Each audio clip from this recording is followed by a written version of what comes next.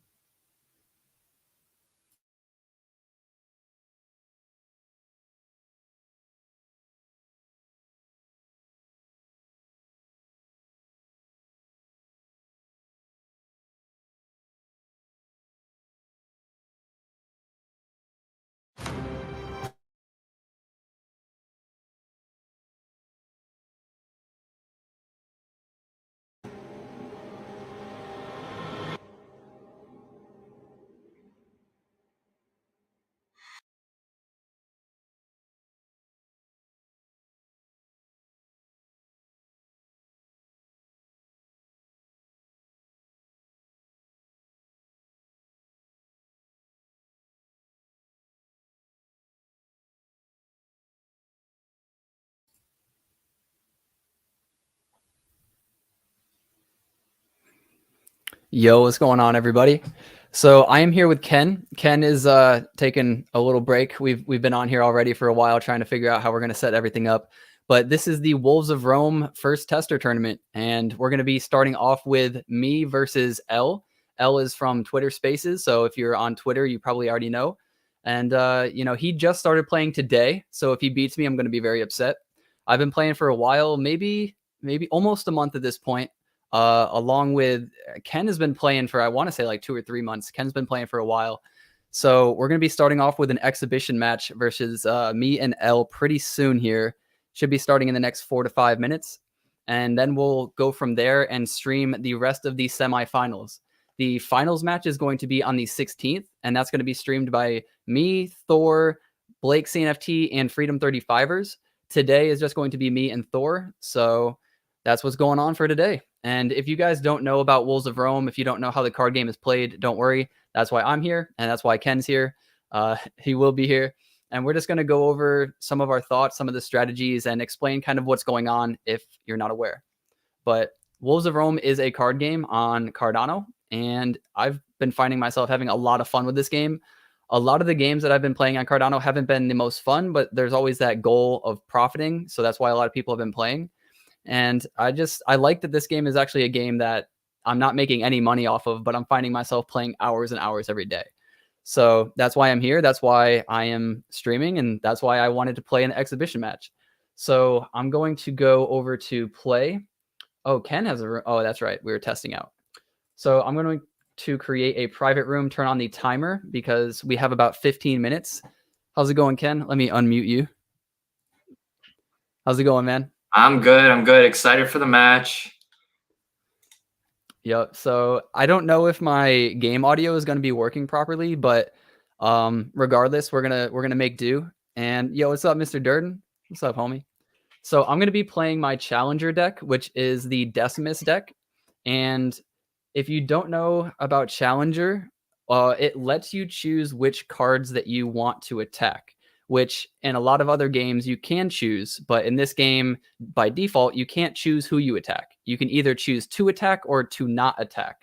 And then the defender can choose which cards he wants to use to defend.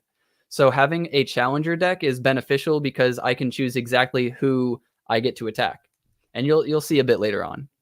I don't want to make it too complex before we get into there because there's a lot that goes on with this game. Yeah, there's a lot of different mechanics. I think it's going to be really neat to see some of those different things kind of come into play during these matches. Interested on which deck and which commander L is going to end up using here. So, yeah. Yeah, I'm excited, man. I'm nervous because L's only been playing for, I want to say today. He's been grinding pretty hard today. So, He he's has a got background the in playing other TCGs before, so can't underestimate him for sure. yeah, he's been warming up. He told Yep. me, he was like, I've been playing against some people who've been playing for a month, and I gave him a good run for their money, so you should watch out. And so, man, I'm nervous. We should be joining in about 2 to 3 minutes so we can stay on schedule. I did talk with him and I said, are you cool with doing a timed match? I know you're new. And he said, yeah, let's do it. So this will be a timed match, which just means that you have 30 seconds for each turn. And if you don't do your turn in 30 seconds, then you lose your turn.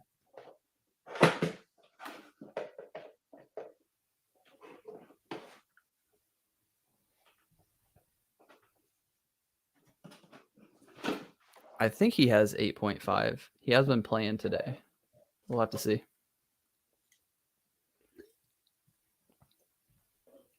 So how long have you been playing, Ken?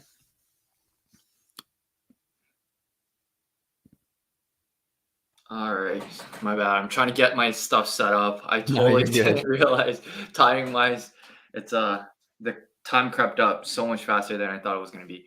I've been playing for I don't know. I think I joined pretty late too. Not that much earlier than you. Probably it's been about a month since I've been Oh, like poking my head in. I've heard about Wolves of Rome for a bit longer than that because I was out at CNFT which was really fun. I'm sure if there's people here within the Cardano oof. community, they're gonna a lot of people came out to that event, which was really neat. Oh, it seems like we're getting the Yep. match loaded up. All right. So yeah, this thing up here just kind of tells you like what happened, but I'm gonna get rid of that with spacebar. And then the way that it starts is you get 5 cards, and then you can choose which cards you want to keep and which cards you want to reroll. So I'm gonna reroll those 3, and hopefully we get some better, lower costing cards for the first round.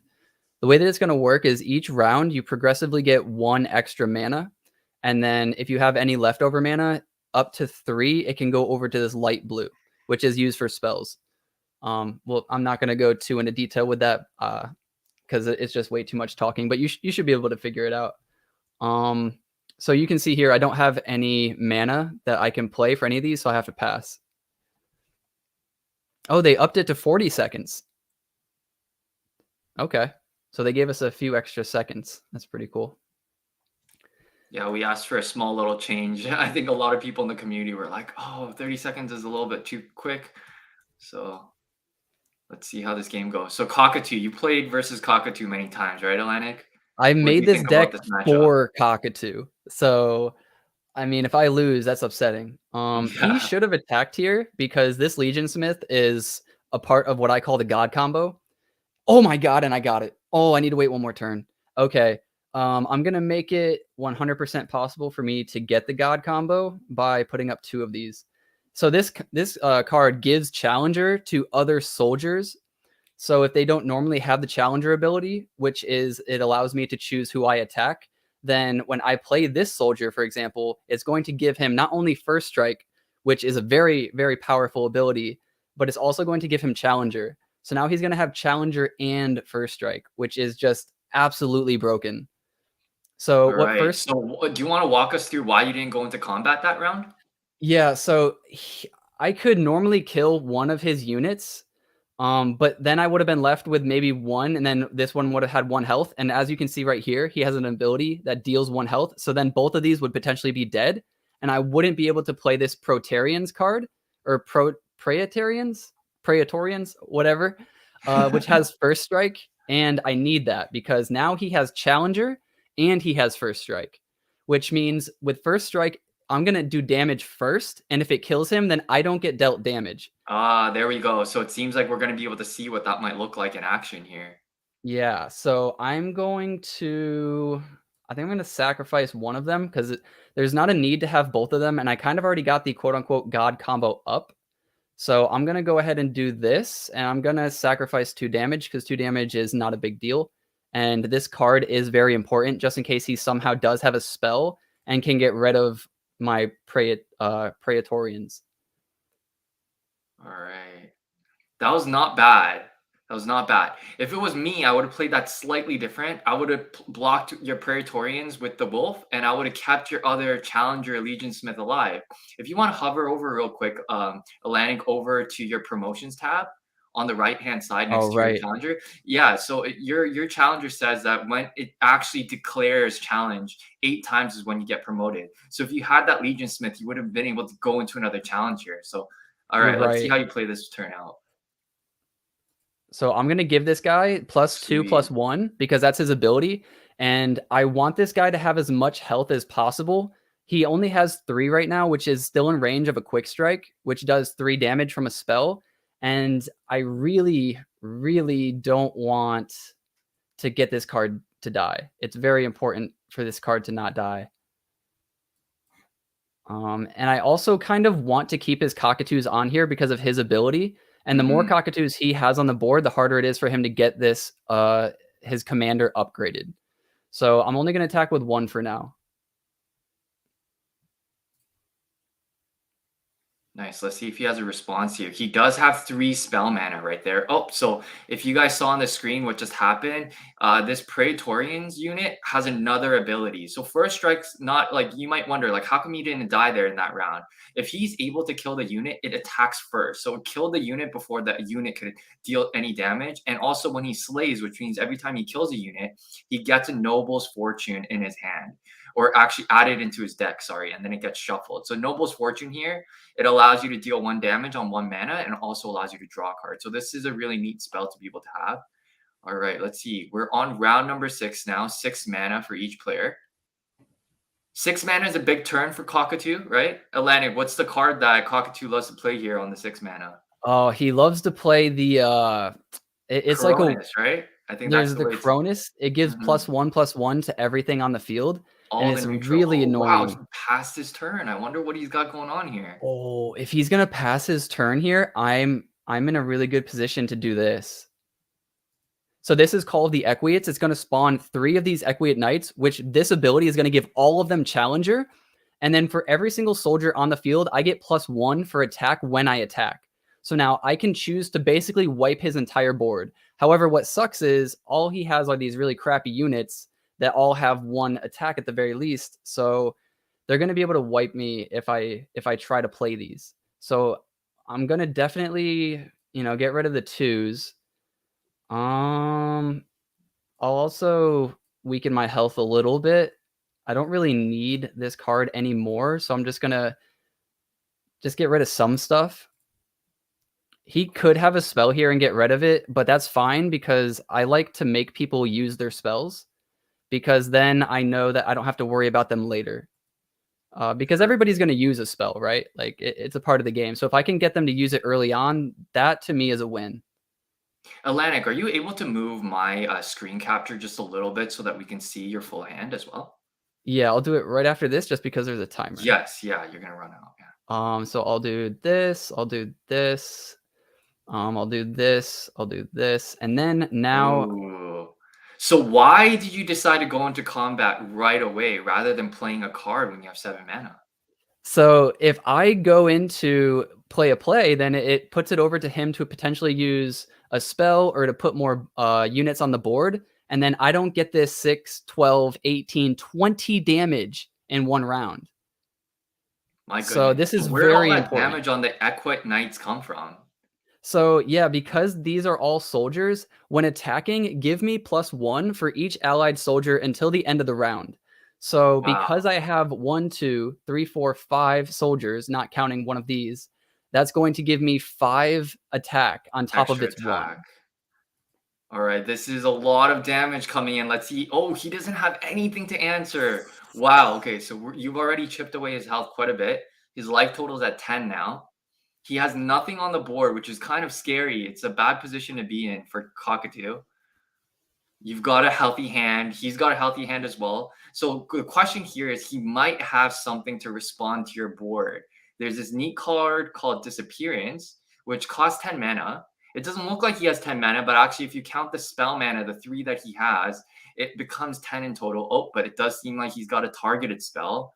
All right. No, I don't understand. Uh-oh, I think he made a small mistake with So reading. harpoon throw, what this does is it kills any unit with 6 health or more, but I don't have 6 health. That's 6 attack. So this is going to do absolutely It's gonna nothing except fizzle. for waste 6 of his mana and Yeah. get rid of his spell. Oh no. That's a bummer, Oh, so man. the spell fizzled out. I think he just realized maybe he read that as 6 or more attack instead of 6 or more health.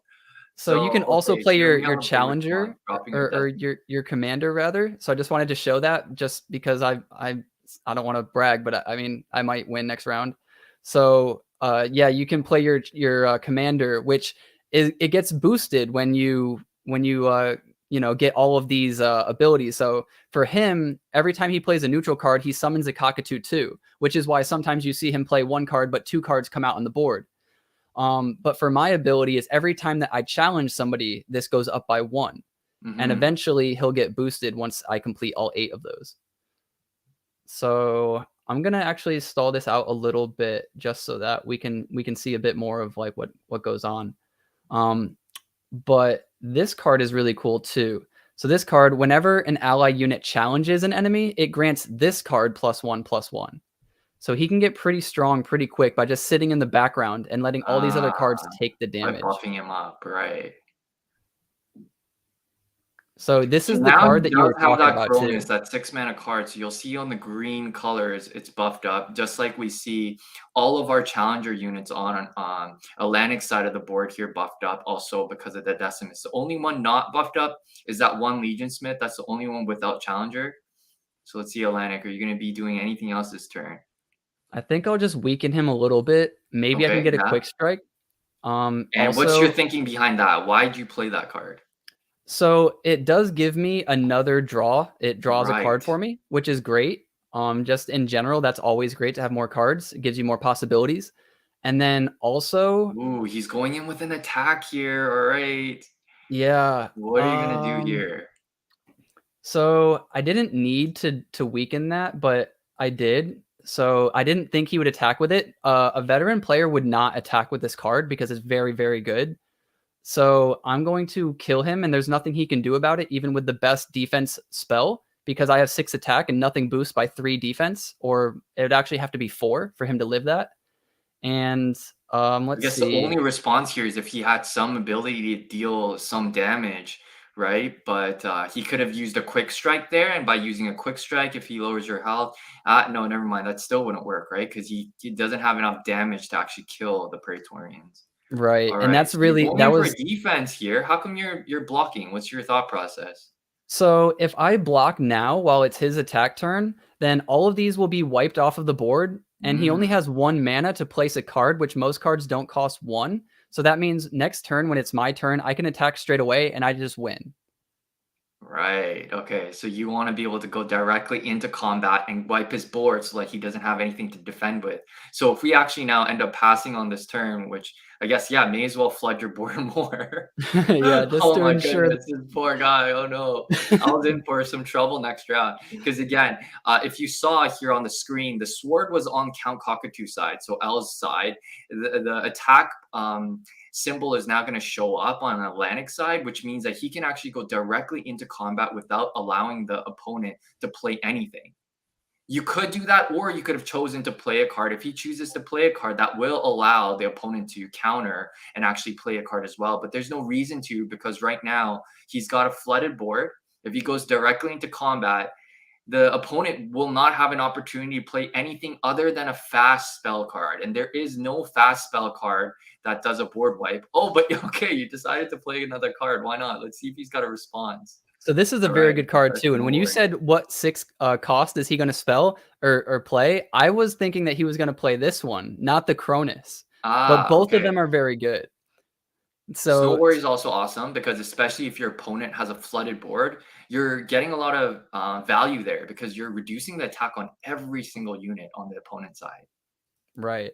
So, all So right, let's see. What are you thinking here? You didn't I go mean, directly into combat. You definitely could have. I don't have to think here. So Yeah. what's going to happen You is have 7 seconds though. You have seven I'm seconds. going to use Skull Throw and go boom, boom, boom. And so what Okay. this does is I get to choose an attack. So this is going to attack his Cockatoo. If it kills it, then it deals 4 damage to something else. So the reason why I liked that is just to show off like what that card does. I think, and I don't know how you feel about this. Should that count as a challenge? No, it should not because that's just an attack. A challenge is very specific when you're actually dragging in your unit into the center of the board and dragging another unit to be blocking it. So in this scenario, because the opponent, you kept clearing his board anytime he was attacking rather than you having the attack turn, you didn't actually end up getting much more tallies up on your promote bar. You're only at 3 of 8, which again is fine here. So I'm not going to kill him straight away because I just want to showcase more of what's going to happen. And Okay. it is an exhibition match, so if he wins, that's cool too. Like no big deal. But this card right here, on attack, it grants him +1/+1.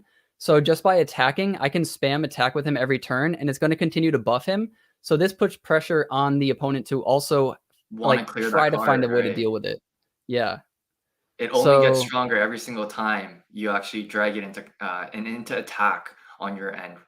I know that right. it doesn't work on the defense, so it's actually every other turn that you have that opportunity to actually buff it up by +1/+1. You've got some other cards in your hands as well. Like, do you want to go over some of the things that you could do with those?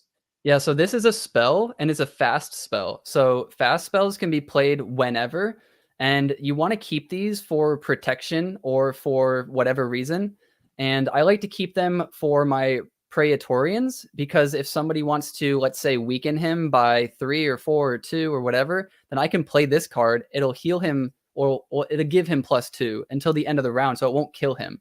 Also, if it boosts, let's say, their defense, and he's a 6, so let's say the opponent has a 9 health, then I can boost him out of nowhere all the way up to Oh, 9 here health. it comes, here it comes. We got the Ooh, disappearance. okay, so All right, so disappearance that's is what I gonna was get rid talking of. about on the 7th round when he had 10 mana in total. There's this really good card that Cockatoo runs that allows you to clear every non-neutral card with 3 or less health. So let's see, how many cards do you have right now with 3 or less health? You've got 1, your Challenger 2, Decimist, you've got your 3, Combat 4. Master, one of your Combat Masters, and both of your Equid Knights. All right, so let's see what happens. Yep. So like we thought, those get cleared off the board. You still have 10 mana to work with here. Right. And he's in a really bad spot too, because even if he somehow gets a bunch of cards up on the board, I have this card, which on play deals 3 to all enemy units. So I'm in a position to kind of just do whatever I want, honestly. I think we might be able to finish the match off here. All right. Yeah. So it's So gonna he be my doesn't have turn anything now. to play with his 3 mana that he had, which means that got saved up. And I think you should go in with the full attack here. I think it might be worth just putting him out of his misery here. All right. What do you think? Yeah, Yeah, I think it's alright, getting let's see close if to he's that got something to 15-minute marker respond. anyways, but I'm happy that I got to showcase some of the cards so that you guys could see what they do. Because we're going to be playing some people that are much better than myself, and it's gonna be Alright, hard to here we keep up. go, and that's victory. So Well played, well played. thank you, L, for playing with me, man. I know this was your first day even playing the game, so huge shout outs to you. Sadly there was that one little misplay with the harpoon. I have played my friend who's not into like card games per se, but he absolutely loves this game, and that's a common mistake with him that I've noticed. He's one of my best friends, and he always mistakes the health for the attack and the attack for the health. So I think that's what Mhm. happened there. So that's everything on my end. I'm going to exit out of this and then show the stream. So Alright. were they showing my match? I believe they Oh, were. okay. Yeah, It mhm, didn't yeah, update for and some then reason. they There we just, go. went off to show the different sponsors that we have for the event. So Oh, we that's have a right. big prize pool for this tournament. That's what makes this tournament really exciting. A lot of the competitors that we're gonna see now in these semifinal matches, they're under a lot of pressure. Everyone wants to win this prize pool. We've got a lot of ADA in there. We've got a lot of NFTs. If you want to take a look, it's the ADA handle, so $ WOR, so Wolves of Rome prizes, WOR prizes. So if you Yeah, let's guys go want to take take a a look at look it. on Pool PM. Oh yeah, may as well pull it up, right? Let's take a look through the prize pool. Let's see what is on the line, what's on the stakes for everyone playing on the Is this it? semifinal stages War today. prizes? Yep, that's it. So here we So go. there's All right, 10, is dude, that billion? 10 billion. We're talking billion. Whew. Hosky tokens. Sheesh. So we got a lot of Hosky in there, right? If you guys like your Hosky tokens, they're there for you. We've got a lot of NFTs as well. So right now, if you click on some of them, we have a lot of different ones. So for example, do you want to try, Atlanta, clicking on the Empire Wolves or the Liches? I know that we've got quite a decent amount of Wolves and Liches in this prize pool as well. So we got 3 over here. They do look nice too. They do. These They are look pretty really clean nice. looking So these NFTs. are, in essence, these are the actual NFT collection for Wolves of Rome. Right now, the cards itself are not being minted out.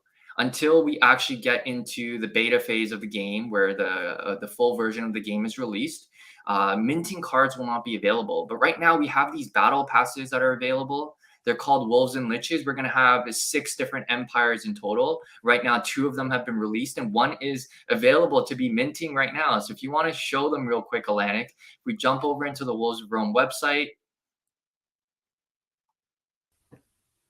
and you guys are interested in, checking out this project or seeing what it's about, there's a big minting now button at the top on the menu bar that if you click, it takes you to their mint page. So if you have a Cardano wallet, whether that's Eternal, Nami wallet, Typhon wallet, or many of the other ones that are available right now, if you connect it to your browser, you can actually purchase directly by signing the transaction through Endmaker.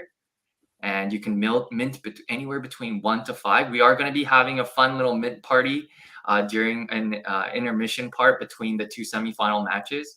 So it'll be neat. Let's I guess we can jump now over into the live stream, and maybe we can check out whether or not we're getting ready for the semifinal match. Oh, there we go. Who's All playing? right. Oh, this is Slumber. What's his name? Slumber Shark. All right.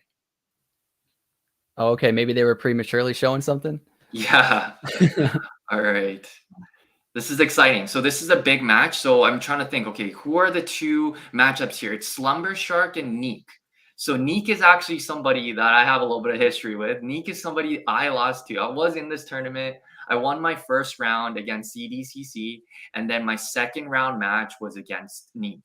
And Neek actually rushed me really, really hard with his Cockatoo deck. So I'm really curious which deck he's going to choose to pull out in this match against Slumber Shark. Both of these 2 individuals are big veterans. They've been playing this game for some time, and excited to see how this match goes down. I'm gonna Atlanick, actually do you have your money on any of these 2 players?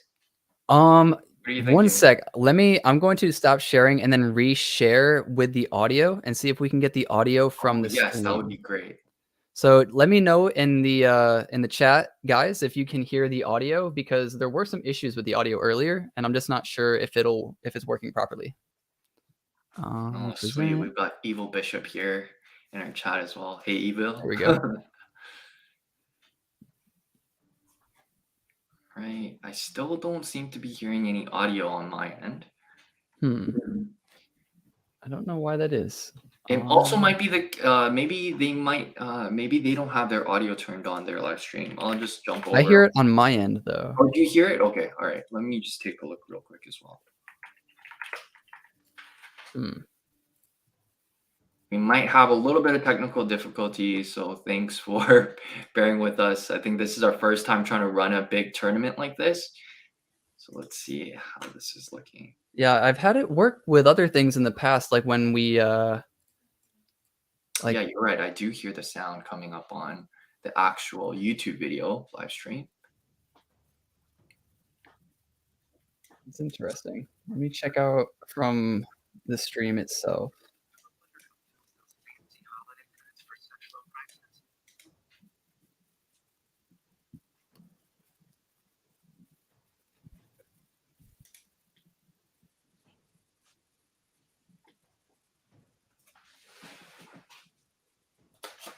After all these pizza ads. Yes. After all these pizza ads.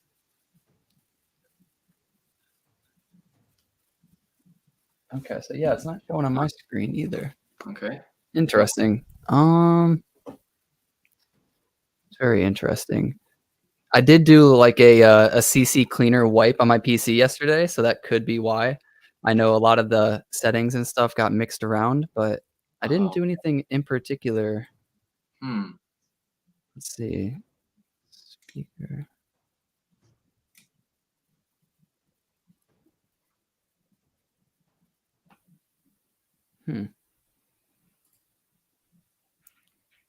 All right.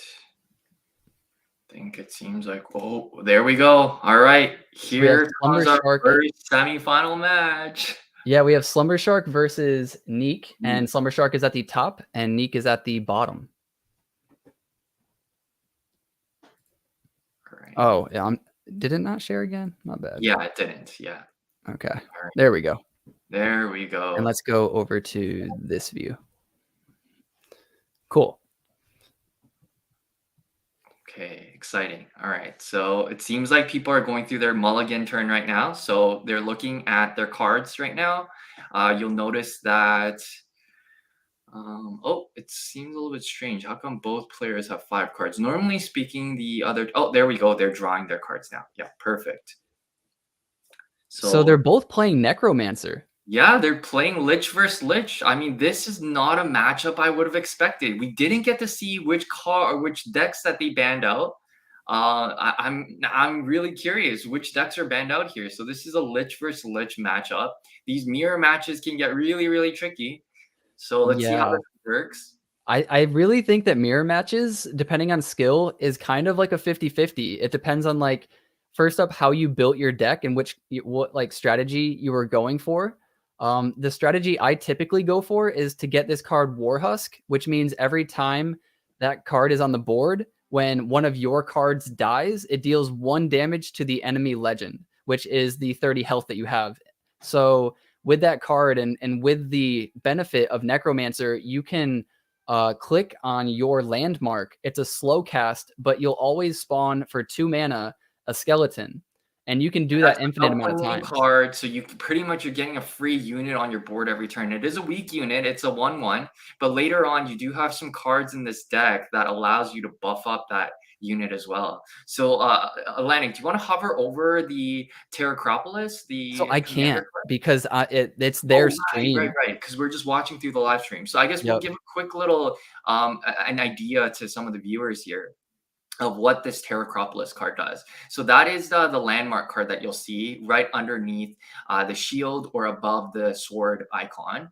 So both of them are using the exact same commanders, and we call this class or this empire liches. So within this class, the commander allows you to be able to summon a 1/1 skeleton card that you'll see at the very top on Slumber Shark's side here with 2 mana, and you're allowed doing this every single turn.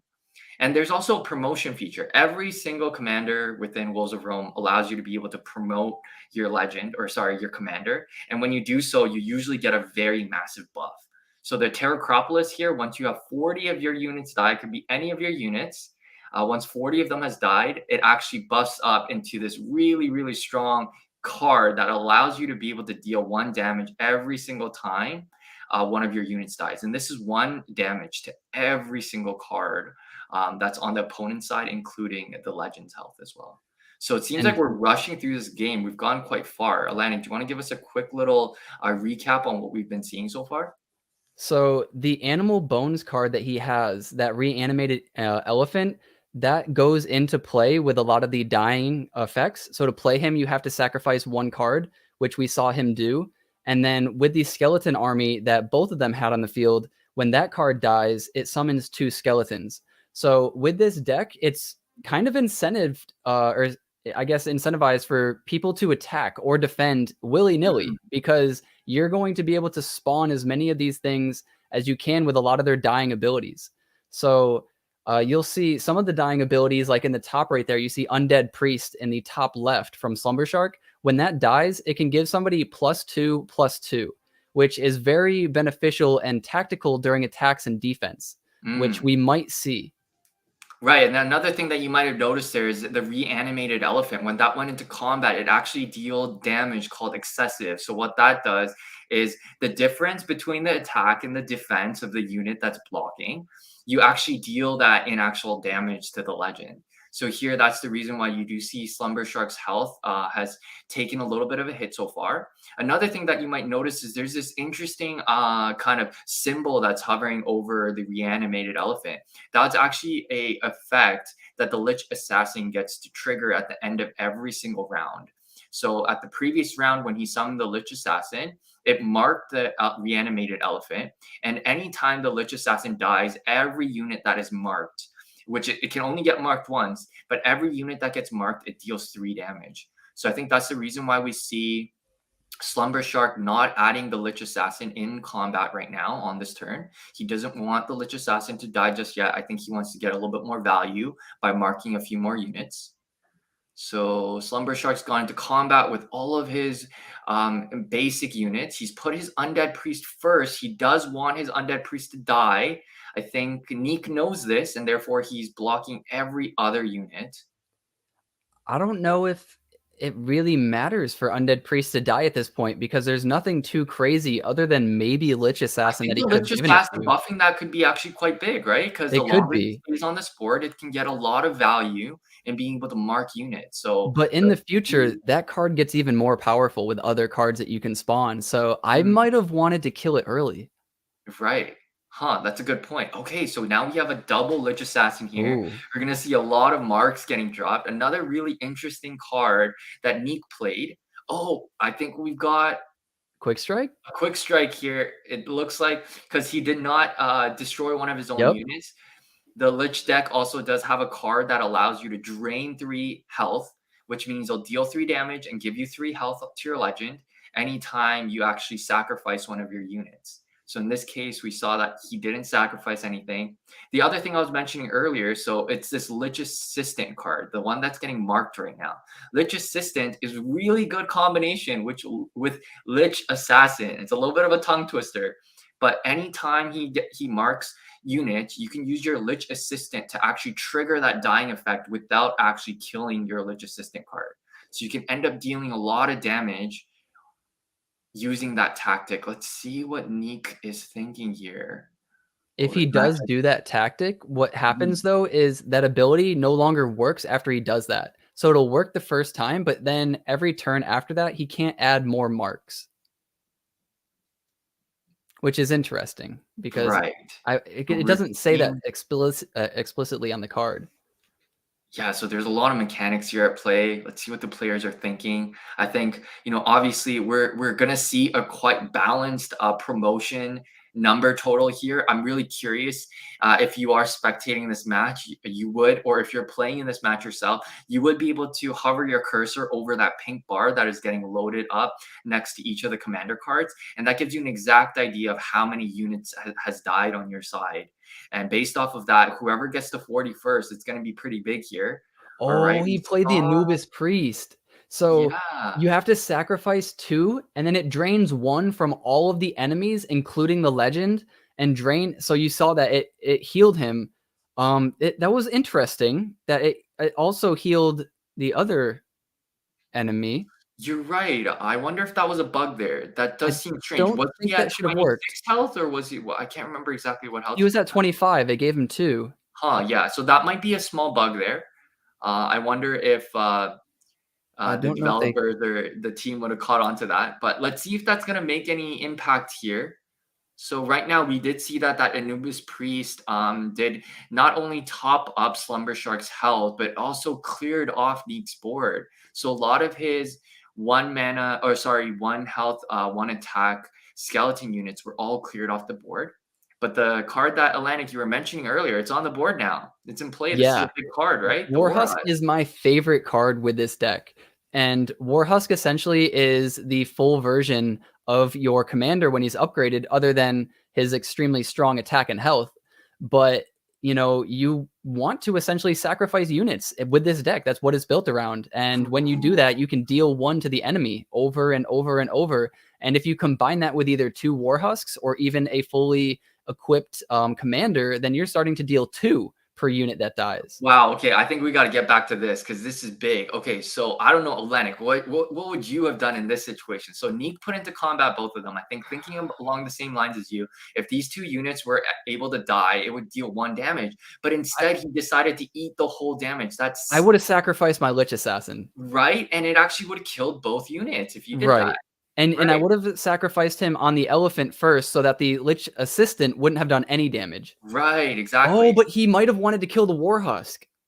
Oh, interesting. Okay, okay. That's a Yeah, smart so maybe play. that's what he's thinking. So That's a he smart did play. take 11 damage that turn. We'll see how that comes to maybe haunt him later on. These life totals can make a big difference as we start getting into the late portions of the game. But There right are now, he also has many marked drains. every single unit. So if he does have that Lich Assistant card and he plays that on his Lich Assassin, he will be able to clear off his entire enemy's board. Oh, but this is a big card. That's a big card. Oh. So this is summon skeletal armies. So he actually summoned 3 skeleton armies here, and each of them have a dying effect. So this is a really good way for you to be able to keep your defenses up. Every I can time your feel things. skeletal army dies, your skeleton army dies, it summons 2 skeletons, 1/1 units. So you can continue using that to block. Oh, okay. Atlanick, we got to talk about this one. So this is a huge card in the Lich deck, the Soul Eater. Yeah, so You the want to go Soul over the Eater, effect of that? when a unit dies, it gives it +1/+1. So combining that with the Warhusk, you're going to be dealing 1 damage to their enemy, and then with the Soul Eater, he'll also be gaining. So this is really big for him, and he wants Oh, his but Lich this is a Assassin to big potentially attack that he die. can push in here. Slumber Shark, he's already at 19 health. So let's see. Okay, he does want to keep his Warhusk alive. He wants to be able to dish out that damage. Oh, okay, okay. So now we're But it's going to thinking Atlanick, die. what you were thinking earlier, right? Now that he does have that Warhusk marked, he is now deciding finally he does want to kill off his Lich Assistant or Lich Assassin. Sorry about that. So Yeah, no, now that was we will smart. likely see all 3 of those units die. There we go.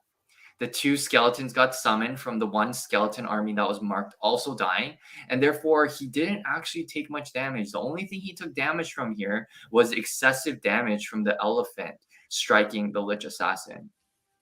I So let's I see what wondered too happens. if I don't know, I might have not attacked with the elephant and, the other things. I might have only attacked with the skeleton army because then it wouldn't have killed Right. his Lich Okay. Assassin. Right, yeah, that's a good thought, but I do think that he is trying to push for damage here.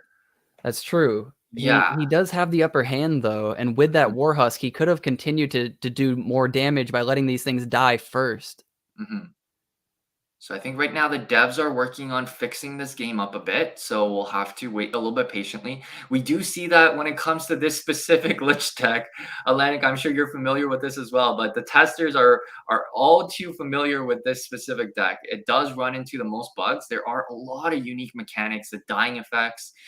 So the devs are hard at work in constantly patching new bugs and new issues with the game right now. But this is also the fun nature of us being so early. We're in the testing phase of this game, and the community is all rallying behind being able to help support, being able to find all these bugs, being able to fix them. But let's see what's going to happen here. I do think that they are trying to fix the life health total on Slumber Shark. I do believe he's supposed to be at 15 health here, not 13. And we are seem to be locked right now when it comes to the combat. It makes me curious. I do think that also Neek does have a little bit more units that have died on his side. It's hard to tell when you're just looking at that pink bar. But what do you think, Atlantic? Do you think that he's had a couple more units die on his side compared to Slumber Shark? It does look that way, Yeah. yeah. It looks like, and this is a pretty large bar. I mean, 40 units is a lot, so I think he could potentially be up like 5 to 10 units. Yeah, there could be actually a decent head start here. Okay, so it seems like we've resumed. They've gotten the match unlocked here, so it seems like the combat should end. Oh, Mm, oh. we'll So have to let's see if they're see. able to There fix there it are some issues with, like you said, all those abilities going off at once. Sometimes all it at the same triggers a little time. hiccup. It definitely was it was Assassin. I believe that it was right. Oh, there Oh, we there go. we go. Okay. So that was perfect. So another one of the skeleton armies died, I believe attacking the Anubis Priest. So the Anubis Priest now has lost 3 of its health. It's got only 3 health left. But now we also see that Soul Eater is starting to get beefy. It's now at 3 attack, 3 mana. Or sorry, 3 attack, 3 health.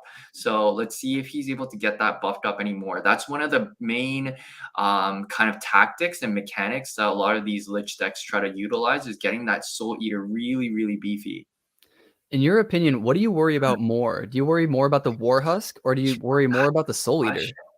That's a really good question. I do think that for me, the Soul Eater bothers me a little bit more. The Warhusk definitely can be problematic, but the Soul Eater can get so big over time because it's just so easy to summon a lot of, I guess, like scrap units. Summon a lot of those skeletons just using your commander's ability, and then for you to just run them into your opponent. And it's not uncommon to see a Soul Eater that gets to like 15 attack and 15 health. So I do think that that is what I would feel a little bit more threatened by. Let's see if Neek has any answers. It does seem like he summoned his Lich Assassin. I believe this is his second one. The first one was removed by a quick strike. Oh, Oh, we got 2 assassins down the oh board. man. Let's see how this goes. So at the end of every single round, both sides, they are going to be marking a target. Let's see if Neek's got an answer to this. He's got 4 more mana. If he has a spell here, he could use one to remove one of those cards on his opponent's side. Okay, yeah, it seems like they both passed their turns. Okay, so Slumber Shark is choosing to mark his Neek's assassin, and Neek is choosing to mark the Warhusk. So it seems like similar to you've been saying, Atlanick, it seems like Neek is feeling a little bit more threatened by that Warhusk. He had a lot of options here. He could have marked the assassin, he could have marked the Anubis Priest, he could have marked the Soul Eater. But I Maybe do he has a believe harpoon in his back hand, oh, and he's not worried. yeah, let's see. You're right. So in that case, if that Soul Eater does get up to 6 health, then he can use that Harpoon Strike that we did see earlier in the match with Atlanick.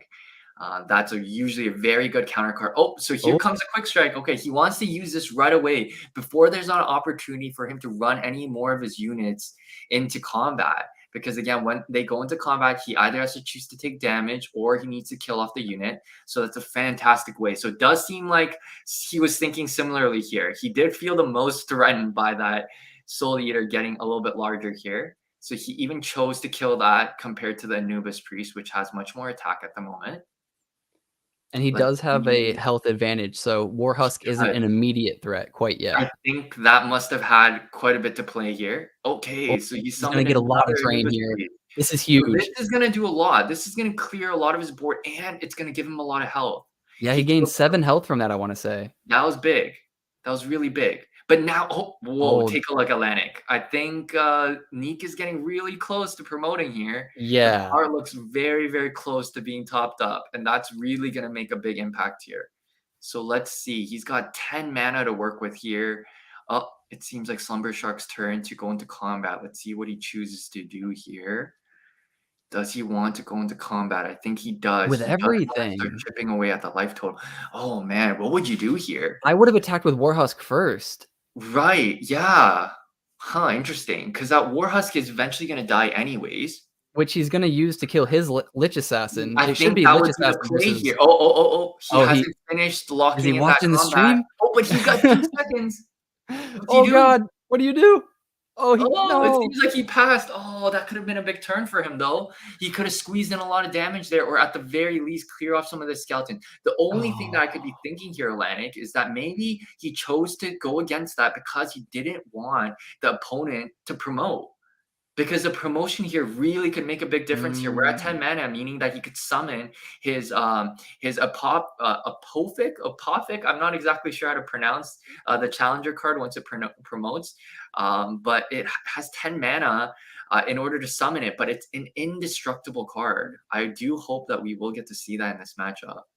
We're gonna see it. I don't Oh, don't okay. know if We he'll are play it. seeing that they are hovering Oh, over. We're at he needs 37. 3 more. Okay, so it would have been the 3 units that would have died there. I think that is why he decided to go against going into Wait, how did combat Lich that round. Assassin die? You're right, what happened there? Can I oh, So I can't hit space. oh, let's see what happened. I'm gonna take a quick look. I'm gonna go back on my end. I'm gonna see what happened. What possibly happened during that combat? I don't believe it went into combat, so something else must have triggered the Lich Assassin's effect. It There could was a have been a Lich quick strike? Assassin marked, and there was a War Husk that was also marked. Oh, okay. You see the reanimated elephant, Atlantic? He actually summoned the reanimated Oh. elephant on top of his Lich Assassin, and that assassin triggered its dying effect and killed the opponent's War Husk. So that's That's how we see ourselves right now in this situation. All that's a right. really smart So play. it was a yeah, that was a neat play. So we have another unique card here that we haven't talked about, the skeleton unit. When that unit dies, it actually does allow you to draw. Okay, so here we go. The Doomsday. A Apothic Man, Doomsday that card is has been promoted. So once we are at 10 mana, and even right now, even though it's not on the board, it does allow you to be able to deal 1 damage to everything on the opponent's side, all the units, including the legend, anytime one of your units die. So here he probably does want to flood his board with some units in order. Oh, so that's perfectly what I was thinking as well here. He Oh, decided to so flood his smart. board. He's going to have now a lot of cards to actually run into his enemy. Not only does this now allow you to be able to defend the opponent's attacks in order to keep your life total healthy, but they also summon a 1/1 skeleton every single time. So And then they he does both the same mirrored each thing. other. They both summon the same thing, but we are ahead right now when it comes to Neek. He has actually summoned his legend ahead of Slumber Shark, but the Slumber Shark's not far away. I do think that after this combat, he is also going to promote, which means we're going to be seeing a lot of these effects triggering every single time one of these units die. Yeah, this is So interesting. I don't pretty do you decent. want your units to die, or do you wanna use Anubis Priest to maintain some of those units? That's a good question. What I think you're thinking that right now you're trying to do some calculation in your head. Remember, every single time one of Neek's units dies, we are going to see a 1 damage trigger on everything. I do think that this means his Anubis priests are going to die anyways. Yeah. Hmm. There's not much you can do about it. If you don't defend it, then you take a bunch of damage, and if you do Right, defend it, then right. you take a bunch of damage. Okay, so it only required 1 more unit dying in order to be able to trigger, the promotion on Slumber Shark's side as well. So now we do see this mirror matchup. Both of them have been promoted. We do see a slight card advantage on Slumber Shark's side. He does seem to have a little bit more tempo as well. He's got 2 Anubis Priests on the board, but let's see what happens. Yep, so here we go. We're starting to see the effects Oh. trigger. Oh my goodness. I think we might have run into a few bugs there. I do believe that the Doomsday should have triggered a few more times there. I do believe I it should have triggered 2 more times, Yeah. and it should have killed off Slumber Shark's Anubis Priest, the one with 1 health at least, and that skeleton army. I think so too. I was curious about that. I was just rereading the ability. Oh, okay, there. Oh, okay. So Whoa. something is happening here. I do believe that the devs are gonna have to try to fix this match somehow. This might be a little bit of a tricky match to fix. That's Oh, I insane. do I've not never wish I was seen in their shoes. so many abilities being triggered. Oh my goodness. Yeah, so we'll have to see how the devs are able to fix this match. This one, oh my goodness, I have not seen a match like this yet.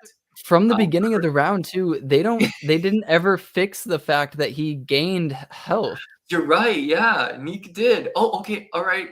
Here here they go. Um, okay. Uh, I think Everything dies. I like it. yeah, I think the devs are gonna have some challenge trying to fix this match. Let's see what they end up deciding to do. I wonder if this game's gonna get remade. I think that Oh, might have to be man. an actual option here. It's gonna be really hard to fix that match. Yeah, there's a lot that happened all at once. Like, even going back and trying to look at it could take some time. Yeah, to figure out exactly which card should be alive, which one shouldn't be, what the life total should be on for both sides. So again, this Doomsday card, it's quite tricky again because it is dealing so many effects at once and the layering of the effects. When does one effect take over rather than the other, especially when both sides do have that promoted Doomsday card. So it Okay, does so it seem looks like like we're the last resolving. couple are fizzling off. I don't know if this is correct that all of those units on each side should have all wiped.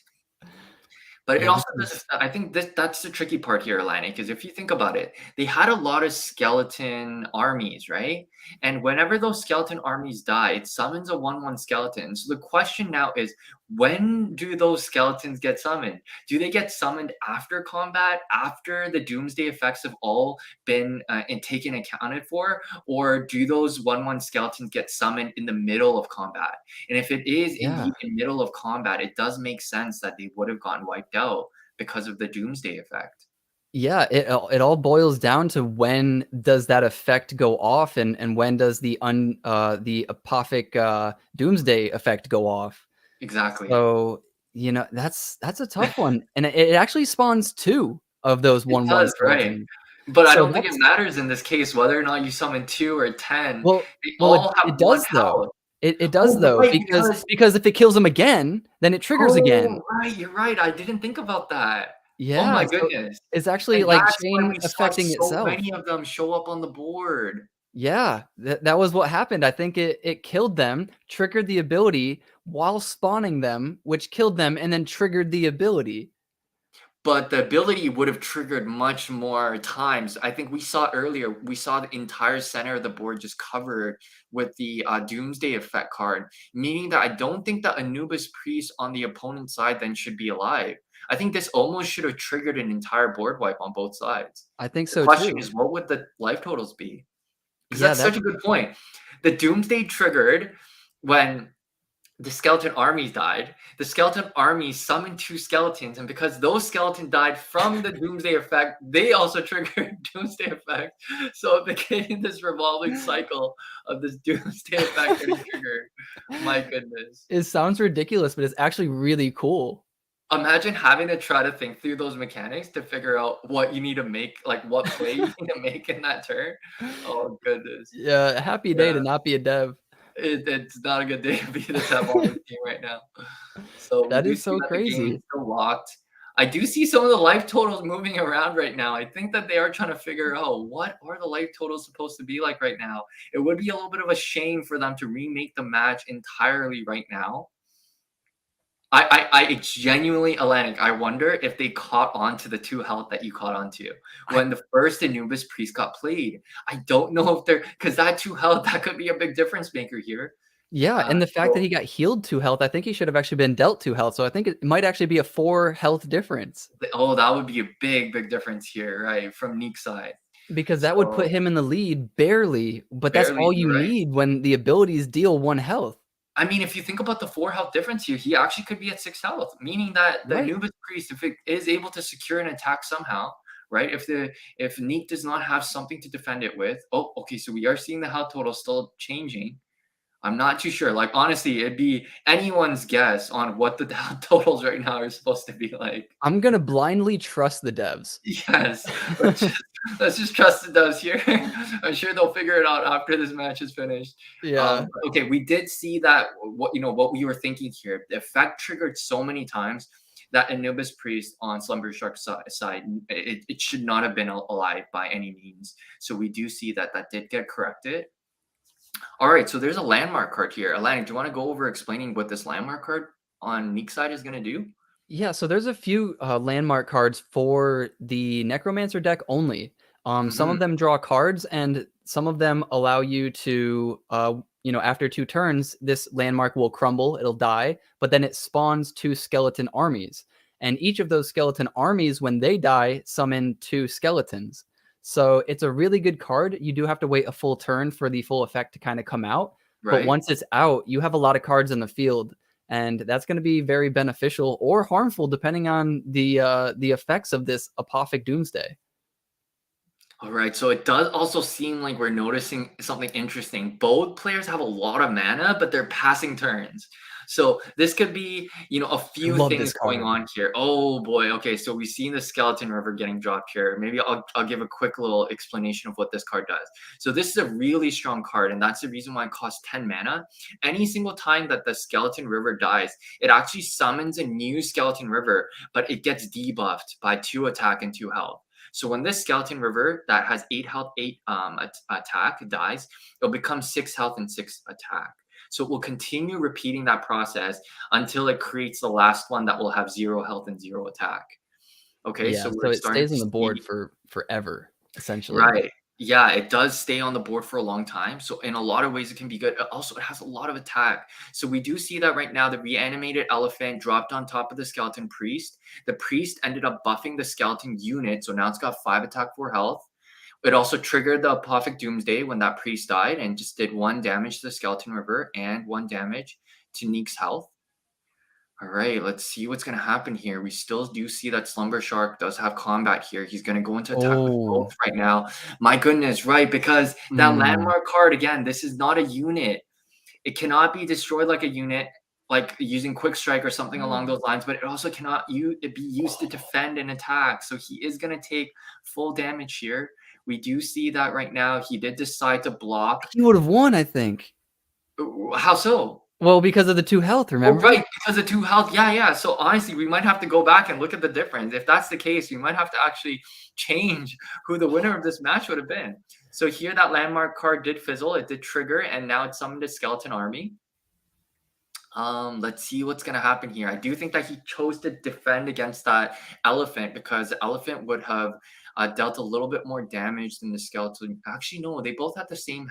They both had the same attack. I believe they were both at 5 attack. I think he has to attack here right now.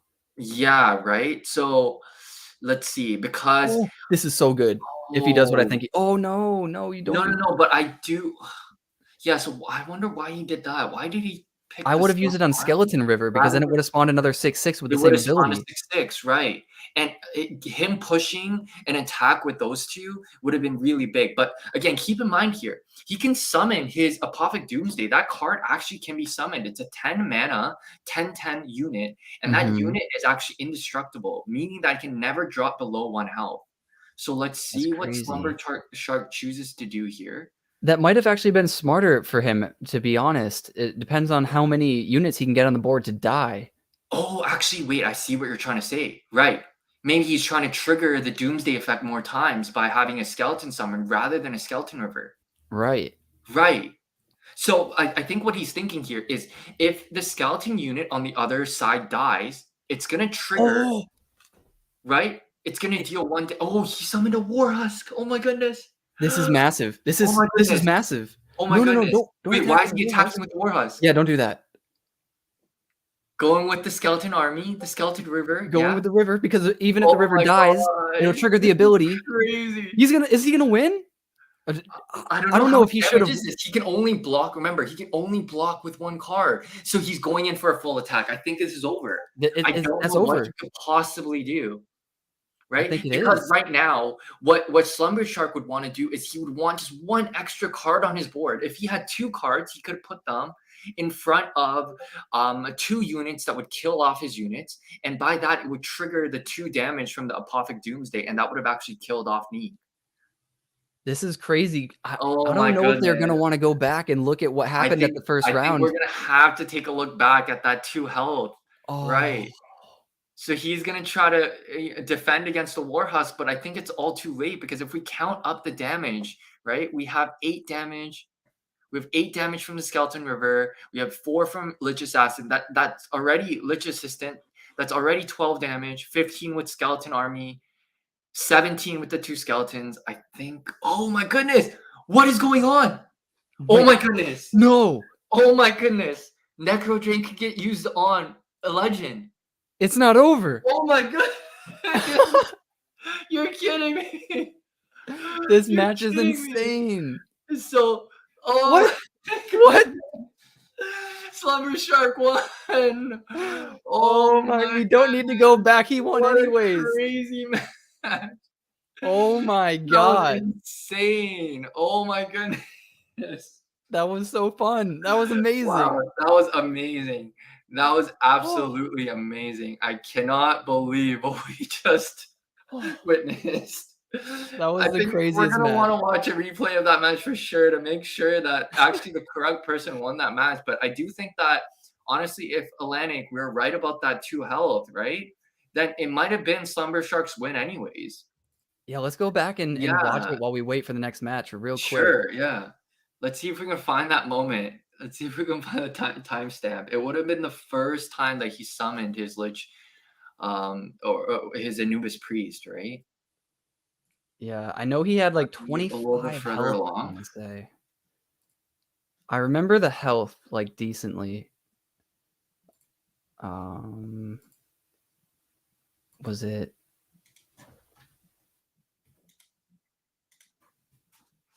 Oh, okay. I think you're gonna have to go back just a little bit. Yeah, you're right, because it was before the first Anubis Priest. Right, because he fully healed. Okay, so it would have been somewhere around here. Yeah. It was right here? Right. I think he's gonna drop it on the Undead Priest and the Skeleton. Whoops. Let's see. Yeah, he's got the mana here. If this is the turn he's gonna play it at. I guess it didn't heal him. It did 1 damage.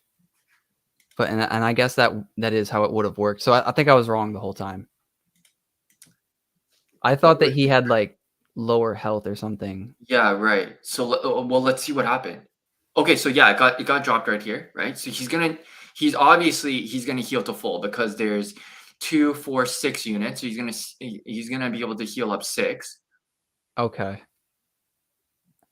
That Yeah, worked and as it should have. it did not heal Neek. Yeah, okay. So I Okay. guess we might have saw something there. What I could have sworn it happened when he had, like, 12 or something. Yeah, it was here. He had no. Was it here? It's gonna be really hard to find. Yeah, this was a long match.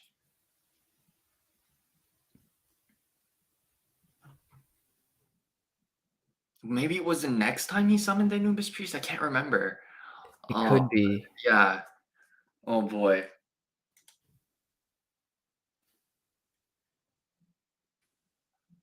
Wow, what a match. All right. Let's see. The other hold on, I'll keep a timestamp here. This is 1927. Let me just see. It's like we're doing some detective work right now, trying to figure out Alright. what's going on. Double Doom. I see some of the chat. Jacob was saying earlier, Double Doom. Let's fucking go. Okay, so he did summon the second Anubis Priest right here. Yeah, So okay. he had 24 health here. All right, so this is where he gets dropped. Okay, yeah. So you Okay. just got dropped. 24 health. Oh wait, go back a little bit again. Something happened. We missed something. A lot of health got dealt there. Oh, it was because of the War Husk.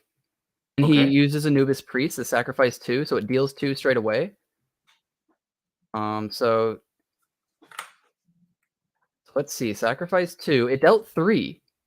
Oh, we are on another match. Okay, we're on the second match now. Okay. Right? We'll have to So go this is back the and best 2 out of 3. So we have we know Slumber Shark won that one. I do believe I think we might have missed exactly which decks were banned out. So now in the second match, they were allowed to choose whichever deck that they wanted. Neek decided to go with his trusty Count Cockatoo deck. It's a deck that he's been practicing for quite some time. Slumber Shark, he's a lover of that Zenobia deck, so he pulled out his Zenobia here. This is an interesting matchup. Actually, this is a matchup I'm really familiar with. Zenobia is typically quite weak to getting rushed, especially if you are unable to clear the aristocrats. So those 3 units, the 1/1 werewolf aristocrats that are on Slumber Shark's side, they actually cannot do anything. They cannot be used to attack. They cannot be used to block. You can't even remove them by flooding your board and then summoning a new unit to actually destroy it like you normally would on another unit. So here they need to be destroyed yourself personally. There are a few cards actually within the Rome deck that allows you to do that. Let's see what strategy Slumber Shark decides to go with in order to clear those aristocrats. So here he's killing that bone-eating centipede. We'll see if Count Cockatoo. No, okay. So Neek didn't have an answer to that. He allowed it to die, but he did get to squeeze in 5 attack. So Count Cockatoo, we typically do talk about this deck as a rush deck. It is really important that you do end up rushing out your opponent and squeezing in every moment of extra damage you can. You do not have a lot of the extra powerful cards that the Rome decks have. Okay, so that's big. So now he's able to flood his board with some more units. The only thing is, Equid Knights, they're not very good with defending. They're good with attacking, but they're not super good with defending. And here he only has 3 soldiers, meaning they're not going to get nearly as strong as earlier when we saw Atlanick summon them with his Decimus deck. They will only have 3 attack. Let's see what Oh, Slumber Shark they're not doing here. soldiers. I was thinking the Right. werewolves were soldiers. That's right. Yeah, they're definitely not. So in Mm. this case, I'm hoping maybe he might have a bonfire spear. Oh, so he's going directly into combat here. So let's see what happens. Okay, that's a great play using a cockatoo to get rid of one of those knights. He's gonna decide to put in his raccoon as well. Huh, that's interesting. I don't know if I would have made that same decision. He I don't likely think has I a would spell have to felt deal as with it, right? threatened with that 6 attack, right? Oh, I You guess could he have taken 6 damage to your face. hmm. So okay, let's see. Okay, so he's used his Elric Wolfmaster here. with his 5 mana. Oh, and it got matched on both sides. Okay. But right now, you also do see that on Neek's side, he also summoned that 1/1 Cockatoo, the bird unit. That is because again, his commander allows him to summon a Cockatoo anytime you play a neutral card. He does seem to be at 3 on his counter for his Cockatoo cards. He does need 8 in total in order for him to promote. This is interesting. I'm not sure how he's going to get off those aristocrats. Right, I wonder as well. So again, the Aquat Knights, it's very weak when it comes to defending. You can defend it against the Cockatoo, but also attacking is not that much stronger either because it can just get blocked by a Cockatoo. Let's see what he chooses to do here. So he did decide to defend most of the attack, which is very good. Oh wow. Okay, so we're already on to the round number 6 here. He had 6 mana. He dropped a 4 mana Raccoon. Oh, Okay. this is a really tough spot now. This is a really tough spot for Slumber Shark. It's nice that he got those cards, but that's a lot of mana to not have anything on your side. Right? At least it's his attacking round. Wait, what happened? He's gonna use Noble Fortune on his own card.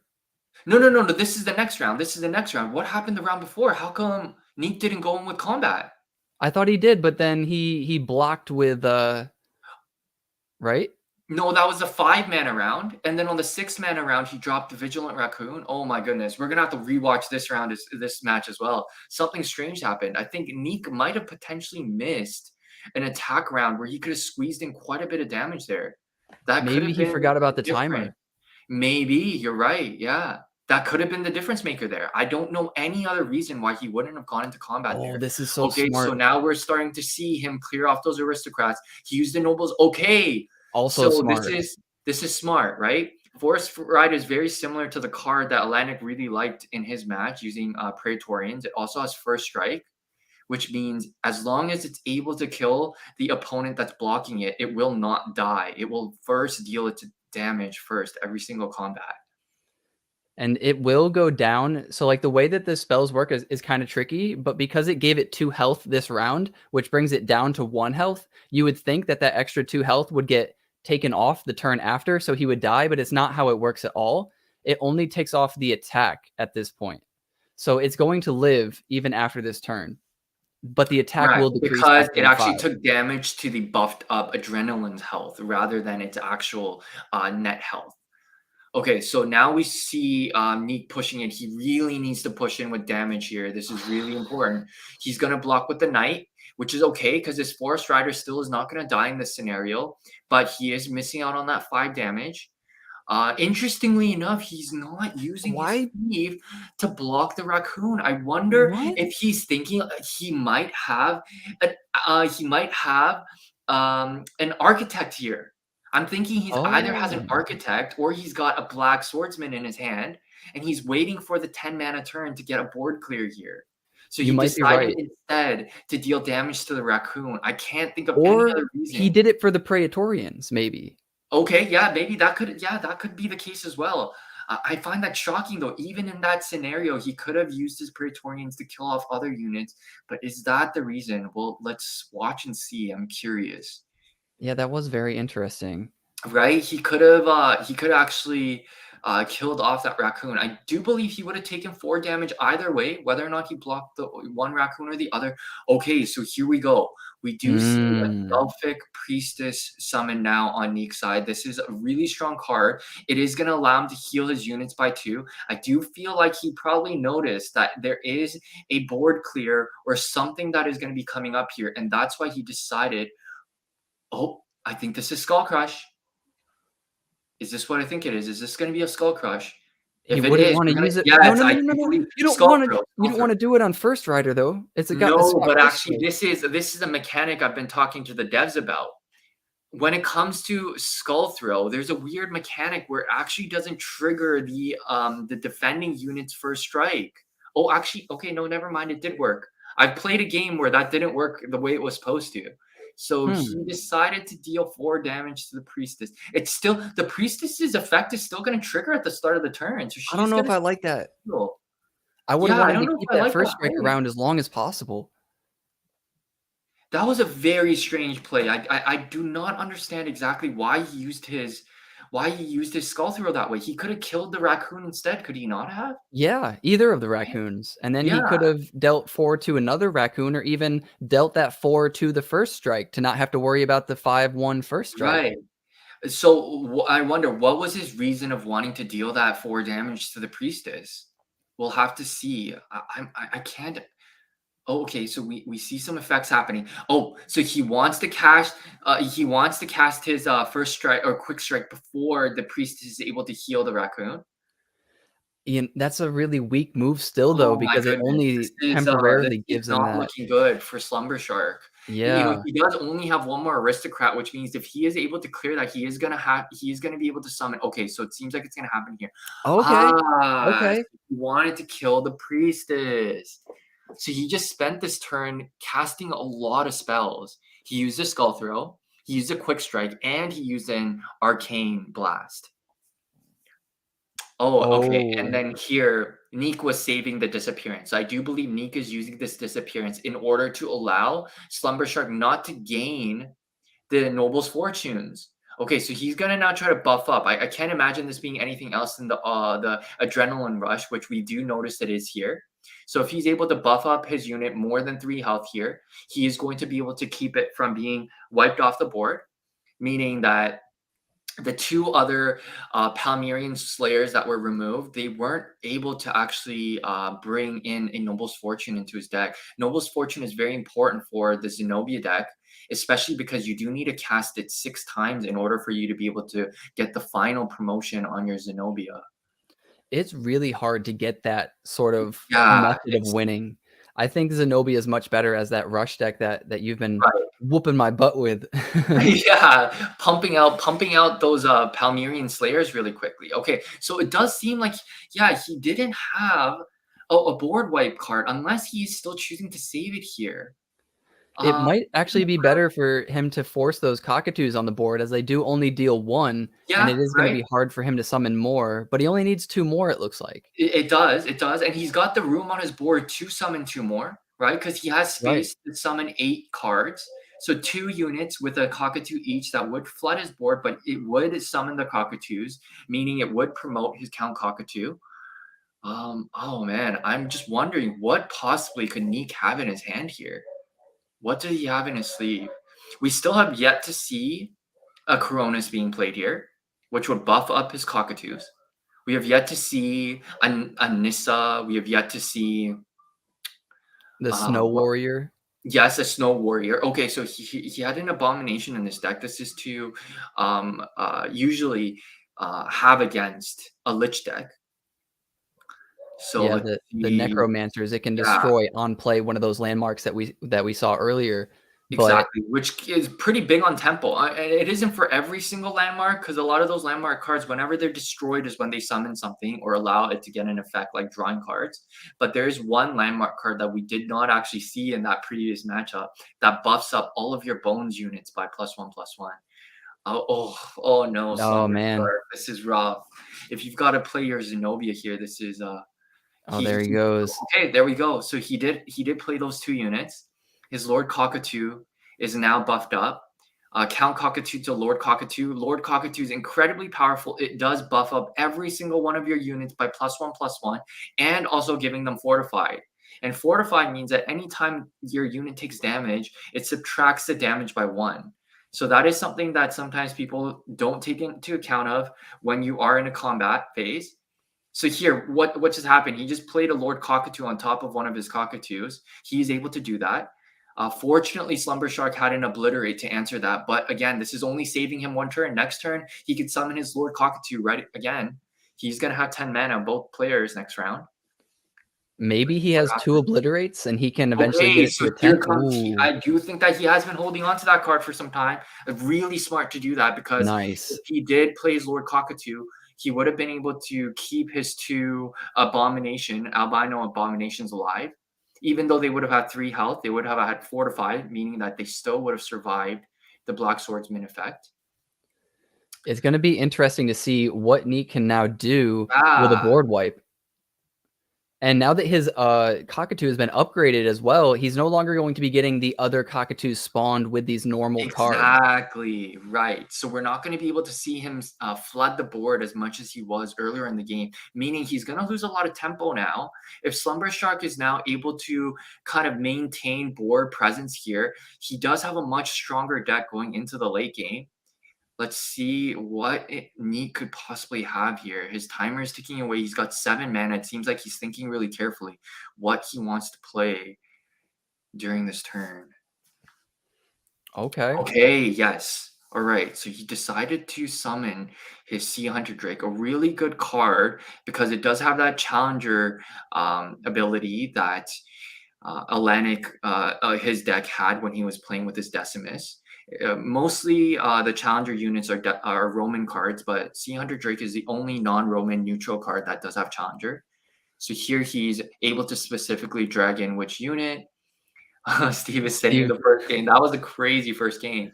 that game was incredible. We had to go back and rewatch a few things, Oh, but it worked out Atlanick. great. Wait. What are your thoughts here? Would you have defended with the Black Swordsman there?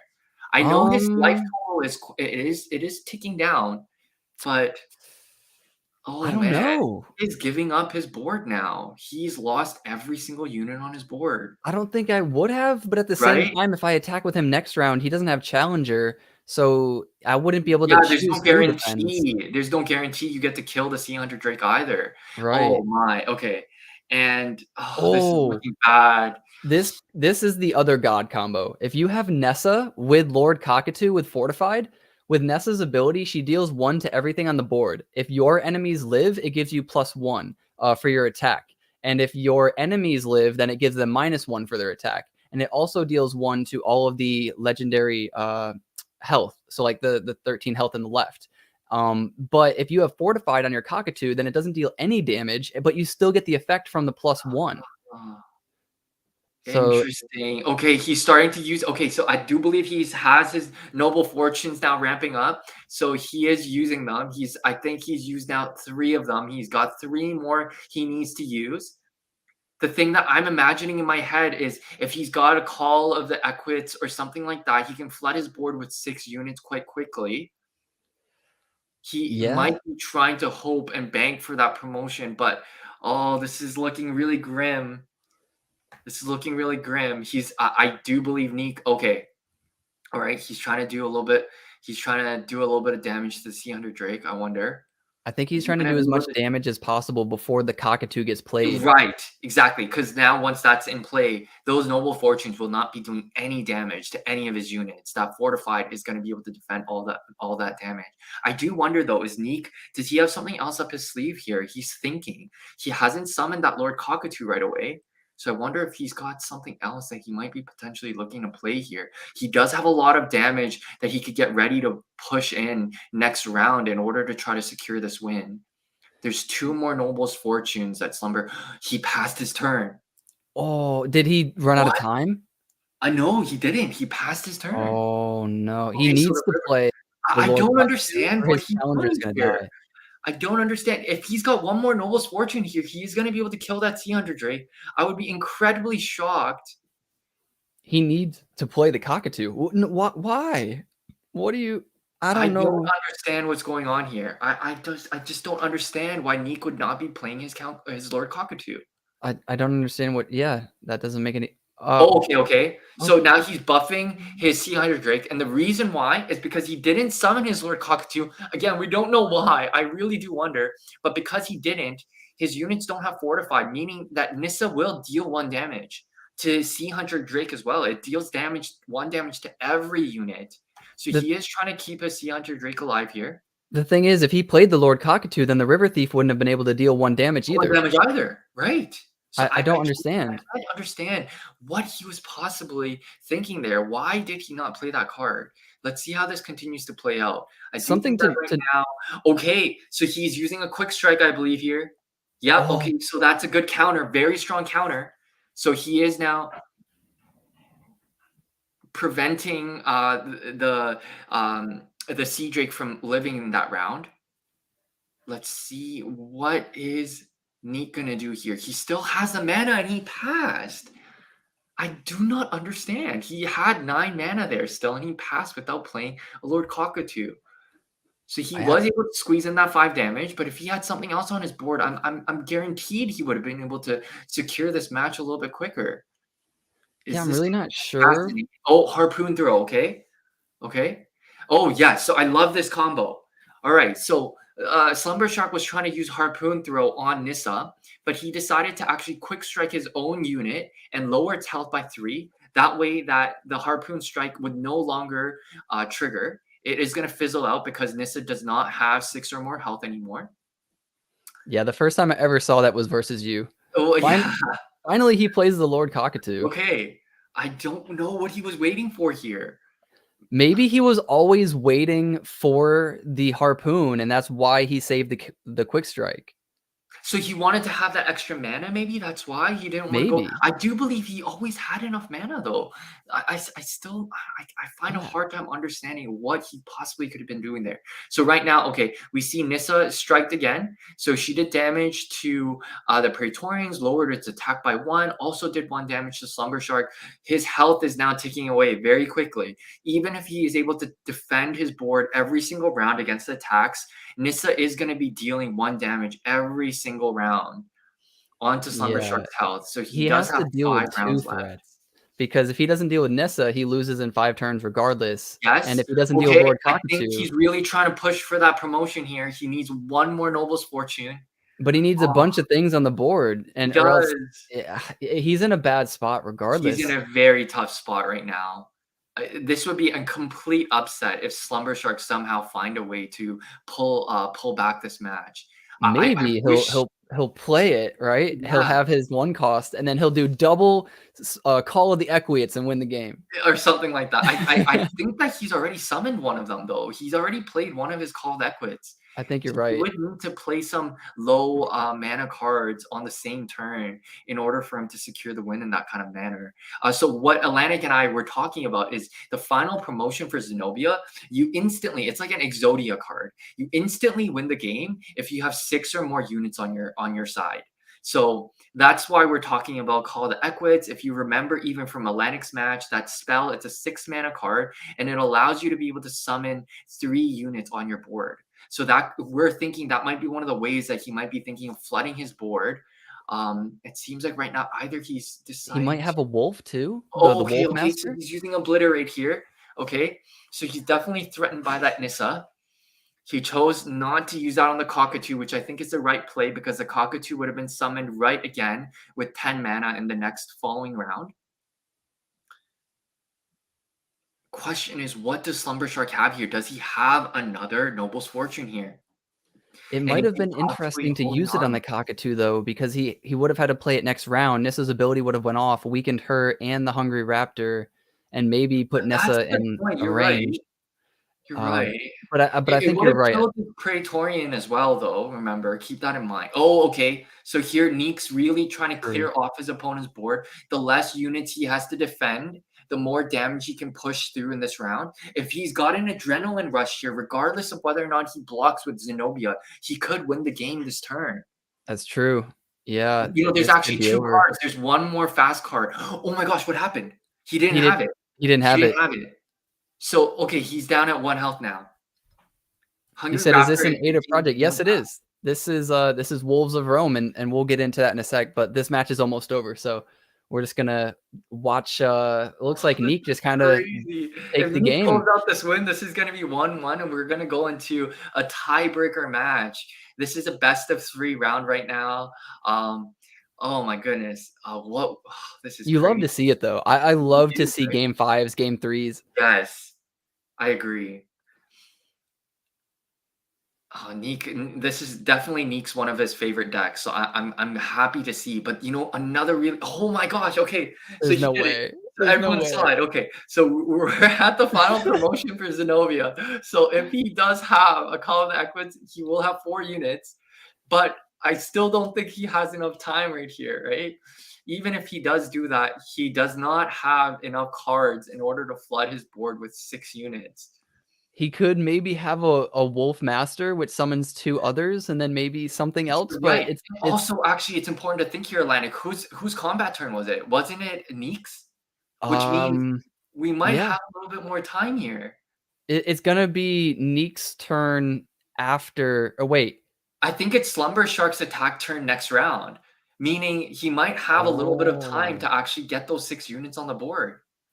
interesting. Right, because Lord There's no Coffee way. Hungry 'Cause Raptor just attacked. Oh my gosh, if he pulls out the win like this and closes out the semifinals, oh my gosh, I'll feel so bad for Neek. Neek is prepared with this Cockatoo deck a long time in order to make sure that it's strong enough to be able to close out this match. But honestly, I still don't understand what happened in that 6th round when both players had 6 mana. I don't believe he went into combat.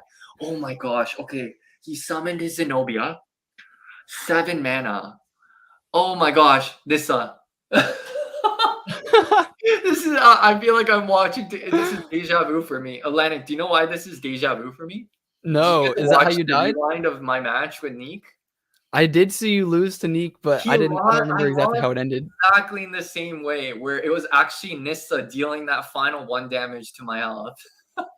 That's crazy. Oh my goodness, this is That match crazy. not nearly as crazy as the first match, but Yeah, a little bit more one-sided wow. on that one. My goodness. Well, congratulations to Neek. Very well deserved match right there. It seemed like Slumber Shark was definitely playing up against the wall that whole time. He was just trying to maintain some kind of board presence. He was trying to constantly deal with a lot of the pressure that Neek was applying. One of the important things now to consider is we are on the 3rd match of the best of 3 series, meaning that the winner of this next match will take home it will take the next spot into the finals, but will take the first slot into the finals. But the important thing to consider here is Neek cannot play his same deck anymore. Since he won with the Count Cockatoo deck, he's no longer able to play that deck. But Slumber Shark is able to choose out of any of the 3 decks that he's prepared to enter into this final match. So I'm really curious which decks they're going to choose. I think there might be some mind games here. Wait, can he play the Necro deck even though he won with it? He can, yeah. So now that Oh, we've, you can't play them back to back, but you can play a deck that you have won with. So he does have some options here. Okay, so let's take a look here. Oh, if you want to pause it right there, if you can, yep. Atlantic. Okay, so let's see. So right now, Slumber Shark is able to play any of his 3 decks. Neek will not be able to play with his Cockatoo deck, meaning he's got his Aurelius and his Lich deck, so he could pick one or the other. I wonder what he's gonna go with. Okay, let's resume. Let's see which deck our players decide to choose. Whoops, did it? I think it might just be going back to a break. I don't think we saw them select the deck, Oh, right? okay. It is going to a break. I just wanted to show Billy Montbriand. What's up, homie? This is called Wolves of Rome. So if you are interested in the project, you can go check out. They have 2 collections right now. They're Empire Wolves, and they also have their Liches, which are also still minting, and we'll be going over that a bit later as well. But yes, it is an NFT project, and it's the first NFT project that I am finding myself not able to control my time management very well because I can't stop playing it.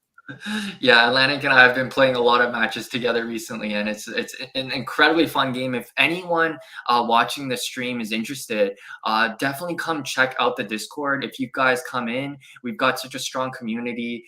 We'd love to teach you the game, show you how to play this, how to get involved with this neat project. Right now, we are in the alpha testing phase. That's the reason why this tournament is actually called a testers tournament. So it's really fun that we've got this prize pool. A lot of the players that are actually competing this tournament have all been very like OG alpha testers. We're helping the developing team, fix bugs and work through the game. And even though the game is playable, we're even playing this tournament. The team is actually going to be hiring out a AAA gaming studio to develop the beta version of this game, and it's going to look like the AAA gaming quality that you're used to seeing in like the Hearthstones and some of the bigger games that you see within the trading card scene. So we're really excited to see where this project goes in the next year. I think we've loaded up our next match. So Yeah, Atlantic, you want to walk us through this matchup? What are your thoughts about this Lich versus Zenobia matchup here? So I really think that Zenobia is best as a rush deck because we saw how long it took just for them to almost get enough cards for the final form. So I think it really determines how quickly you can get those aristocrats off of the field. And my favorite deck originally when I first started playing was this Lich deck, this Necromancer deck, because you don't have to really think too much. You can just spawn cards and, you can defend whenever you want. You can attack whenever you want because the dying effects kind of spawn more cards. It allows you to kind of play the game of how much can I spam, at first. You Exactly. can't you can use strategy. That's not what I'm saying, but it's a bit more brain dead. I will say that, I think. Neat. Yeah. So maybe it's a little bit of a easier intro deck. I think that again, every single deck has its own unique mechanics. There's a high skill cap on each one, depending on the way you want to look at it. But I definitely understand where you're coming from, Atlanick. I think that when it comes to this deck, you definitely do. I see it in a lot of ways like a control deck. If anyone's used to playing other trading card games, this is a very strong control deck. If you do get into the late game, it's very hard and difficult to deal with the Apothic Doomsday effect and also the Apothic Doomsday unit. It is I believe it's a 9/9 or a 10/10 unit, and it cannot be killed. It's indestructible. Okay, so let's see. We're already rolling into the match. River Thief was used on one of the aristocrats. One of the things to keep in mind here, Atlantic, is I think we're going to see a very different style of Zenobia deck than maybe some of the matches that we're used to playing. I love playing Zenobia in much more of a rush fashion, but I think that Slumber Shark has shown a lot of his deck in the previous match, and we know that he is using the exact same deck here. He's unable to change out the Zenobia deck. Whatever deck that he has selected for this tournament is the one that he has to use for this semifinal match. So Well, I let's think see he's how. starting off better. Yeah, He he already is. started off with one aristocrat dead in the first two. What is this? This is turn 4, right? Turn 3, right. I think they're both on 3 mana right now. Oh, you're right. Yep, turn 3. So already much better start. Those aristocrats, the longer they stay up there, the more of a problem it tends to become. Right. You want to clear them off as soon as you can, because the sooner you have those Palmyrean Slayers on your board, the sooner you get those Noble's Fortune shuffled into your deck, the sooner they're in your deck, the sooner you get to use them in order to really get to your final promotion. So yeah, I definitely see what you're saying here. It seems like both sides are going to take a little bit of a slower approach. I think this is going to be really interesting of a matchup. I wouldn't be shocked if we're going to see this go into a really late game match as well. I think it's really funny that we thought that this tournament was going to last 3 hours. I'm not sure how the next semifinal matchup is going to go, but this is a lot longer of a first semifinal matchup than I thought it was going to be. Especially because here the interesting thing is this Necromancer deck usually has a very control style. You summon a lot of these neutral 1/1 skeletons. Look at this Actually, great sorry. start already. See, a Yeah, much better right. start. Yeah, so he's already done a lot of damage to that elephant, meaning that elephant is going to be killed anytime it goes into combat. Anything that you use to defend it is going to be able to kill it off. Um, And just no, quickly again, to this is a really answer, neat late game matchup though, Atlantic, because if you think about it, the further and further along this game goes, the closer Zenobia gets to that Exodia effect where you just instantly win the match, right? that's So true it too. really is a late game deck versus late game deck in this scenario. So I really think it could go either way here. Yeah, and just to answer Billy your question, the NFTs aren't affected with the game. So once the game does come out, the NFTs will add more packs of cards and other things that are in game to your gameplay. But it's not like one NFT equals a deck. You can play the game without owning an NFT. I Yeah, can go that's over actually a that more in really great detail. question. There's actually an amazing white paper. I think we will end up going through it during our intermission after we finish our first semifinal matchup. But yeah, definitely stick around. We'd love to tell you a little bit more about exactly what these NFTs do and how they involve themselves into the game. Later in the future, the idea is that every single one of these cards can get minted. So you can have some actual ownership of the cards that you work hard on being able to collect during your gameplay. That's one of Yep. the things I think is really neat about Web3 gaming. And the last thing I'll say about it is I have made 2 videos on this project already. So if you want to skim through my videos, you'll be able to find it there. But Amazing. yeah, we'll We've get gone back through the into the white game. paper there and kind of gone over a little bit of what the project is doing. Is that correct, Delaney? Yeah, I went over a little bit of the gameplay, like very briefly in the first Like, video that I covered and all of their white paper. And then in the second video, I went over a different section, I believe, of their white paper because I think they have like a white paper on their NFTs and then a white paper on their game. yeah, Um, right. they have a very detailed white paper. I think that's perfect. Check out Atlantic's video. I think it always helps to have someone walk through some of the things on the white paper, but you can find it also on the Wolves of Rome website. I think, oh man, we are really speeding along in this Yeah, game. they're going much faster than last game. Yeah. So sorry Did you about that. We're see gonna how he cleared that last aristocrat? I wonder what he used.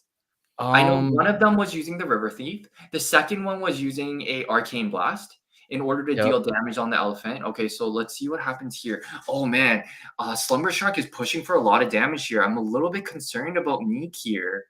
Yeah, Neek This is in a is rough a spot. very slow start for him right now. He has the he's not too bad on cards because the Dying Husk or the Desert Husk is going to summon another skeleton. Yeah, that's Um right. so and those two slayers are going to die.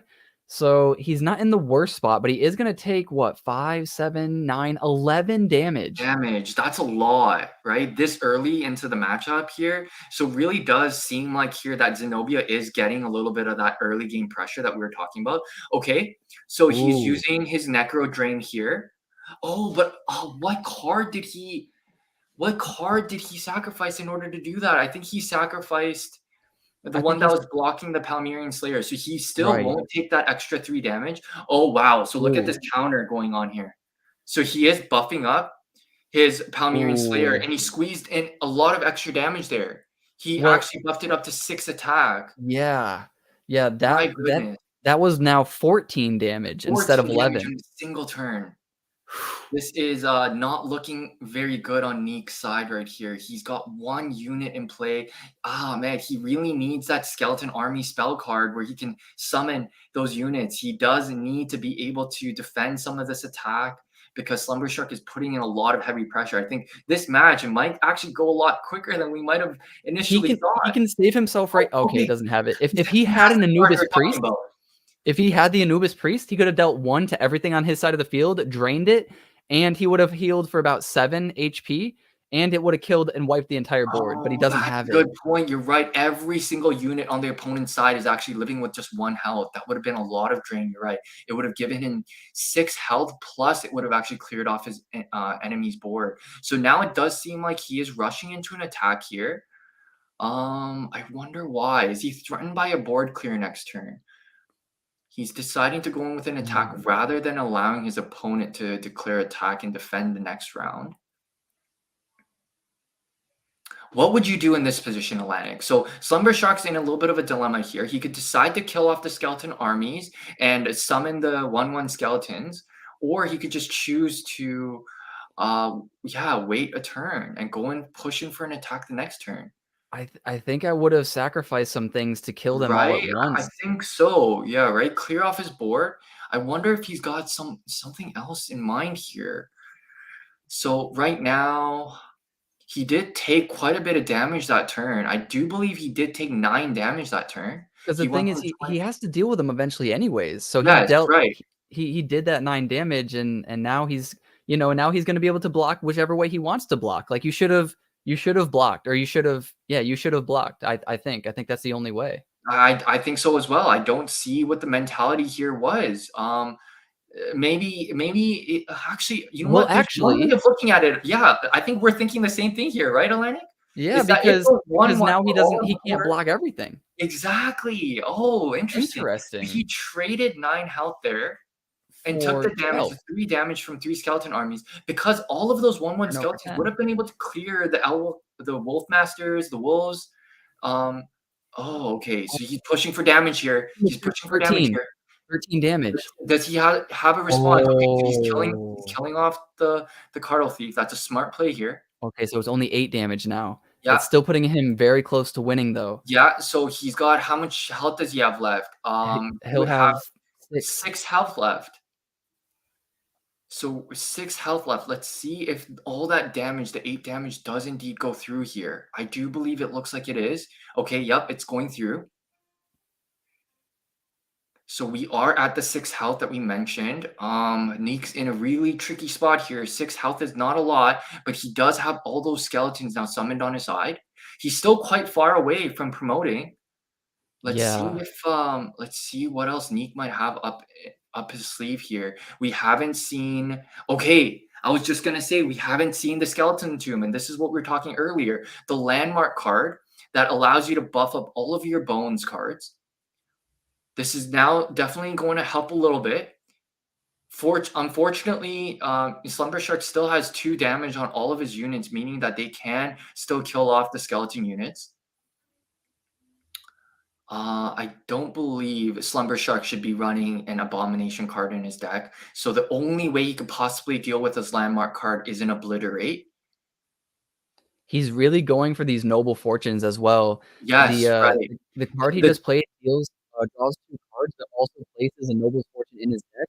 All the players that died place a fortune in his deck, and I'm sure he also has just naturally 2 fortunes in his deck, and he's played, I think, 2 of them already. Right, yeah. Honestly, I'd be really excited to see exactly how much he has in his deck. He is able to hover over his deck during his match right now to see exactly how many Noble's Fortune cards are in his deck. I do believe that I wouldn't be shocked if he has around 5 or more even in his deck at the current moment. We are seeing Neek is now getting a little bit of board stability. If he's able to protect his life total, this could look really good for Neek running into the late game. Every single round, he's able to use 4 mana, so 2 mana each on both the Skeleton Tomb and his on his Terracropolis in order to summon a skeleton. And each of these skeletons are 2 mana, so that's actually not bad. So sorry, 2 attack and 2 health because of his Skeleton Tomb effect. Okay, yeah. So Ooh. he decided to summon a Warhusk. I think that's a smart call there. But you can Yeah. notice here it's not a bones unit, so it is not getting that extra buff from the Skeleton Tomb.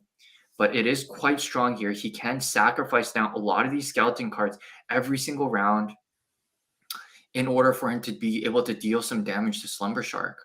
Let's see what kind of combat is Neek going to go in. I wouldn't be shocked if he sends in every single one of these skeletons here. Oh, Ooh. so that's a big card here, Atlanick. Do you want to talk about what that card does? Yeah, so at the end of every round, it summons a lemur, and then the lemur gives every lemur on the board a +1. Is it also +1/+1, or is it +1 attack only? It's only attack, yes. It's Okay. actually +2 attack. For every lemur on your board, it gives all of your other lemurs +2 attack. Oh, interesting. Okay, so he sacrificed a skeleton to do 3 damage to Lemur Spirit. Why could he have possibly done that? A does he have a card to do a board clear?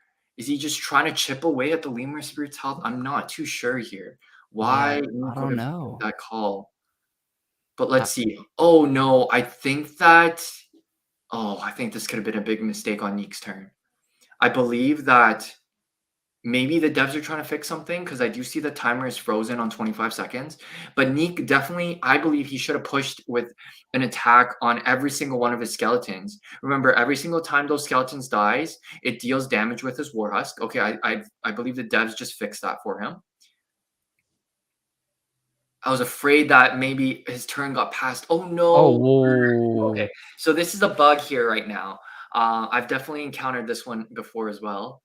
The combat phase, something bugged out where it did just move over into the next round. So let's see if the devs are able to fix this somehow. Both players did draw a card as well, and we're both at now 10 mana topped up, and that lemur on Slumber Shark's side did get summoned. I'm not sure how the devs are going to fix this. This is really a tough job. They'll be able to delete the lemur. I don't know if they Yes, can reset the mana back to what it was, and but also that'd the be the two next step. cards. Right? I don't Yeah, know if the mana matters that much here in this scenario, but let's see what they're able to do. Let's see what they're able to do here in fixing this match. Honestly, it was just a turn that got passed that shouldn't have been. I do believe Slumber Shark would have defended this attack. He definitely wouldn't have taken this 10 damage unnecessarily. I do believe he likely would have blocked with all of his 2 attack, 1 health units.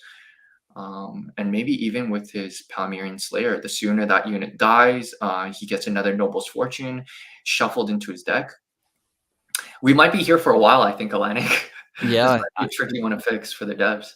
yeah, this one, I don't it depending on how they have because they have, hot fixes, like hotkeys to fix some of the issues they were telling me. Okay, yeah. But this one's an interesting one because resetting Yeah. around or resetting mana It or happened in the middle of combat, so how is Slumber Shark gonna drag in his units now? There's a lot of question marks here. But honestly, let's just trust the devs. I think they are gonna be able to fix this. Again, this is in some ways a little bit of the joys of the fact that this is again a testers tournament. We are just playing out the alpha version of the gameplay. But nonetheless, it's so exciting to seeing these players really go at it. Honestly, Atlanick, like which way do you think this is going to go? I think on one hand, it's easy to think that maybe Slumber Shark's got this in the bag because he does have that advantage. There's only 8 health left on Neek's side, but we haven't seen an Anubis Priest get played yet. And that's that could true. really swing things a lot because if the opponent has a full board, that's 8 health that he could be gaining in just a single turn. And the priest cost only 7. So in Right. his turn, he even if he has nothing on the board, he could click his landmark, summon one, click his other Mhm. landmark, the Terracropolis, summon one, and then do it anyways. Even if he has nothing on the board, he can sacrifice those two for that spell or for that card that deals 1 damage and drains it from everything. Oh, okay. All right. I think they're Okay. fixing it. He's pulling his units out of combat. I do believe now he's going to drag them back into combat.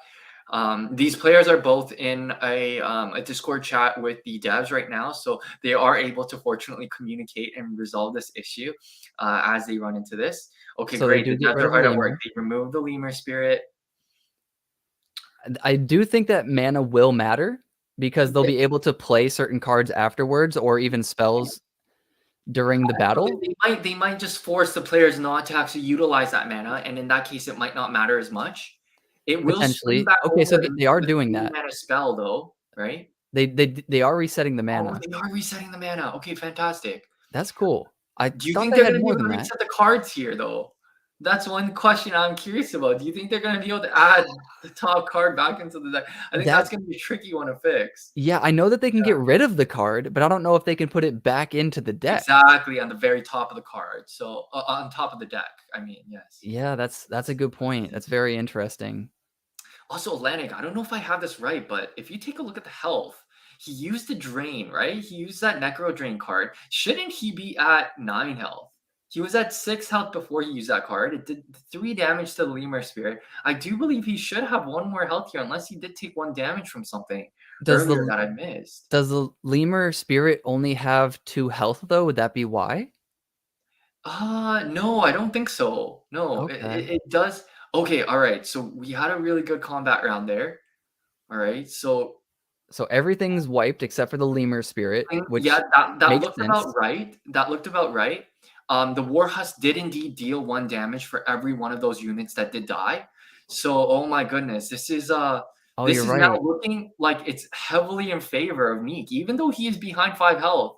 I am quite concerned about what Slumber Shark could have to deal with Neek, especially since it is Neek's turn right now. He could summon minimum of 2 skeletons right now, just using his skeleton tomb and Terracropolis. Oh, never mind. Sorry, they fixed something. It wasn't supposed to be Neek's combat turn. That's right, because he just All declared right. combat. So it was just switched to Slumber Shark. I This might actually change think it's things a in little bit. Neek's favor. Pardon?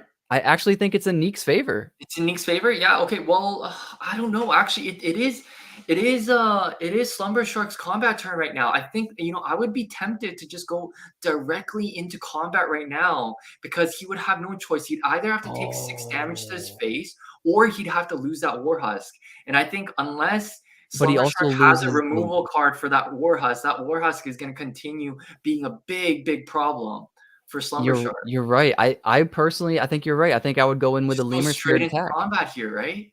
Yeah, you would just go in with your lemur and your lemur spirit. Minimum, you'll do 1 damage, but at least you'll get rid of the war husk, which is kind of the win condition right here for That's Neek. right.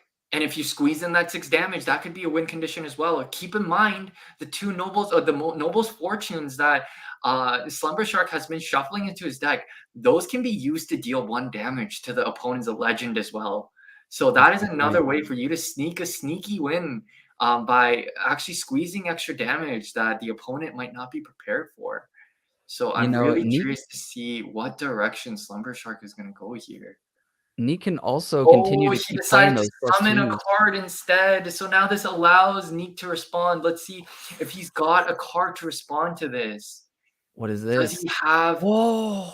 Oh, okay, yes. So Oh, this would have been a big mistake, a huge oh, mistake on Slumber Shark's side. He should have yeah. gone into combat, and I'm sure he was hoping that Neek would not have a card like this in order to build up so many units. I do think that here Slumber Shark was trying to squeeze in extra damage. He was hoping that maybe Okay. okay, so that's big.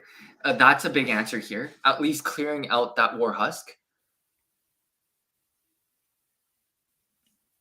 All right, it can really go either way again. Yeah. Oh my And goodness, now I'm that was not actually sure. really big for Slumber Shark. This is a good match. This is This is this a is the really good best, match. I think, like, close match that well, actually, I don't know. I don't think anything can top that first match. But That's but the this first match is really close. I think this is turning out to be one of those matches as well. Also, one of the things that like we're sleeping on as well is Nika's getting close to promoting. If we take a look at that pink bar, he's getting there. I think He's he's at probably around 32 right now, I 5 think. units away. And especially with these skeleton armies, Atlantic, right? Once these Right. guys start dying, they're creating more units, and it's really easy to promote. I think at this point. And Oh, Skeleton Tomb makes them a huge threat even before. yeah, that's right. Right. Every time the skeleton armies dies, and we're not talking 1-1 units anymore. We're talking 2-2 skeleton bones getting summoned instead. So, oh man, let's see. 3 seconds. What's Even if happening? he rushes attack right now, it's Hmm. in Neek's favor for him to do that because 'cause he'll lose I the think Lemur so. Spirit. I think so. That's right. Oh, they're resetting something. Okay. I wonder what happened here. Oh, maybe what they did was they let the turn not be the next turn so that they wouldn't draw a card, but they're resetting the mana as Ah, yes, that makes a lot of sense now. Okay, because they have a card that they shouldn't have. Wow, the devs are really doing some are thinking on their feet right now in order to try to make this as much of a balanced game as possible. yeah, that's actually genius. I didn't That's think about that genius. until it happened. That's so smart. Yeah, I didn't even Oh, he notice just drew a until you card mentioned that anyways, though. too. Wow. Okay. So we are now in Neek's turn. He does have he can declare combat here. So let's see, what is he going to choose to do? Okay, that yeah, the next lemur did get summoned. At the end of every round, the lemur spirit does summon a lemur. I'm Oh, they really gave him a curious. lemur. Here having that priest card would be really, really big. Oh, So yeah. I'm just trying to think it's going to clear off a majority of Slumber Shark's board. You can push in with a really big attack right after that, Oh, that would be huge. That would be right? so massive. Especially, the skeleton armies that you have to sacrifice for the priest, it would summon 2/2s. It seems like instead he's deciding to summon more units on his side. Uh, okay, yeah, he's Okay. starting to use some noble fortunes, okay? Chipping away at his the health total. Keep in mind, there aren't many other cards that deal direct damage to the Legend's health. So I can see what Slumber Shark is going for here, but he's not going to be able to win the game by using Noble's Fortunes on Neek's health on his health pool right now. It is back to Neek's turn now. Let's see if he's got okay. So he continues using his free units. Again, he's not using any of the cards in his hand to summon these skeletons. It does Just cost using their ability. elixir, but it's very elixir friendly. Right. Yes. Oh my goodness. Okay, so we still have 10 mana left, and 2 spell mana on Slumber Shark's side. I wonder if he's got something up his sleeve here. One of the cards I genuinely wonder about here, Atlantic. You know what would flip this game on its heels would be having a disappearance. The skeleton army Mm, still only have 3 health. And remember, when disappearance gets used, it doesn't trigger the dying effects, that's true, and right? it doesn't affect the neutrals either, Yes, right? so So that would his be his massive. units would stay all on the board, and he would clear the entire board of Neeks, except Oh, oh this my goodness, this okay, is good this is too. similar this is similar to There's still gonna using be a bunch disappearance on the here, field. right? But, Okay, let's see what happens. Okay, yeah, that looked about right Oh, because the that two didn't work skeleton right. armies summoned each of the skeletons. Okay, the two skeletons. So Right, this but there looked should have about right. been there should be 2 more skeletons on the board. No, I don't think so. Oh, because of the order that it happened. No, there should at Correct. least be Yes. 1 more. There should at least be 1 more.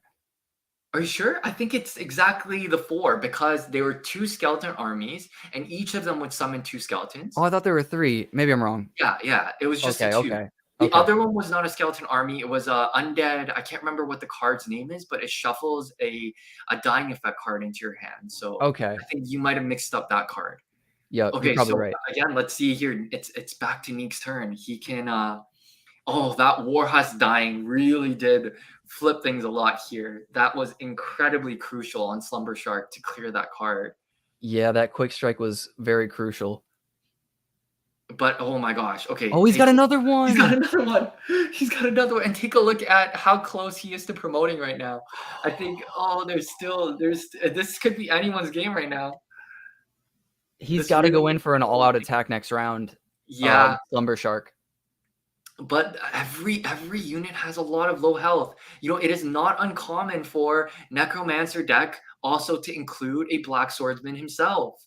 So if he That's has a Black true. Swordsman, that would also clear But Slumber Shark's entire side. he can Again, attack it's just a before he pure can summon it. pardon? He can attack before he summons it, though. What do you mean? Oh, yes, that's right. Yeah, he can go directly into combat next round. So I'm wondering here, yeah, Neek didn't choose to go into combat that round. I Oh wouldn't have my either. I think that was goodness. really smart You don't because think he so? yeah, because he can still live 3 of the wolves, right? So all he has to do is defend some of the wolf or some of the lemur spirit, the lemurs, you know, with his Um, skeletons, and he can still live another round. yeah, actually, I'm not sure. You're right. Would it have made a difference here?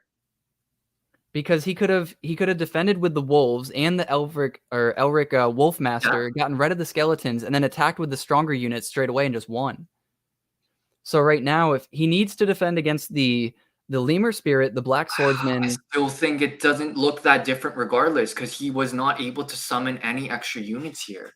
I don't think it actually would have made any difference. he'll still live though, is what I'm saying. Oh, you're right. Oh, okay, okay. I see what you're saying now. You're right. You're Yep, right. just And barely, just you're right. barely. You're right. With the one health.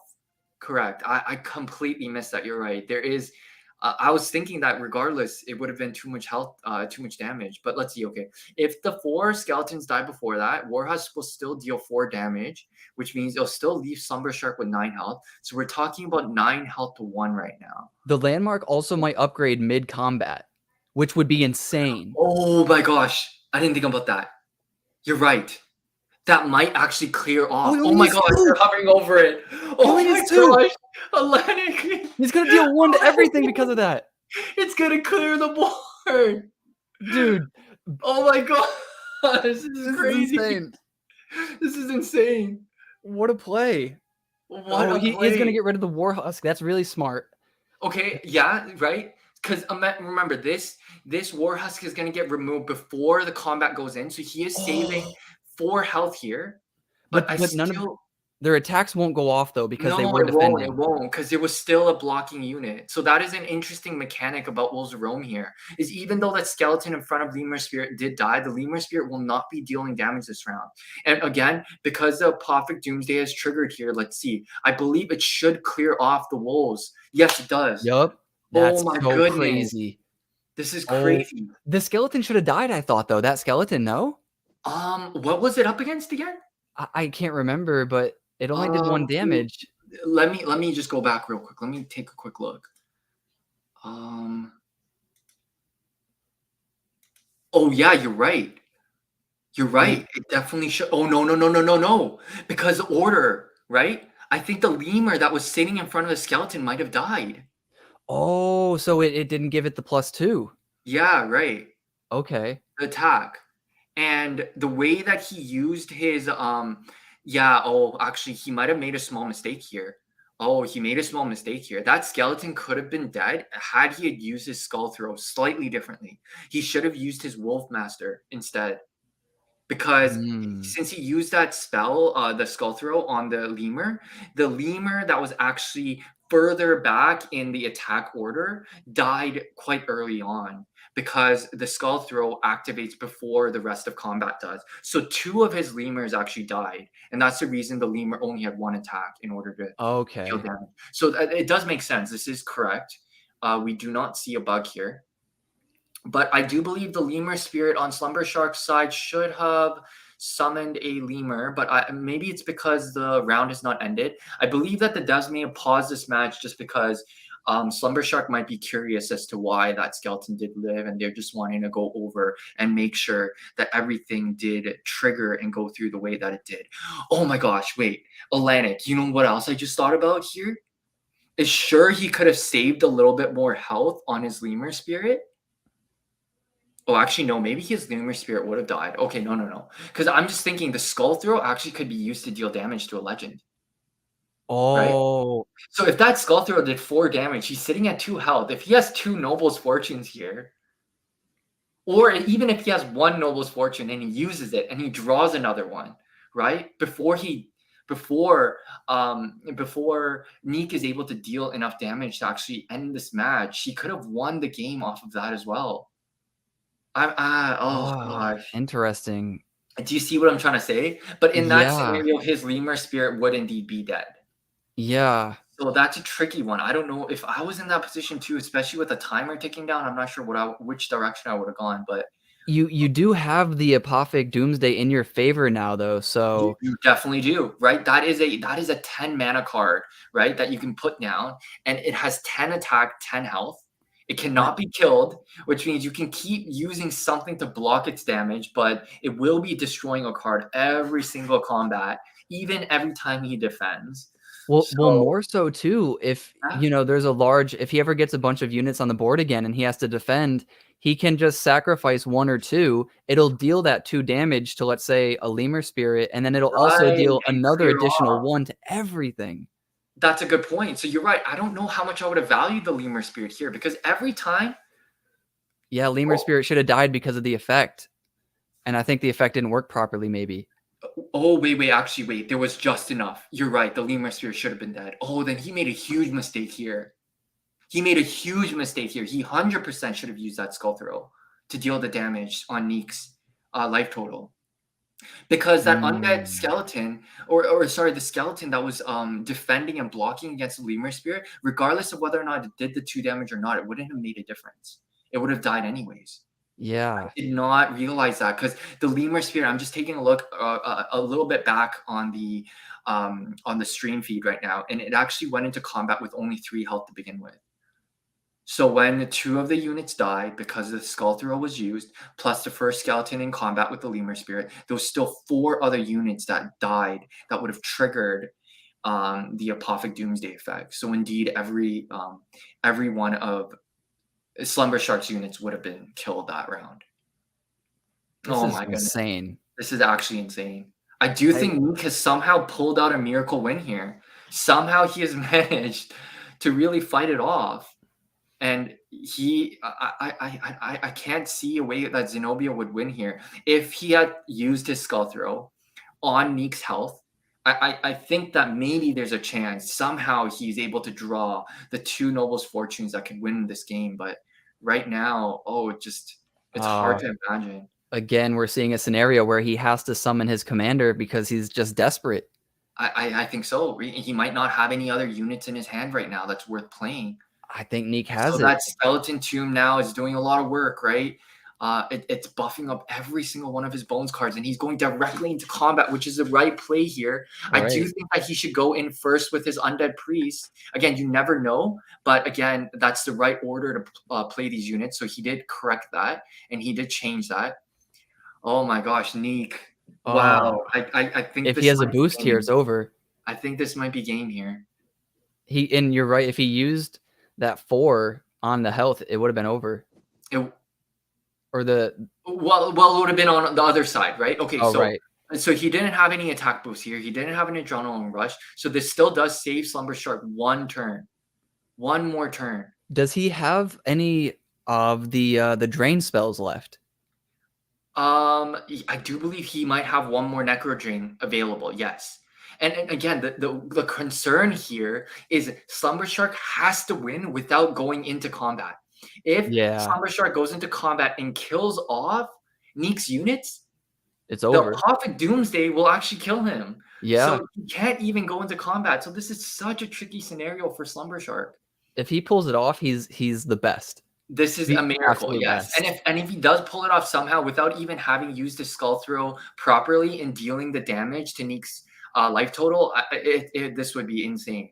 So Yeah, let's see the way that this goes. But I can't imagine a scenario here where Slumber Shark wins. Another thing that I genuinely wonder here too, I'm not sure, Atlanick, what you're thinking is if Neek did the math and calculated exactly how much damage he had, he would know whether or not he had a card in order to boost any damage. He should have summoned more units before he declared a tag, even though his units could get defended. oh, Oh, it's over. okay, He killed himself. he killed himself. Game's over You know, here. it'd be interesting though. I was just thinking Yeah. about this. There is a way. If he had 2 spells, if he had the mist spell, he could have Yes. put it on his Right. Praetorians Right. and then boosted him by potentially 3. Correct. So that would have been crazy. That would have been a crazy win. Honestly, that missed card is actually something that doesn't get used very often. So just to provide a little bit of a context to, oh wow, congratulations, Neek. Yeah, Very well played. the Wow. Okay, so comeback. we found our first player that is heading into the grand final match. Wow, very Bow, bow, well bow, played. bow. Even on Slumber Shark, it was such an amazing match. Both players did such a fantastic job. Very well played. Wow. Yeah, that was crazy. That was one heck of a match. I'm sure they're gonna do some sort of like intermission or something right here and show a little bit of a I think trailer. so. I'm gonna go grab some water real quick and I'll be right back. Yeah, sounds good.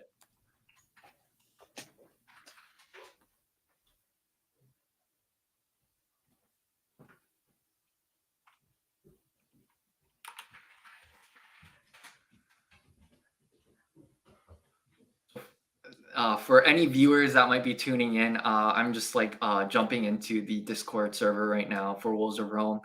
If you do want to find the link to it, you can find it either through Twitter or you can also find it on the Wolves of Rome website as well. We're all just congratulating Meek right now, the first player that's made it through into the grand finals. And Slumber Shark sure put up a really good fight. Oh wow! Honestly, that game could have went either way at any moment. I do think that there would have been a couple cards on both sides that really would have swung things in one person's favor. I do think that again, that skull throw. Oh man, that's really. I do believe there probably could have been a couple of instances where Slumber Shark might have been able to do a little bit of damage to Neek, and that could have been the difference maker here.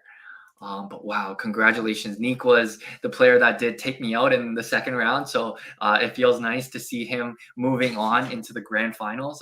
It would be really exciting to see him take this entire tournament. So congratulations to Neek again. And yeah, we got the next matchup here showing up on the screen here. So we have Dan versus Benji. This is a big match. Okay, so we're seeing that the bans here, both sides ban the Terracropolis. Okay, and then we're seeing an Aurelius versus Aurelius matchup. I can't remember if I saw that correctly. Let me zoom back just a little bit just to make sure that I have that right. It is an Aurelius versus Aurelius. And keep in mind, these players do not know actually what deck the opponent is selecting. They're both picking blind. They're both selecting their decks at the exact same time, and they are picking blind. So this is going to be an exciting mirror matchup. So based off of who wins this match, the winner will not be able to use that Aurelius deck into the second match. And both players will now be able to use the Lich deck again if they do please. It seems like we have a short little intermission here before we jump in. I'm back. All right, awesome. Yeah, so I just walked the viewers just through something really short here. So we're jumping already into the final matchup for today. This is another best of 3 series, so we'll see if this goes the full distance or if this ends up becoming a match where the individual wins it in the first 2 matches. Both players decide to ban out the Lich deck. right? So it Okay. seems like we are seeing a little bit of maybe people are noticing just how strong it is based off of the way that Nick was playing it. But we are having an Aurelius versus Aurelius mirror matchup. Meaning that the winner of this round, either Dan or Benji, will not be using their Aurelius deck into the secondary match. Aurelius decks also can be played in a multitude of different ways, but it definitely is. It's an interesting deck. It uses, I think, out of all the matches today, this might be our first Aurelius match, right? So it's going to be neat for us to be able to provide a little bit of commentary on some of the unique mechanics on the Aurelius deck. It has a regenerative ability, which allows you to be able to top up and keep your units healthy before every single round. I'm trying to figure out a way to, if I raise the Google Chrome, it raises your voice. So in my ears, it sounds like you're screaming. Oh my But goodness. Okay, yeah. if I could turn this on, then maybe they Mhm. could hear the thing. But I guess we'll just have to Unfortunately, I still don't think it is coming through. it's muted right now, and there's Oh, no okay, sound okay, quite yet. So okay. we can try it. Can you hear that? Oh, yes, I can. Yes. Okay. Don't know how to tone it down on my end. Let me see. Okay, sounds good. I'll just make sure that also on the streams end, maybe that the audio is sounding all right. All right, testing, testing. It seems like we are about to jump into the next match. And you can still hear that, right? Um, I do not. I am unable to hear it right now. Oh, you can't hear the game? No, I cannot. Let's see.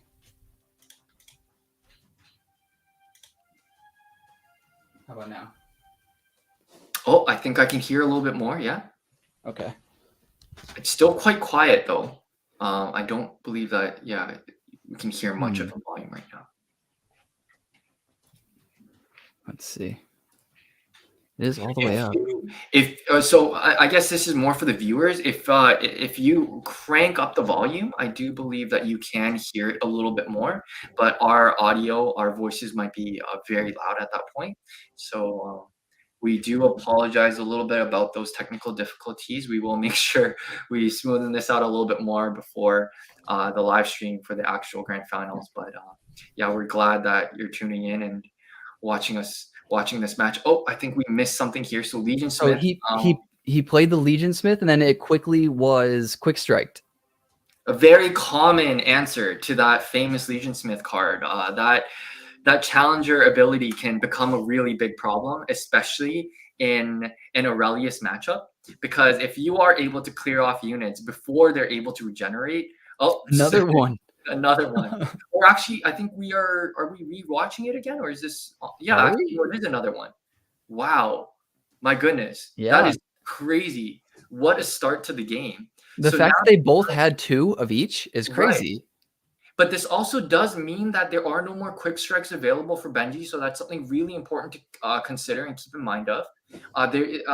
Aurelius decks very much do run another removal card, and it's called Arcane Blast. It deals 3 damage to one of your own units and deals 4 damage to an opponent's unit. So that is still something that we have to consider and keep in mind of. But now we completely have different players now. I forgot about this. Dan does not have any of his 2 Legion Smiths available in this match anymore. So Battle-Worn Wolf is a really good card for Aurelius because he deals 3 damage to himself or another ally. And with the Regenerate ability, he's going to constantly deal 3, regenerate 3. And that's going to eventually boost up his commander because his commander needs to see, is it 6 or 8 regens before he upgrades? It is 6 regens, yes. Yeah. Gotcha. So So this that's means his ability thing is when you see 6 of them, then he boosts up into a regenerate, but when he regenerates, the damage that he took is dealt to the enemy. So it's a very good card towards the late game as well. It does get buffed up a little bit as well. It becomes a 5 attack, 5 health card unit instead. So here we see a card that Atlanick loves a lot, but in this case, I do not believe he's going to be dragging it into defense here. He does not want to deal damage to that Evocatus in order to allow it to regenerate, so he will be passing this round. But the positive thing here right now for Dan is that he is now up a little bit of tempo when it comes to the regenerate tally. He's going to be up one as we see this round wrap up. Right now, we just saw that the pink bar on Dan's side has just filled up. He is going to be able to use that Battle Worn Wolf's ability again. So every single turn, he's going to be able to increase that counter. We'll see if Benji has any way to answer that as well. It does make quite a bit of a difference if Dan does beat Benji here to promoting his Aurelius. It can make a big difference in this matchup. Yeah, there's that spell card too, where it's deal 3 to one of your units, or yeah, it's one of your units, and then you can deal 4 to an enemy unit, which is really good because you can deal 3, regenerate it, get that regenerate to boost up your commander, and then also dish out some damage. That's right. Maybe potentially remove a card off your opponent's side, like a Praetorians in this example. It's a very strong card, and it's definitely going to be run in both of these players' decks. Let's see the way that they go into combat here. I find this very interesting right now. Again, here there are a couple cards to keep in mind of that I do think might be in Dan's hand in order for him to declare this combat. First thing is he might want to get the regenerate on his own Aurelius itself, so that might be one of the reasons why he goes into combat. Another thing is a spell. So here we are seeing Benji, I believe, consider using a spell. It would be either Bonfire Wrath, which would increase your unit's attack by 3, or it would be a Adrenaline Rush, boosting it temporarily by +3/+2. So he gets a Skull Throw instead. Very interesting. So he doesn't want that Battle Worn Wolf to start. Oh, this is such an incredibly smart play. I might have used it on the other one though. Right, because it's gonna die. Actually, So now it doesn't work you at gotta all. watch carefully about what's happening. So he killed. Oh my gosh, what a great answer! Yeah, His so he's Skull still will gonna. completely fizzle. Yeah, he's still gonna get his regenerate, which he originally Yes, intended for, right. but now he gets to kill a unit and stop Correct. his spell. Wow, what an answer by Dan. That And he was protected huge. his Battle Worn Wolf by doing so, and Correct. the Praetorians. And now he's very ahead. He's already at 3 regenerate, and now he's about to move on to his 4th potentially here. The only part I find a little bit questionable is I wonder why he went into combat with his Praetorians, because he did not have to allow his Evocatus to defend and gain 1 regen. But honestly, we'll see if that ends up mattering much. Right now, the Praetorians would have died regardless because this Rome's Assassin is going to dish out 4 damage to Praetorians regardless. But that 1 extra regen that Benji was able to collect because of that combat, we'll see if that ends up making an impact during this match at all. He might have just wanted it to be up there for any sort of possibility that he couldn't maybe predict. And so if maybe he weakened that card, then it could kill him, regardless. Maybe he had another spell and thought, never mind, this is actually a better play. I don't know. Or actually a very likely scenario is here that Dan is actually holding on to another spell. He might be holding on to a Bonfire Wrath or an Adrenaline Rush, but when he used that Arcane Blast, you can only counter with 1 spell at a time. You cannot cast multiple spells at once. You can only cast an additional spell if your opponent casts a spell as well. All right, so let's. What happened there? Do you want to walk us through? Very good skull throw. So he decided to attack the unit that had 1/1, only dealing 1 damage to him, which is fine because he wants to get the regenerate off. But if he kills that unit, then he can deal 4 damage to another unit. So that's why both of them died. Wow, what an amazing use of Skull Throw. So he ended up being able to clear out the opponent's Rome Assassin that did have 4 health using Skull Throw's ability. And also it gained him another additional ticker on Aurelius's regenerate. So, oh my goodness, this is incredibly one-sided at the moment. It may not look that way when it comes to looking at the life totals or what's on the board, but this Aurelius being upgraded and promoted early is going to make a big, big difference in this matchup. Now, So, Ken, do you know if this is going to be on mobile in the future? that's a fantastic question. It actually is going to be on mobile. Yeah. So the team is also working on being able to build this out. So very similar to Hearthstone, you will be able to play this on mobile as well. That's amazing. I mean, if we're already playing this game enough on our PCs, imagine once it gets Oh, onto mobile, we'll be sitting on our toilets playing this game as well. I thought I didn't have a life now. Yeah, right. Okay, so like we were mentioning, we have gone to round number 9. This is actually quite an early promotion for Aurelius. So he was able to keep his battle-worn wolf alive for quite a long time, and because of that, actually I find it interesting here. Why did he not use his battle-worn's effect on the promoted I Aurelius? I was debating that too, and I think he wants to save it for a defense against his own Aurelius, so that Yes. way, when his Aurelius dies, it becomes a 6 cost, and then eventually will kind of put that strain on his mana. I see. So he's preferring rather than dealing damage to Benji's health total, he's preferring to keep his upgraded and his promoted Aurelius alive. So right now, Aurelius Imperator, he is having his attack debuffed by 1, and this is Snow Warrior's effect. I do believe we saw this up in the matchup that Atlanick was playing against with EL.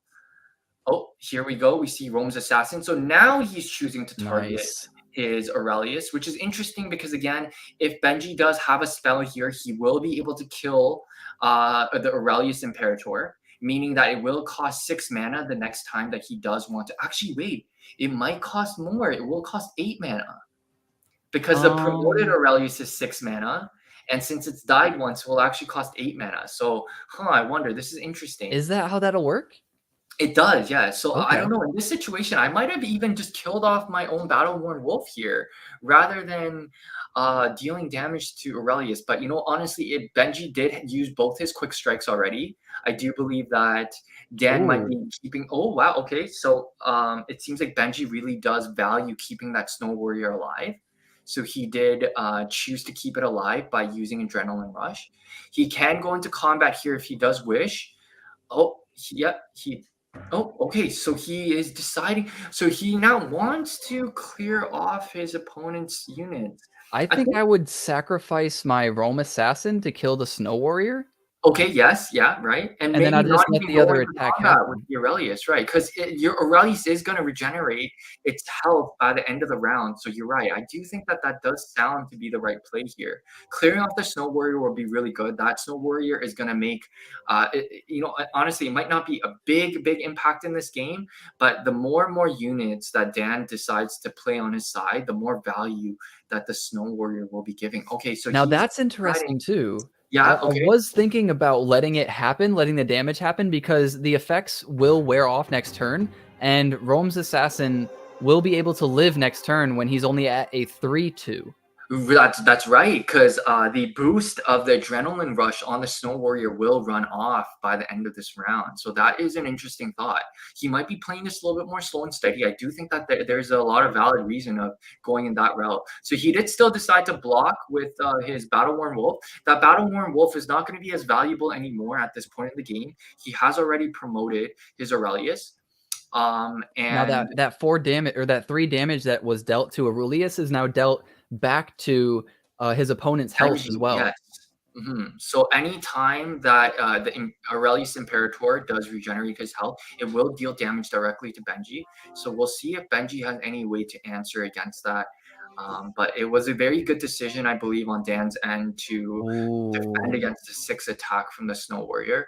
We see a Legatus being dropped. This is an incredibly strong card. Benji could have a Harpoon Throw here or an Obliterate. That is usually a very common answer to Legatus. It does seem like that is the answer here. Obliterate comes through and removes the Legatus. The reason why those cards are really good too, the Legatus, is not just because of the +2/+2, but with that health being larger, it means that Aurelius can take more damage and dish out more damage with that ability. Yes, and the regenerate is just so much more effective when your health total is actually much bigger. When it's got the additional 2 health that the Legatus provides, it's very likely for you to be able to continue keeping your regenerative werewolf units on the board. They just won't die. It'll be very hard and challenging to get rid of them. That's a very common answer. It does seem like Dan is going directly into combat. He does not have many more cards to play. He doesn't want to give Benji the opportunity to be able to draw or put down another unit on the board. Oh, I don't. I feel like Aurelius. Oh wow, Mm. what are your thoughts about that? He He's able kind to of take had damage. to some But why degree. wouldn't he use his Aurelius to defend against the Rome's assassin and actually gain himself an extra regenerate there? Yeah, no, that's a good question. I Right? don't know. I think maybe he just had a brain fart, or maybe he was scared of a spell, but I think you have to Yeah, start making right. some moves when you're down. I agree, right? I definitely agree here. Okay, so the Delphic Priestess here could make a big difference. Again, here, Dan could definitely answer as well with an Obliterate or a Harpoon throw as well in order to clear that Delphic Priestess. That card will gain a lot of value over time. As these rounds go by, he will be able to heal 2 health to any one of his units or to his legend. So let's see what Dan decides to do to answer this card.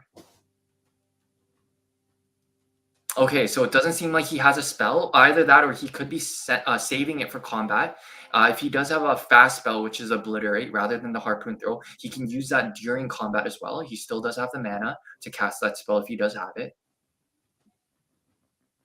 Yeah, this is interesting. The Delphic Priestess does add a layer of complexity that definitely wasn't there before. Yeah, I think especially since Dan decided was able to rush quite a bit of damage to Dan, I do see the value of Delphic Priestess being here and actually healing up your life total again. It was the Benji made the right play there. He should not have attacked with that Delphic Priestess. He decided to drag that unit back out. He could have soaked that damage with any one of his werewolf cards outside. Actually, I shouldn't say any one of his cards. He would have had to use Aurelius Imperator, but he would have just regenerated his health and also dealt that 4 damage to Benji anyways. It does seem like there's a Snow Warrior answer on Dan's side as well, which means it is reducing the attack on Benji's side. Yeah, I think he's nervous. It seems like he's playing as if he doesn't have a spell to deal with the other Aurelius. I agree. So You're right. Yeah.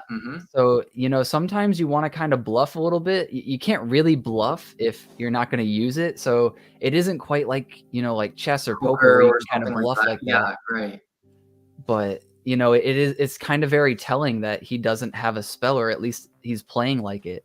Right. Oh, okay. Yep. Battle Ruins. Now, this is a very interesting play Oh. here. This is going to give him an extra regenerate on his Aurelius, and it's going to actually make his Aurelius quite a bit stronger.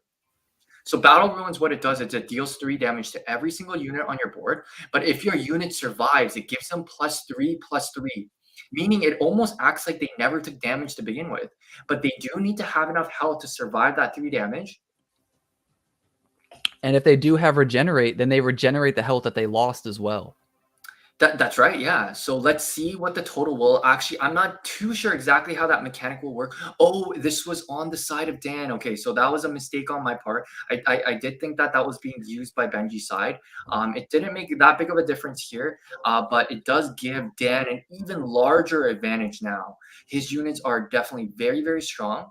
Atlanick, do you know if there's any chance you could drag um, my screen a little bit outside of. Okay, yeah, that's perfect. So here now we do see that the Aurelius Imperator has 7 damage. Wow, that's a lot of attack here. And again, keep in mind, this is a regenerate unit. So the moment this turn ends, I do believe the health total on these units are going to be much higher, except the Snow Warrior, which does not have that regenerate ability. Right. Yeah, I think this is heavily favored, I excuse think me, in so. Dan's. Yeah. I think we could tell quite early on, just based off of how quickly Dan was able to ramp up into his promotion quite early. Oh, and my Oh. goodness, here he's got an answer for that priestess as well. I think that is the right play. That priestess is going to get a lot of value over time, just being able to heal 2 every single round. Also, it's quite a beefy unit, so it will be able to defend against a lot of his attacks. This Praetorians, honestly, Atlantic, you love this card, but Oh, why in yeah. this situation is this card not as great? Yeah, against regenerate cards, you can't do anything, and I mean, if you don't have Challenger, you can't choose who you attack, so it makes this card not as great as it is early game, and especially if you have Challenger. Right, and also, it doesn't help that the Snow Warrior is reducing its attack by 1, but even if it was not, let's say Praetorian's attack was still at 3, even then he could block with any of his werewolf units. Not only do they regenerate, but their health is so beefy that the Praetorian's first strike effect never can work. Again, the first strike effect really is beneficial when you are attacking a unit that has just as much health or less health than the attack that you have on your unit. So in this case, it's only 2. It could have been 3 without that Snow Warrior, but that unit for 4 mana, it's not very effective here, is it? No, and it Mm. doesn't also have like there's no card on the opponent's side of the field that is 5 or less other than Snow Warrior. So even if he had a +3 attack, it's just not going to get him anywhere. Right. Okay. So that was a quick answer. I think, it happened so quickly we could have missed that. Anissa was played on Cool. Dan's side, and it was answered right away by an Obliterate. Nissa, again, I'm sure you guys have seen during some of the previous matches, incredibly scary card. So it makes sense to obliterate that and remove that off the board. A Bonfire Spirit was also added onto Benji's side. Now that's some decent value there. For 4 mana, he got a 5/5. I usually like to play it when I have even more cards on my side. The Bonfire Spirit gives you +1/+1 for every additional unit on your board and starts off as a 2 attack 2 health unit. Let's see. Oh my goodness. So Okay. Dan, his tempo is so incredibly scary. When you have these big units to be able to play turn after turn. He had his Rome's Assassin. Next was his Snow Warrior. After that was the Sea Hunter Drake. It's really hard to answer that on Benji's side. He is I playing think a lot of his smaller units. I think you just straight up use Challenger, take out the Snow Warrior. Okay, now it's different. Oh, Now it's that different. changes a lot now. So Okay. question is, does Dan have another removal card here? What is he gonna do? Oh my goodness. So now this Legatus really does now make that Praetorians a little bit more interesting. Let's see what he chooses to deal damage to. Is Keep in mind those board wipe cards, the Black Swordsman does not do a whole lot against an Aurelius matchup. Aurelius tends to be able to have very, very beefy units. And because of that, those board wipe cards don't do a whole lot. Instead, yeah, if anything, you want to deal damage to your own Aurelius in order for you to be able to deal damage with the regenerate effects. So it still does seem like Benji is quite far behind. He only has 1 regenerate on his tally. oh, does he have a quick strike? Oh, okay. Well, obliterate. Oh, okay, and obliterate. Okay. All right, Oh, great. that So now actually this is huge because yeah. now the 3 damage is actually going to kill off his Praetorians. Wow. I don't think it's going to kill off anything else. The Snow Warrior still No. has 4 health. Aurelius still has 5 health. The Bonfire Spirit still has 5 health. But this is a really neat play here. That is a really interesting timing. I wonder if he just drew that this turn. Because he did not play that last turn. That's true. Or When he maybe he could was just waiting for this threat. I don't know. Right, okay, yeah. So again, because it is a fast spell. Oh, okay, let's see. What could he possibly want to use here? Skull Throw, maybe. Yes, it is a Skull Throw. So before the unit dies, it does want to do something here. So what is it Wait, why would he want Why is to he killing his own unit? I think that was a mistake. There's no way he meant to do that. That does not make sense here. He could have cast out on anything else. I see Maybe his he ran logic out of on he's time. gonna die anyways, but I still don't understand why he would drag that into You would his at own. least put it onto the Challenger. Right, onto the Sea Hunter Drake at the very least deal some damage. I do know sometimes when you run out of time, then it just clicks a random unit. Oh, maybe that's why it's paused here. I do believe maybe the devs might be trying to correct that here then. Let's see what happens. Quite a, honestly speaking, for the fact that this did seem like quite a one-sided match, it's going on quite longer than I thought. Oh, okay, so it seems like that did just go through anyways. Very strange decision on Benji's side. I'm not sure exactly what he might have been thinking there in clearing off his own unit with that Skull Throw.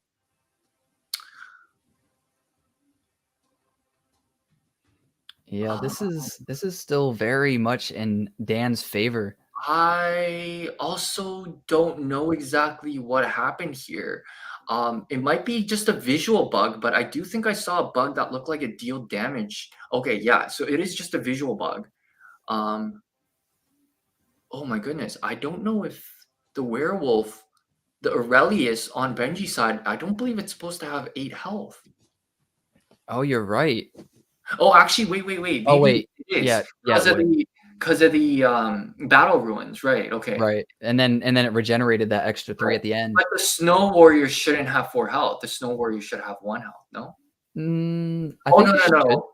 Sorry, I keep getting mixed up. It dealt 3 damage and healed 3/3. Okay, yeah, Right. that makes sense. This is interesting. So what's happening here? Why So would he defend? he wanted to attack the bonfire spirit, which makes sense. He wants to clear that unit off. Benji is using a spell on the opponent's Aurelius Imperator. This is Dan, I think. Oh, okay, okay. He's trying to squeeze in damage here. Yeah, this is Dan trying to squeeze Ooh. in some damage. But why would you use your Snow Warrior? Oh, wow. Okay, I think this is oh, okay, yeah. Arcane Blast. How's it getting used? It's gonna deal damage to the bonfire spirit.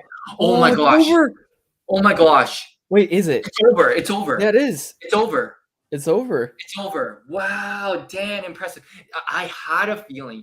Early on in this game, every time Dan was going in with an attack where he didn't have enough damage to actually kill one of Benji's units, I always did wonder, why was he casting that attack? It must have been because he had some of these spells. So he's been holding on to this bonfire wrath and this adrenaline rush for quite some time. Oh, but I don't think Benji was considering that, and I don't think there was much he could have done either way. He could have tried to defend the Aurelius Imperator with one of his other units, but again, this is 13 damage here that he's facing, and that will be GG. GG. Wow, Atlanick. What a match. That was a really cool way to end it. That was a cool mirror match. So Dan is now locked from being able to use his Aurelius deck in the second match. I do believe that the decks that they have available were exactly mirrored. It was a Cockatoo deck, an Aurelius deck, and a Necromancer deck. So we'll have to see what Benji decides to choose against the limited options that Dan has this round. Yeah, we'll see what he strikes. And oh wait, there isn't a strike, right? It's just you won with this deck, so you can't use that deck. Correct, just for the next match. So after this match, it won't make much of a difference. Oh, it seems like, we've got some. So just to give some of the viewers a little bit of context, we do have a LAN party. We have a lot of Dutch players right now that are in the semifinal. The 3 out of the 4 outside of Slumber Shark were all Dutch players. So they are having a LAN party together, and we have some photos being shared on the general chat on Discord. I don't know, maybe Atlanick, do you want to pull up the Discord server and maybe show a little bit of the activity that's going on? Honestly, if we have any viewers here that haven't checked out this game and this community yet, I mean, we'd encourage you to come check us out. There's a very amazing gaming community that we've already been able to establish here in the Wolves of Rome server, and we're having a little bit of a mint party today as well. You can see within the general chat, there's a bunch of mints happening with the Empire Liches as well. Where's the chat? If you scroll up to the very top, there should be a general chat right there, general. So if you scroll down to the bottom, we have a couple of mints here. And if you scroll up a little bit, Benji and Dan are facing off, sitting right in front of each other. Scroll just a little bit higher, a little bit higher, a little bit higher. You're right there. There we go. We got a bag of some Doritos and Lay's. We got some beer out as well. They're having a fun matchup, sitting across each other. What an exciting way to play a tournament match. I mean, in the future, it'd be amazing if we can have these in-person event formats as well. But it's really neat to see some of our players come together like this, battling it out in person as well. That's so cool. It looked like a lot of people have been minting too. What is that? 4 mints? Yeah, back to back there, and then there were a few more at the bottom as well. Yeah. And then here's another one. Oh, I hear the game being played. Okay, all right. So let's jump back in. We're on our second match now. So if Dan wins this one, we will have a little bit of another mirror match. Yes, another Lich versus Lich mirror match now. Okay. So there's definitely going to be some pausing and fixing. Yeah. Okay. So Benji decided not to replay his Aurelius deck in this case. He would have been able to if he had liked to. The other option might be that Benji might be wanting to play that deck in the last round, and he does not want it to get blocked. If he did win this match with his Aurelius deck, he would not be able to use it again. I'm shocked that we're not seeing Cockatoo decks getting played in this matchup so far, but I suppose we still have one more round right after this if Benji is able to steal away the win here. Yeah, some of my thoughts behind that was that the Cockatoo deck is so strong, and that's why I made my Decimus deck. I think other people probably had the same thought and were like, hey, let me make Right. a deck that's going to counter this. And then I Yes. think the meta on top of that is let me just not play this deck. Right, you're right. So that whatever counters that they might be bringing for the Cockatoo deck don't get to actually counter a Cockatoo deck. Yeah, so you could really start getting into some deep mind games here. But all of the players in this tournament actually did select all three of their decks prior to the entire tournament starting, and you were not allowed changing out your commanders, but you were allowed to change out the cards within your decks. Okay. Mhm. So I'm not sure if there was as many of those specific mind games getting played in this specific scenario, but yeah, I think already we're starting to see a pretty interesting mirror matchup here. We will see that landmark card trigger and summon a skeleton army next round. We'll have to see. I don't believe in this scenario, Dan would not go into attack with his undead priest because if it did die, if it was blocked, he would not have any unit in order to buff that +2/+2, and that's quite a strong buff. So it does make sense why Dan decided to pass that round. Okay, we're starting Ooh. to see Benji pick up the tempo here a little bit faster than Dan. He's played a reanimated elephant on top of one of his skeleton units.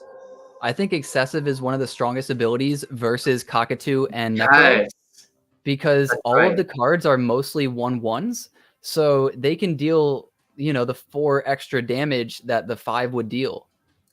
So you feel pressure to have to honestly deal some damage and get rid of that reanimated elephant, and you do have to sacrifice one of your units. But for 4 mana, that's actually a very strong card.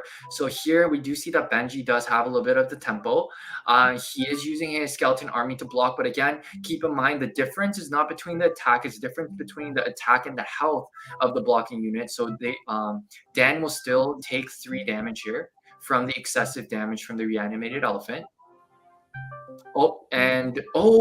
That's incredibly smart. He did take a little bit of damage, but he also did buff up his card in order to have 5 attack to kill off the reanimated elephant.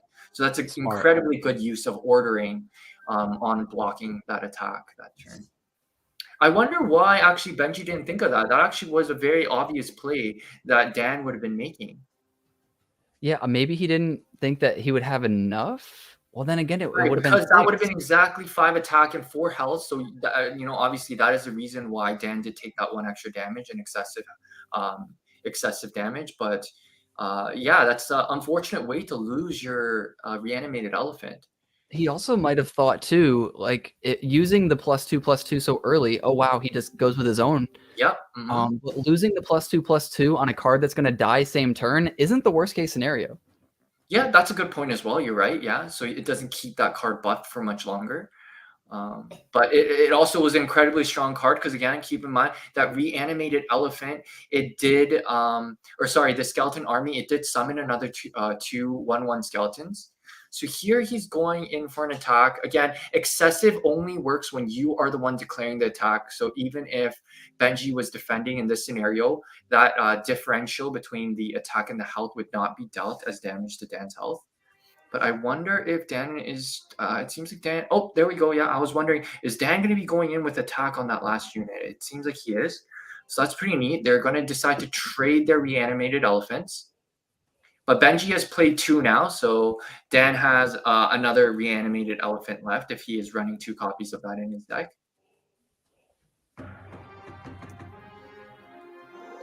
I have somebody calling me on Discord, so I gotta hit him up real quick, tell him to stop Yeah, calling me. no worries, no worries. I can continue providing a little bit of commentary as you take that call, but yeah, it seems like we are going to continue seeing both our opponents or both our players, I should say, continue summoning the skeletons using the landmark effect.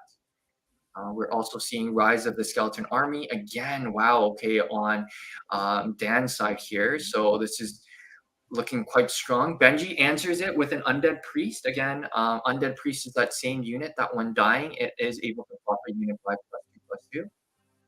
Both players decide to pass their turn. This is definitely looking like it's in favor of Dan at the moment. Let's see what answer Benji might have. I think this is a really smart play by Dan, rushing directly into combat this turn. He is able to dish out quite a bit of damage here. Even if he does decide to block with his Undead Priest first and his Skeleton Army second, in order to buff his Skeleton Army to clear off one of the Skeleton Armies on Dan's side. Oh, he's choosing to drag a unit. Hmm. I wonder why. Okay, so I think this is just due to ordering a little bit. I don't think it would have made a difference in this scenario, but let's see what Benji decides to do. Again, keep in Yeah. mind, even if oh Oh, no, no, no, no, no, no, no. Don't do that, please. oh no. Don't do that. So the reason No! why Atlanick and I are saying no to this is the Undead Priest will not be able to actually buff up any unit after it dies because of the order in which it was placed. So that was a big misplay on Benji's side. I could think that maybe he might have been wanting to not kill the Skeleton Army for some reason, because killing that unit would summon another 2/1/1 skeletons. But I still can't imagine why he would have decided to do that unless he's got a disappearance or something that he wants to use in clearing off his enemy's board. So Yeah, let's see what might happen here, but I do think that that might have been quite a bit of a misplay there. you're gonna have to deal with it eventually, you know? I feel like Yeah, you right? just should have done it. I don't know. I agree. I mean, honestly, he could even used it to block the 1/1 skeleton and buff up his skeleton unit so that it would still have 3 attack and 2 health after killing one of the 1/1 skeletons. But anyways, let's continue and let's see what takes place here. Both players have mirror matched each other on using the Bone Barracks. Again, the Bone Barracks will summon a Skeleton Army. It's the same card that we do see played on Dan's side. Again, he has 3 of them already. A Lich Assassin was just used to mark one of the skeletal armies. Okay, so Okay. where he uses the Anubis Priest is very interesting the way that he used it. He used it on top of his assassin in order to deal the 3 damage in clearing off a skeleton army. It will only summon 1 skeleton. It will not summon both in this scenario because his board is already full of cards. Oh Oh, god. we are seeing a little bit of a bug take place here that should not have happened. It seems like the devs will be correcting this and fixing this. And also one of the skeletal actually 2 of the skeletal armies. Oh, yes, right, because of the Anubis Priest damage, dealing 1 damage to everything. Okay, now I think And it makes that's sense a why lot. he wanted to bring it down to just 1. Yes, okay. So maybe there wasn't oh, wow. So Still that though, yeah, still though, I still think that he should have cleared it ahead because I think that there would be less skeletons on the board right now had he had chosen to actually kill off one of the extra skeletal armies there, right? yeah, I mean, I I think we still would think have to it's watch interesting. it in order to know for sure, but right? Do you think so, Atlantic? I think that that would have been the case. Is if he had killed 1 more, he would have only had 2 skeletal armies on the board, and I think because of that, you wouldn't have as many skeletons currently on the side of Dan. Yeah, I think you're right, and, you know, it just like you don't really know how things are gonna play out in the future, so even if you do have this great play in the future, it doesn't always work out that way, so it's kinda risky sometimes to play these moves that are, like, 2 or 3 turns out. Right. Mhm.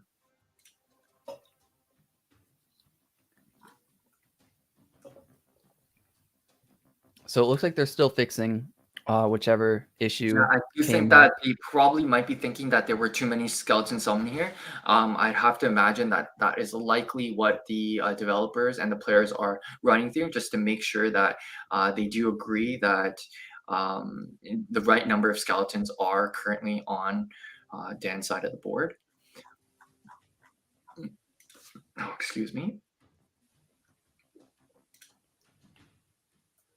It's actually funny, the friend that hit me up is the friend who I always play Wolves with, so I told him to Oh, jump okay. into the stream. I don't know if he has time, but I Oh, know yeah. he'd love to watch. Yeah.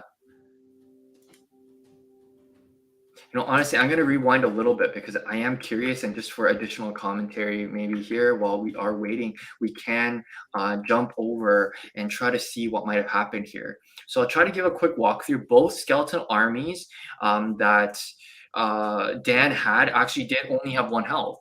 So because of the effect of the Lich Assassin on the third skeleton army that was summoned, it did actually kill off every single one of the skeleton armies. So had the previous turn had Benji to actually killed off one of the skeleton armies, there would have been less skeletons for sure. But okay, Yeah. regardless of that, let's see if the right number of skeletons are on the board. There were 3, 4. 4 of them should have been killed. What's up, Was that Jake? your friend, Jake? Yeah, that's my homie. Awesome. What's Nice up, to brother? have you, Jake. Thanks for joining us. Yeah, so right now we're at a little bit of a freeze right now. We have a mirrored Lich matchup going on right here. There were a bunch of skeletal armies that did die on the exact same turn because of Anubis Priest and also the effect of a Lich Assassin getting triggered on one of the other skeleton armies. And because of that, we are seeing that the developers and the players have decided to pause the game and make sure that there is the right number of skeletons currently on a Dan side. Oh, they're Also, fixing his amount that have died too. Did you see oh yes, the I do notice that it has been completely reset right now. So hmm. hopefully they are able to correct that. But anyways, jumping back to what the board state was before the Anubis Priest was played, there was 4 skeletons that should have died and 3 skeletal armies that would have been killed during that combat.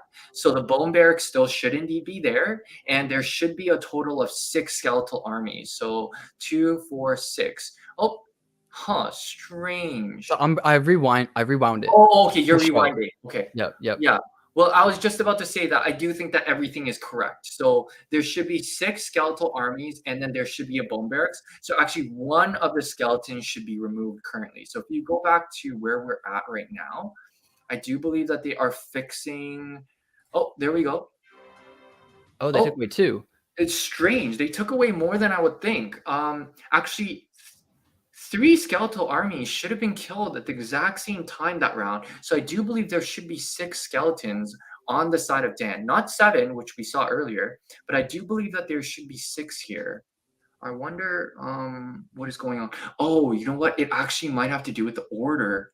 Right, because one died Oh, first, summoned them, yes. right? And then the So when ability. the one dies, it summons one. When the second one dies, it summons another just one. Then all of them get wiped. And then no, but I think I did talk to the developers about this, that when an effect like Anubis Priest takes place, or even Black Swordsman, it does not wipe off the units from left to right. It is actually, it clears all the units at the same time.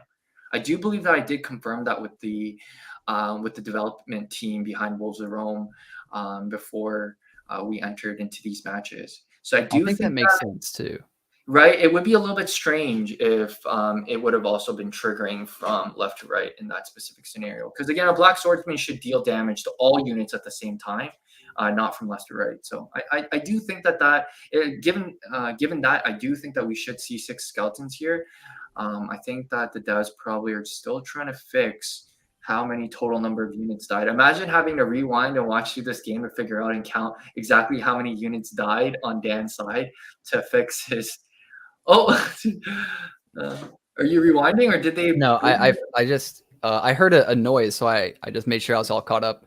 So yeah, he just Oh, this summoned is his Lich Assassin and a skeleton, and now Benji is okay. attacking with his Anubis 2, 4. Priest. I still think, yeah, this still something seems off here. I do believe that Dan is supposed to have 2 more skeleton units here. I agree with you. I'm not sure.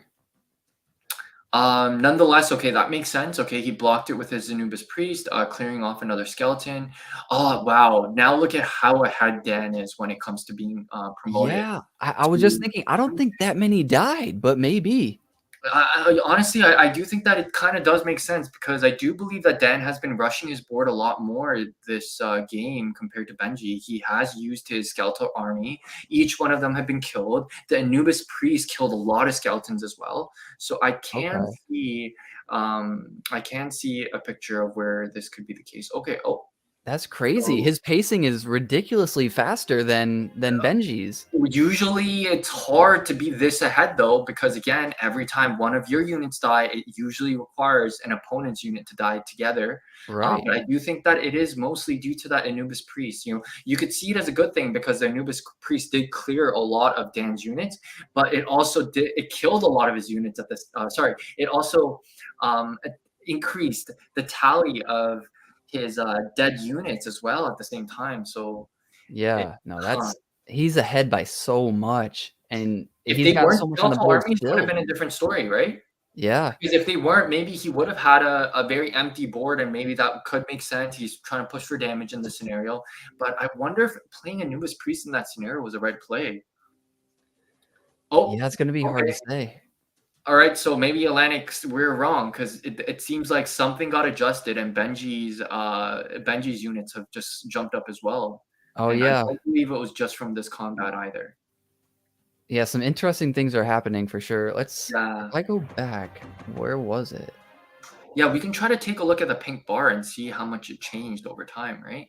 So, Uh, like, right here, right? Look at where the yeah, pink bar is. yeah, very, very And strange. then when it fixes, it It goes jumps off way too high. it goes all the way to here, like, Yeah, and in one same turn. Benji as well.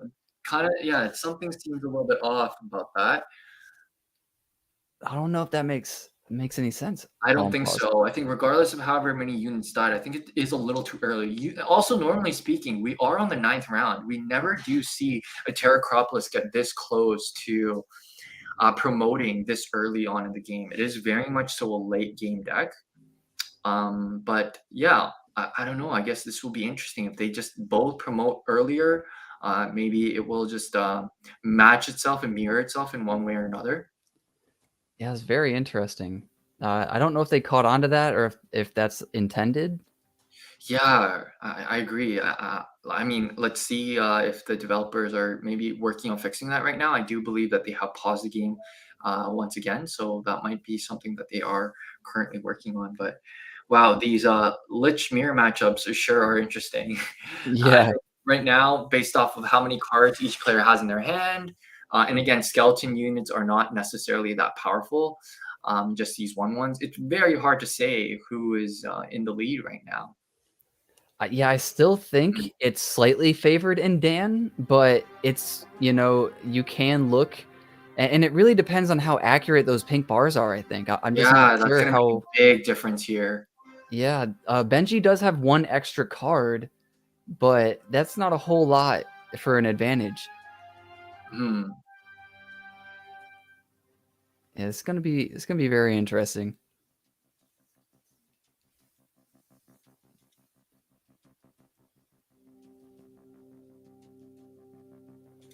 I just want to go back and look at that one more time. That was so nuts.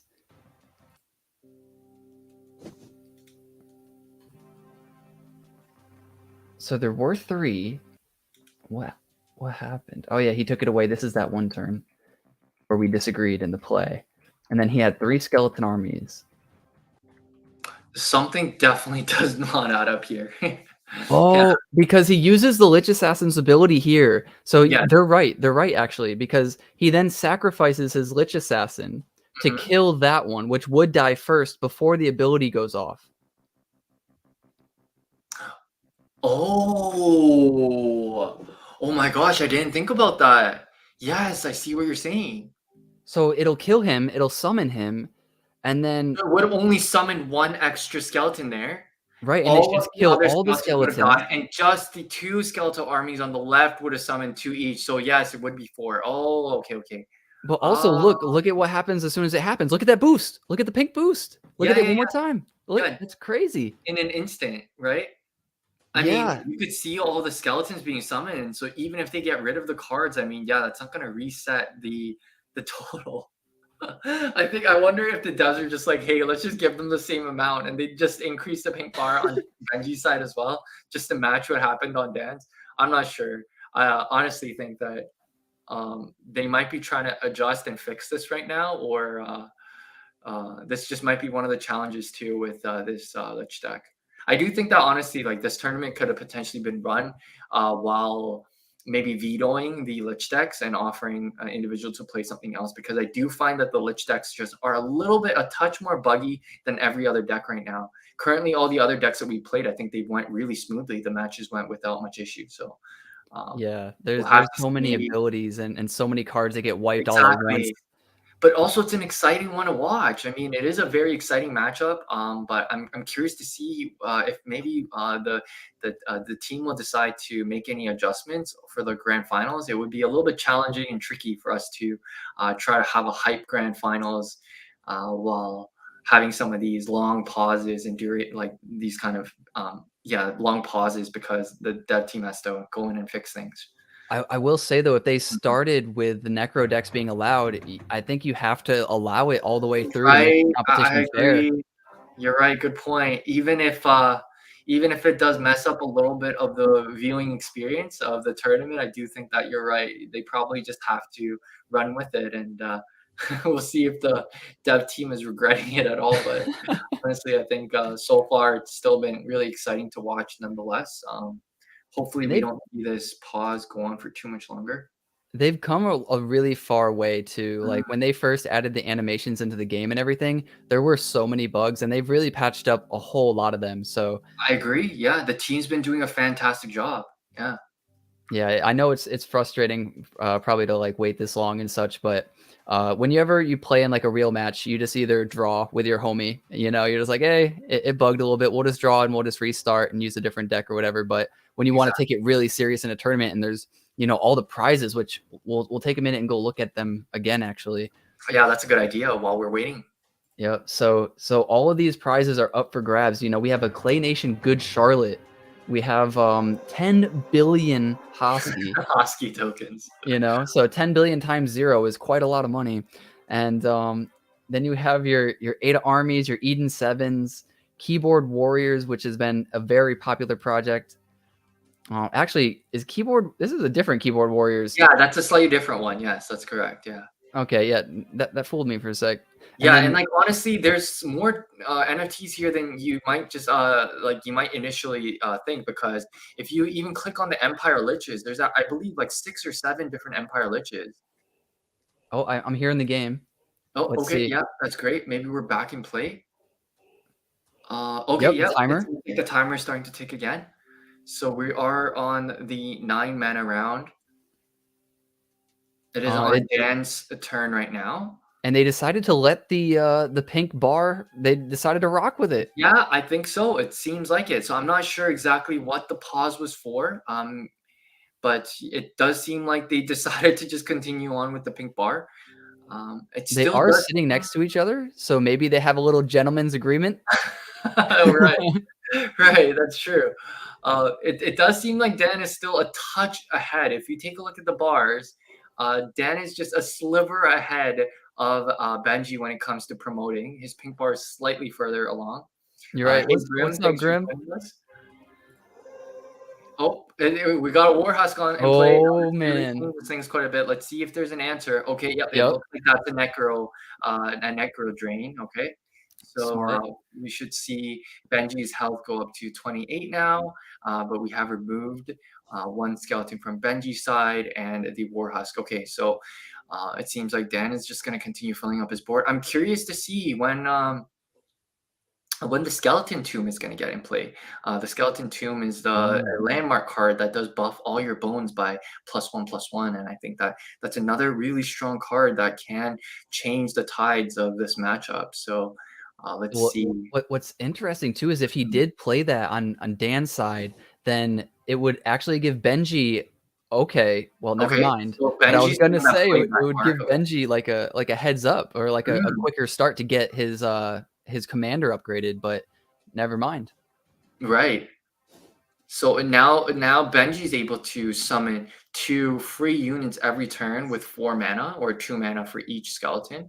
One of the things about this matchup, though, is these Necromancer decks do not have any cards actually to deal and like deal with a landmark card. They don't have a removal.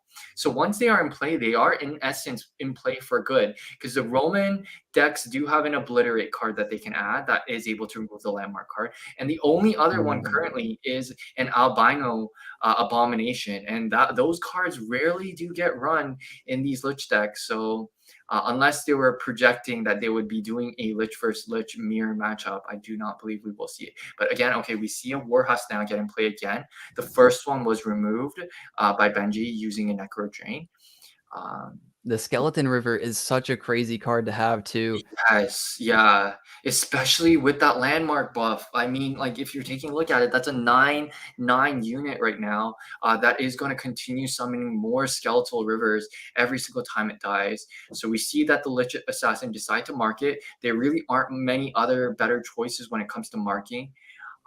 Let's see what Dan chooses to do here. I think he is just going to sack all of his 1/1 skeletons, try to get that promotion going as soon as possible.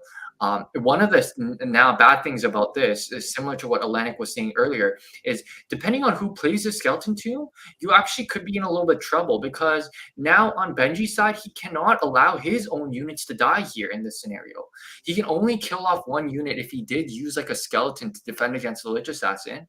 But in this scenario, he doesn't. He does decide to, again, we don't know for sure if he's going to roll with this or not.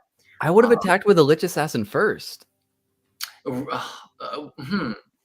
Yeah, I see what you're saying. You're right, because now he can deal damage with the other units. So you're right. That would have been the right play. But it also does seem like in this scenario, it's not going to matter all that much, because he's not going to defend with the skeleton. I do think that this might be the right play here. On Benji's side, he does not mind taking that damage. Oh, and he also kills a Warhusk. Wow, so he's managed to use a Necro Drain the first time, and then he's used a Quick Strike. Okay, I think this might be an Adrenaline Rush. It could be a drain too. I don't Maybe. believe. Nope. Yeah, yep. Okay, so yep, he is answering that Quick Strike to keep the Warhusk alive. I think that is a very smart play in this scenario. A Warhusk is going to make a big difference here. But again, all of those 1/1 skeletons were not dealt with. They are going to deal 7 damage. Actually, sorry, I'm incorrect. I think there's only 6 of them on board. So they will deal 6 damage to Benji. But it might be the right play here, Benji, by not clearing these units. It will not allow Dan to be able to promote his the Terracropolis into the Apothic Doomsday. So that's true. But I've always wondered, how do you handle this deck if you can't kill the opponent's enemies? you're right. Where are you going to deal the damage? I do think that right now the play. Oh, that was a little bit strange. Did you see? Oh, okay. Yes, that was the damage done by the assassin. Okay. So Right. It did it correctly, but it swiped Yeah. twice. It had a weird animation. It did have a little bit of a strange animation. Yes. And okay. Yep. There we go. It's tallying on the Skeleton River. I believe there should be one more. Okay. Perfect. Yep. Okay. Yeah, so it should be a 9/3. Again, the reason why is because 3 damage dealt by the assassin, and the mark on the skeletal reverse should have done 3 damage. The marks now on the Anubis Priest and the skeletal reverse should be removed now, so that if there is a new assassin that is played, that it will not re-deal that damage. Let's see if the devs are able to patch that as well. If not, maybe they will just make sure that the next time an assassin is played, that they will make sure that the damage does not get dealt. Did that deal damage correctly? Hold up. For which side? Is that 28? So he should have done 6 damage there directly to Benji. And how did it get down to? Oh, okay. Yes, so that looks perfect. Benji did summon another skeleton, either using his skeletal tomb or his Terracropolis. Again, okay. Yeah. So now this also in some ways is quite concerning at the same time. In some ways it's good, but now clearing off all these units will guaranteed, I believe, promote Benji's Terracropolis into a Apothic Doomsday. And the Doomsday is going to clear off that Warhusk quite soon. And if that Warhusk does die on the same turn as all these other skeletons, it will not deal any damage to Benji's life total. That's a good point.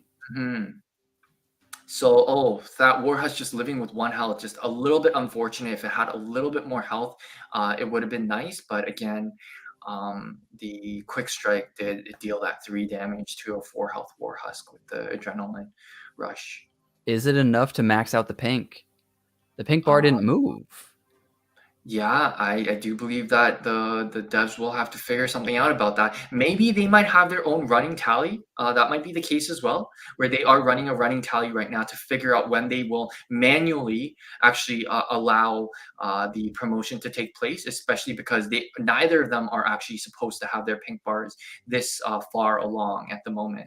So that also might be a scenario. Maybe they visually cannot update it, but they are manually potentially counting every single unit that's dying. That's a good point. They did do something that we didn't anticipate with managing the amount of cards that they should have too by kind of messing around with the round. So Yes, right, yeah, so they could be doing something similar along those lines as well. I'm sure that the devs have a little bit of limitation when it comes to the things that they are able to edit on the fly, but we see another Skeleton River get in play. no, I One of think the this things one is that being fixed. Pardon? This is the Skeleton River that should have been played after it died from the 3 attack. Yeah, right. So I was just gonna say, Oh, like, okay. where's the other Skeleton River? Okay, so thanks for correcting me because I was just wondering where is that other unit. So yep, it does seem like that is the one that's in play, and I think maybe the reason why we can tell is because the icon that would be on the mana number, it does seem to be colored a little bit differently. So it does seem like that is the one that did get summoned again from the Skeletal River, the 9/9 that died. Again, that should have been an 8/8 without the Skeletal Tomb. This one is a 6/6, and it is getting buffed up by the Skeletal Tomb to a 7/7.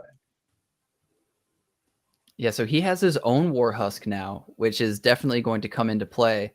He's got plenty of elixir to move with too. So Right, yes, yeah, there's a lot of mana still left in this round. Let's see, what Benji decides to do in this round. I mean, he can attack quite a bit, but, I wonder if he's gonna choose to go against it because he might not want the Warhusk, to actually start dealing more damage to his life total.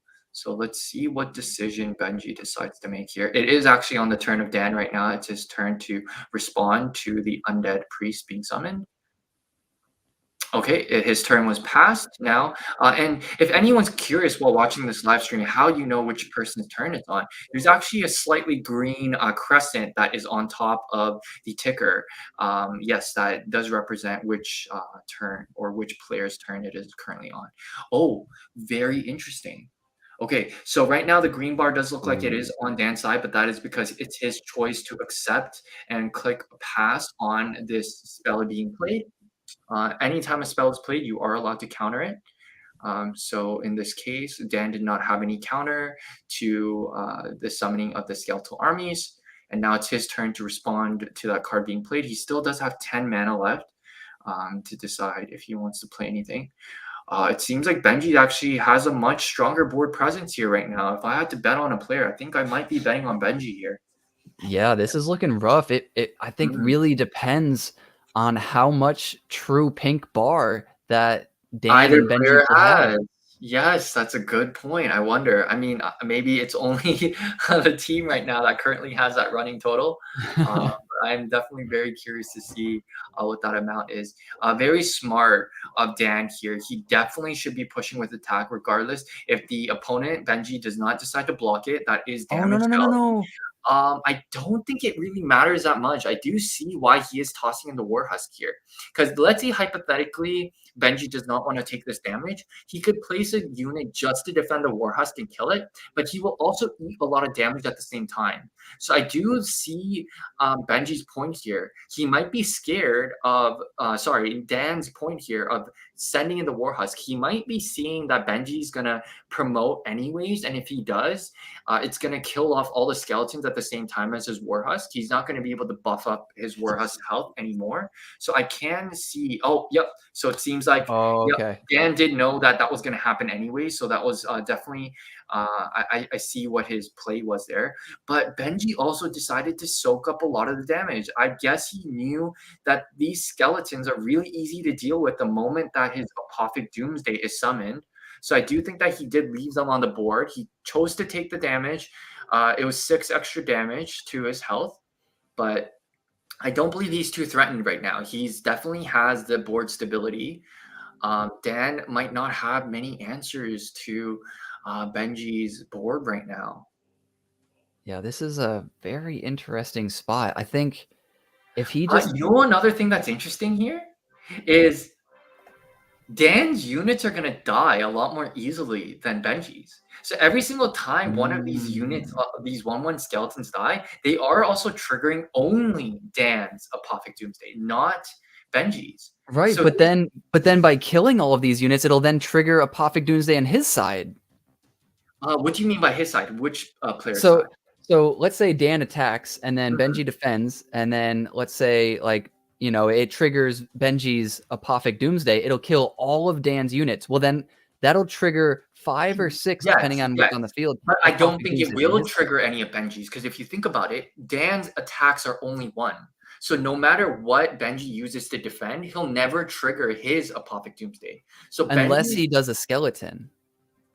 oh, and actually, wait, I think he just did something along those lines. He just summoned a reanimated Pharaoh, and a reanimated Ooh. Pharaoh actually does kill 3 of his skeletal units. So this should indeed actually trigger his own Apothic Doomsday. He's And just I gonna don't know straight up win though, yeah, because he's only got 3 what health. happened to Dan's health? It's at 3 right now. Yeah, it's over. What happened? What was his health before? I think it was at 26 or something, wasn't it? Can Wait, you rewind a little bit? I don't know what just it happened. was 24, 24. I'm not sure what just happened here. I and then think he that's does what this, and that what? It goes from 24 to 3 in 1 move. What a power play. I What an don't think absolute unit. what a unit. Oh, man, I want one of those cards in my deck. Holy crap. So, I mean, I think this is gonna be a little bit crazy for the devs to figure out what in the world is gonna go on, but maybe, it'll be fun for us, Atlanick. Do you wanna try to figure out what should happen here? So let's try to go through it one at a time. One thing Okay. we know for sure is that his health should not be at 3. No, Uh, it should be so at what, 24? yeah, so let's leave it at 24 for now, and then let's try to think of what would trigger and in what order things would trigger. So when the reanimated Pharaoh gets triggered, it's gonna deal 3 damage in separate instances, right? So we can assume that his health should drop to 21. I'm Right, talking about Dan. And also every single one of his skeletons on Dan's side should be dead. So that should also trigger 6 of Dan's Apothic Doomsday. So that should right. deal 6 damage to everything on Benji's side. If that deals 6 damage to everything on Benji's side, it should kill the reanimated Pharaoh. It should kill the 2 skeletons. It But should kill the War Husk. It but should also kill the Undead Priest. It should also kill the Skeletal Army. Oh my but goodness. first, it'll kill the 2 skeletons, which will trigger Warhusk's ability. Oh my gosh, I forgot about the order in that sense as well. You're right. So that's going to trigger now 2 of the War Husk abilities. So that would have done now Nine 20, It'll bring him to 19 It'll health. bring him to 19. Um, that'll trigger another 2 Apothic Doomsdays from Benji's side. So that will bring him down to 17. Correct? Wait. No, I don't think so, because it's not killing anything else. It did. It killed the 2 skeletal units on his side. Remember? Oh, which will So it trigger. deals damage Oh, via the right. War Husk and the Apothic Doomsday on Benji's side. Right, and then it'll finally kill the Undead Priest and Warhusk, which I'm not sure if the Warhusk's ability will trigger from the Undead I Priest. don't believe so. I think it happens at the same turn. So now he Okay. should be able to buff 2/2. And maybe he would have buffed the reanimated Pharaoh, because if he doesn't, the reanimated Pharaoh should also die in this turn. I Which have would no idea exactly what the health of Benji would be at this moment, but at the very least, it would have done 6 damage, right? he'd be at 17, and then those 2 would die. That'd bring him to 15. Then that would die. It'd bring him to 14. Uh-huh. And then We're Skeleton Army talking would about Dan die. still, right? Yeah, we're talking about Dan still. So when Warhus doesn't trigger, so he's at 15, like you said, because of the 2 Apothic Doomsdays. If he uses Undead Priest on the reanimated Pharaoh, it would not trigger another Apothic Doomsday. But the Skeletal Army would have died, so that would have triggered 1 more. So now we're at 14, right, Atlanick? Right. He should be at So 14 14. health Um, if but if now he the saves the 2 Pharaoh. But now again, think about this. The 2 1/1 units would have been summoned at the same time. as the skeletal army dying, there would be room on his board for them to get summoned. Both those would get died from the 6th Apothic Doomsday getting triggered on Dan's side. So that's another 2 damage. So now we're at 14. We're at 12 now. Oh right? my. Yeah, we'd be at 12. Also, the Skeleton Alright, River this should is have crazy. 7-7. It shouldn't have 9-9. You're right. It should be at 7-7. There's a lot at play here. There's a lot at play here. But anyways, it wouldn't have died. So let's ignore that for now. Right. Wait, I think what did Kyle say? Kyle sent me a DM. He said, "Loads of bugs, rough night for devs." Oh no, this is brutal. This is the craziest live stream I've ever seen in my entire life. So wait, let's try to backtrack. I think before anyone dies, I think Benji might have been the one to die here. Because let's think about it. Even if the 2 skeletal units on the skeletal army get summoned and the 6th Apothic Doomsday on Dan triggers and kills them, that's another 2 health. So now we're at Dan's health should be at 12, right? And let's just assume that Undead Priest was used on the reanimated Pharaoh to keep it alive. The Skeletal River shouldn't be dead. The reanimated Pharaoh shouldn't be dead. And those are the 2 units alive on Benji's side. Right. Now the question is, how much damage should have been done to Benji's health? Minimum 6 damage, right? Minimum 6 damage from all the skeletons. Actually, no, I think it's only 6, right? I think so. I think it's 6 on exactly. Dan's side would have died. So Benji's health should be at 6 minus 14 would be at 8 now, right? So it should be 8 to 12. Dan should be at 12. Reanimated Pharaoh should be alive with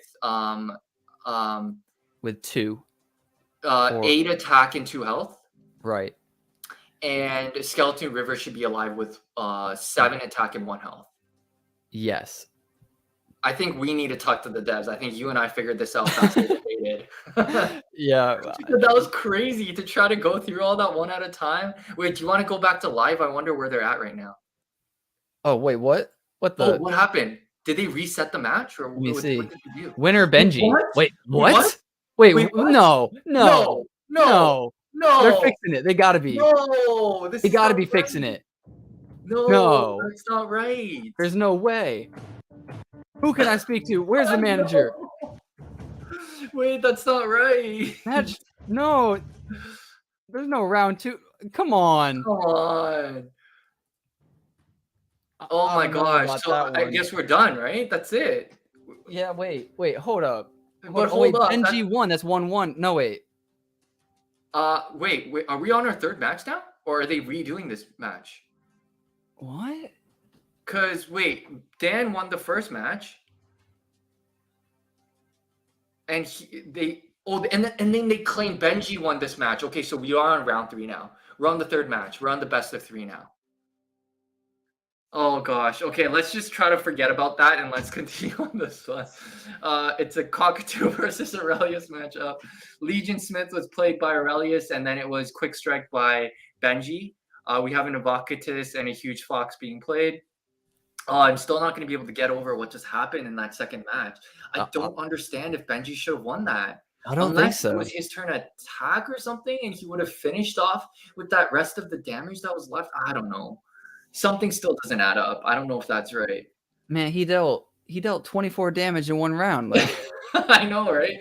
He still should have had 12 health. But honestly, I do think that Benji was really ahead at that point. He still had his Skeletal River alive. If that dies, it still summons another 4/4, and buffed by the landmark, it would have been a 5/5.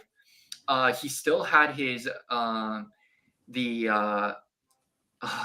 forgot what that skeletal card is. The one that buffs all your skeleton units by +2/+2. But anyways, he had another strong unit. Was it the Pharaoh? That's the Pharaoh. Thank you, Atlanick. Yeah, so the Pharaoh would still have been alive, and both of them would have had quite a lot of attack, right? 9 attack and 7 attack. If they both did do an attack, and Dan had nothing to defend it, I do think that would have been game anyway. So we're gonna have to move on, but like my brain is so stuck on that match. Yeah, honestly, that was kind of crazy. Oh my goodness, that's such a bummer. But yeah, crazy match. But honestly, oh man, I wonder how the devs are ever gonna build something that's gonna be rigorous enough to handle the crazy order and the damages that get through with all these apothic doomsdays getting triggered back and forth, especially when you're doing a mirror matchup. Yeah, That's hard to keep track of, I'm really not sure. I mean, you did right? say that they're using some of the funds to hire a team to build, That's so correct. Yeah, they are. They're hiring out a triple A gaming studio to build out this game. So not only should we expect it to look like a really polished game like Hearthstone or any of the Blizzard, like the top triple A games, but we should also expect it to be, for it not to have bugs and for it to be really well developed on that end as well. But it seems like the match here is going quite well. Both sides have quite a board being developed here. We have a Watchful Raven. I don't think we've seen this card being played just yet. It is a card that at the end of every round, you do get to buff up the health of one of your units. So we can see that right now there are 2 green numbers on the health of 2 of the units. ooh. Those are the 2 units that Benji has buffed. We see a Lesser Dragon getting played here. This is a really strong tempo card, one of the strongest 6 mana drops here that you can have currently within the neutral deck. We'll I've see not if seen Dan has anybody an answer. use a lesser dragon on a cockatoo deck before. Yeah, honestly, it's not that commonly used unless you care a lot about tempo. There are a lot of other 6 mana cards. For example, the Cronus is a very popular card with 6 mana. There's a lot of 6 mana spells as well. There's 6 mana bolster. There's let's see what's being done here. Oh, okay. So that's a really good play. So I think that it seems like Dan is a little bit threatened by the Watchful Raven. Honestly, I think this is a really weak play. The Watchful Raven, sure, it can increase the health of a unit by 1 at the end of every single round, but it's such a weak card. It only has And 1 it's attack. random too, so you It can't seems like really, that you is a know. quite of a desperate play there to use his one of the 2 arcane blasts that he has. But again, here we're going to be able to get 2 regenerate tallies, I believe. If he uses his Aurelius to defend one of these units, I think that that can be good. But the question is that Lesser Dragon, that's pushing a lot of damage here. What is Dan going to do? If he has a bonfire warmth, he could try to use the Praetorians. Yes, right. That's a good point. That would give him 6 attack. It's a little scary still because Benji could be holding on to a quick strike. He still does have 3 mana. It seems like he doesn't have an adrenaline rush or a bonfire warmth, and therefore he is deciding to just defend with Invocatus. He is gonna lose. Oh, he's not Oh, even gonna try to get an extra uh, regenerate from his Aurelius. He could have even defended a Cockatoo. One of yeah. the things he could be trying to do here is to make sure that the Count Cockatoo can't promote by allowing him to keep his board flooded. But that's also a lot of damage that Benji's going to be pressuring with every turn with the Lesser Dragon. So that Yeah, is a that's a little bit good point. scary and concerning here. He does get a We do see Legion a Smith Legion up. Smith getting played here. Yeah. Gotta look out for the quick strike, almost always played right after a Right, Legion yeah, Smith. on a Legion Smith. So let's see if Benji's got his secondary quick strike here to answer that. Nope, so he doesn't. Um, okay, yeah. Nice. The So God this is combo. the God combo. Yeah. So this one's sick. Again, if he does not have an adrenaline rush or a bonfire warmth, the Praetorians not able to do a whole lot here. You could take down one of the cockatoos, but I don't even know if I'd want to take out a cockatoo right now. Can't really deal with the lesser dragon. You will lose your unit regardless, unless you just want to deal 3 damage. Um, yeah, quite tricky here. What is Dan gonna choose to do here? He's definitely not gonna attack with his Aurelius. It will get completely eaten up by the Lesser Dragon. Ooh, that's not what Benji, you wanna has see. decided to answer with the Snowboard. A really good play because again, Praetorians is incredibly strong only when it is able to kill a unit. Oh my gosh, what is this now? Is this a buffing card or what's going on? Yeah, it is on the turn of Yeah, Dan, so and I he must be buffing it, but why is he not buffing it in the middle of combat? so I because wonder. you can only play 1 spell at a time. Oh, Ah!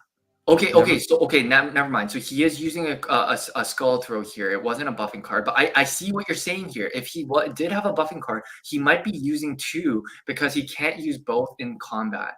Oh, okay, let's see what he does here. Wait, Oh. wait. That had 2 health. Oh gosh, if he targeted a regular cockatoo, this might not have happened. Oh, actually, wait, That's no, it would have happened so regardless because it only had 2 health. Oh my goodness, that was such a good play from Benji. that could This have been is that could be the huge. game, honestly. That Like, just actually like could have that. that is yeah, that could have changed the tide of the game right there. That was an incredibly good play from Benji. Wow. Yeah, he should have attacked a cockatoo knowing that there could be a spell, like the 1/1 Oh my cockatoo, not the goodness. 1/2. Doing that in combat though would also made a little bit actually, would that have made much of a difference? Ah, oh my goodness, this is really tough. Oh man, Dan is in some trouble here. I think at the very least, he does need to sacrifice his Legion Smith and yeah, eat up that 7 damage. He cannot take that directly. How is it Um, down to 1 attack right now? yeah, it's not really gonna do a whole lot to the Lesser Dragon. It's still gonna have 4 health. Oh, because of Snow Warrior, that's right. Oh my goodness, is he actually gonna take it? Oh my gosh, why would he do that Oh, either? That also doesn't oh, seem like a good play. And I also don't understand why he's not putting his Aurelius in front of a cockatoo. Oh, okay, he's choosing to do that. Okay, he wants to deal a little bit of damage to Snow Warrior. He will be able to regenerate the health that the damage that he takes from the Snow Warrior.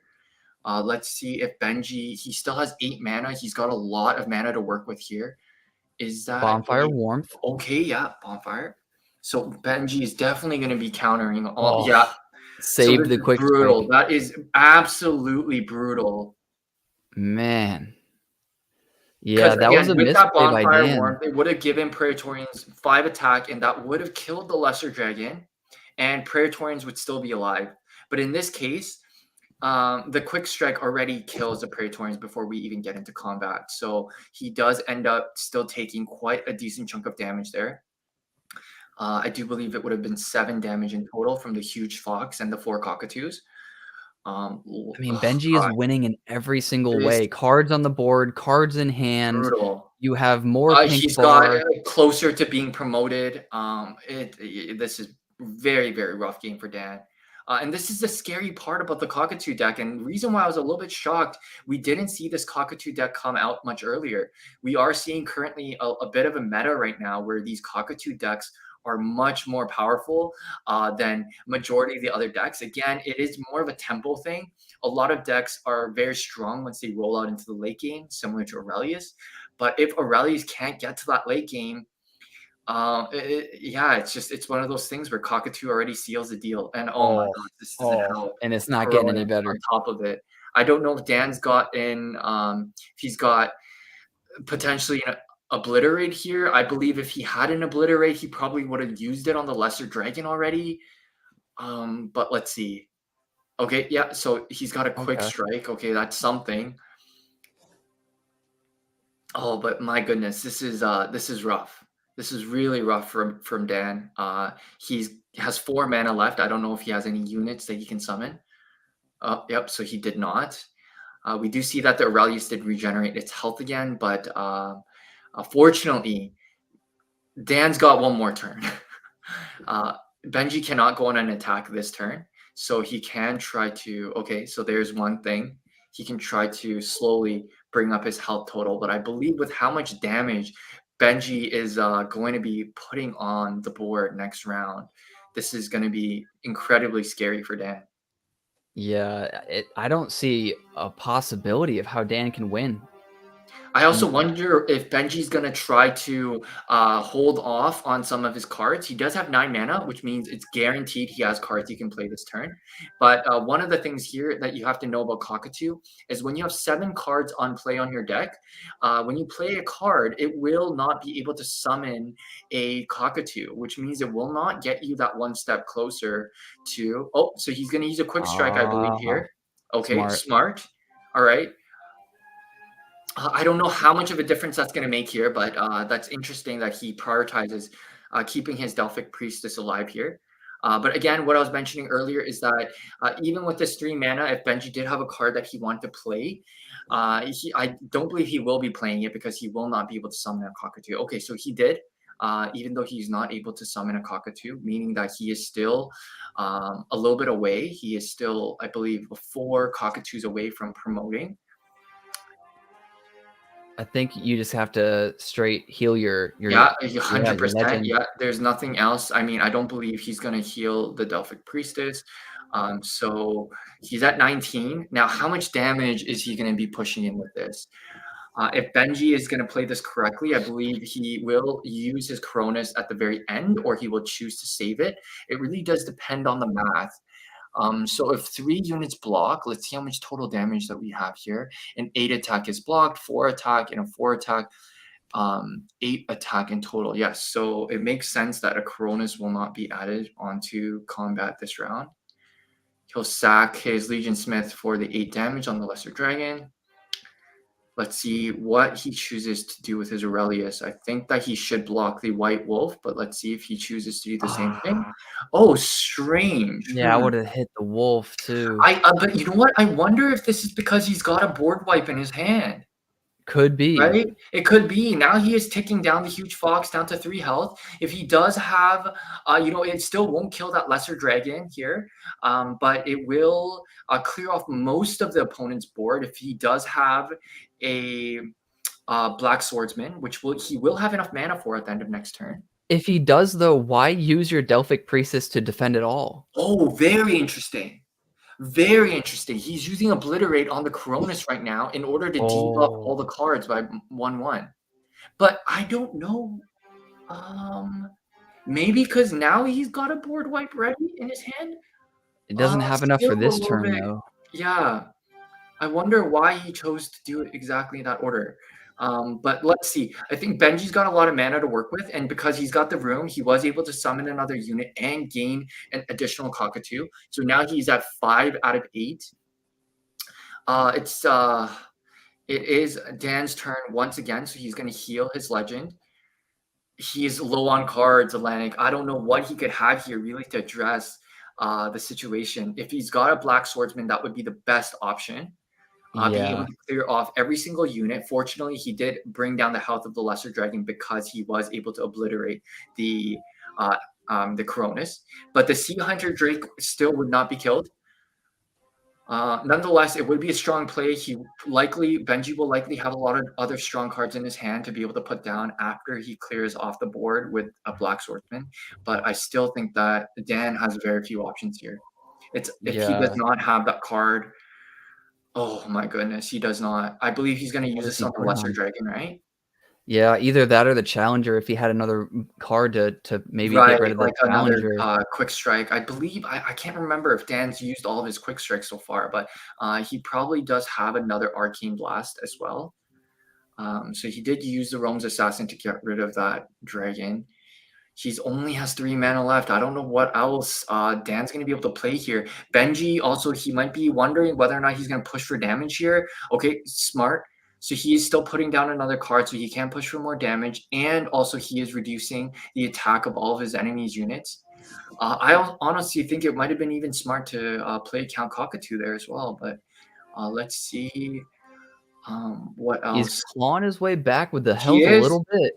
Yeah, little by little, but again, this is a big, this is a lot of damage that's coming in here. I do believe that Sea Hunter Drake is going to be targeted towards the Delphic Priestess.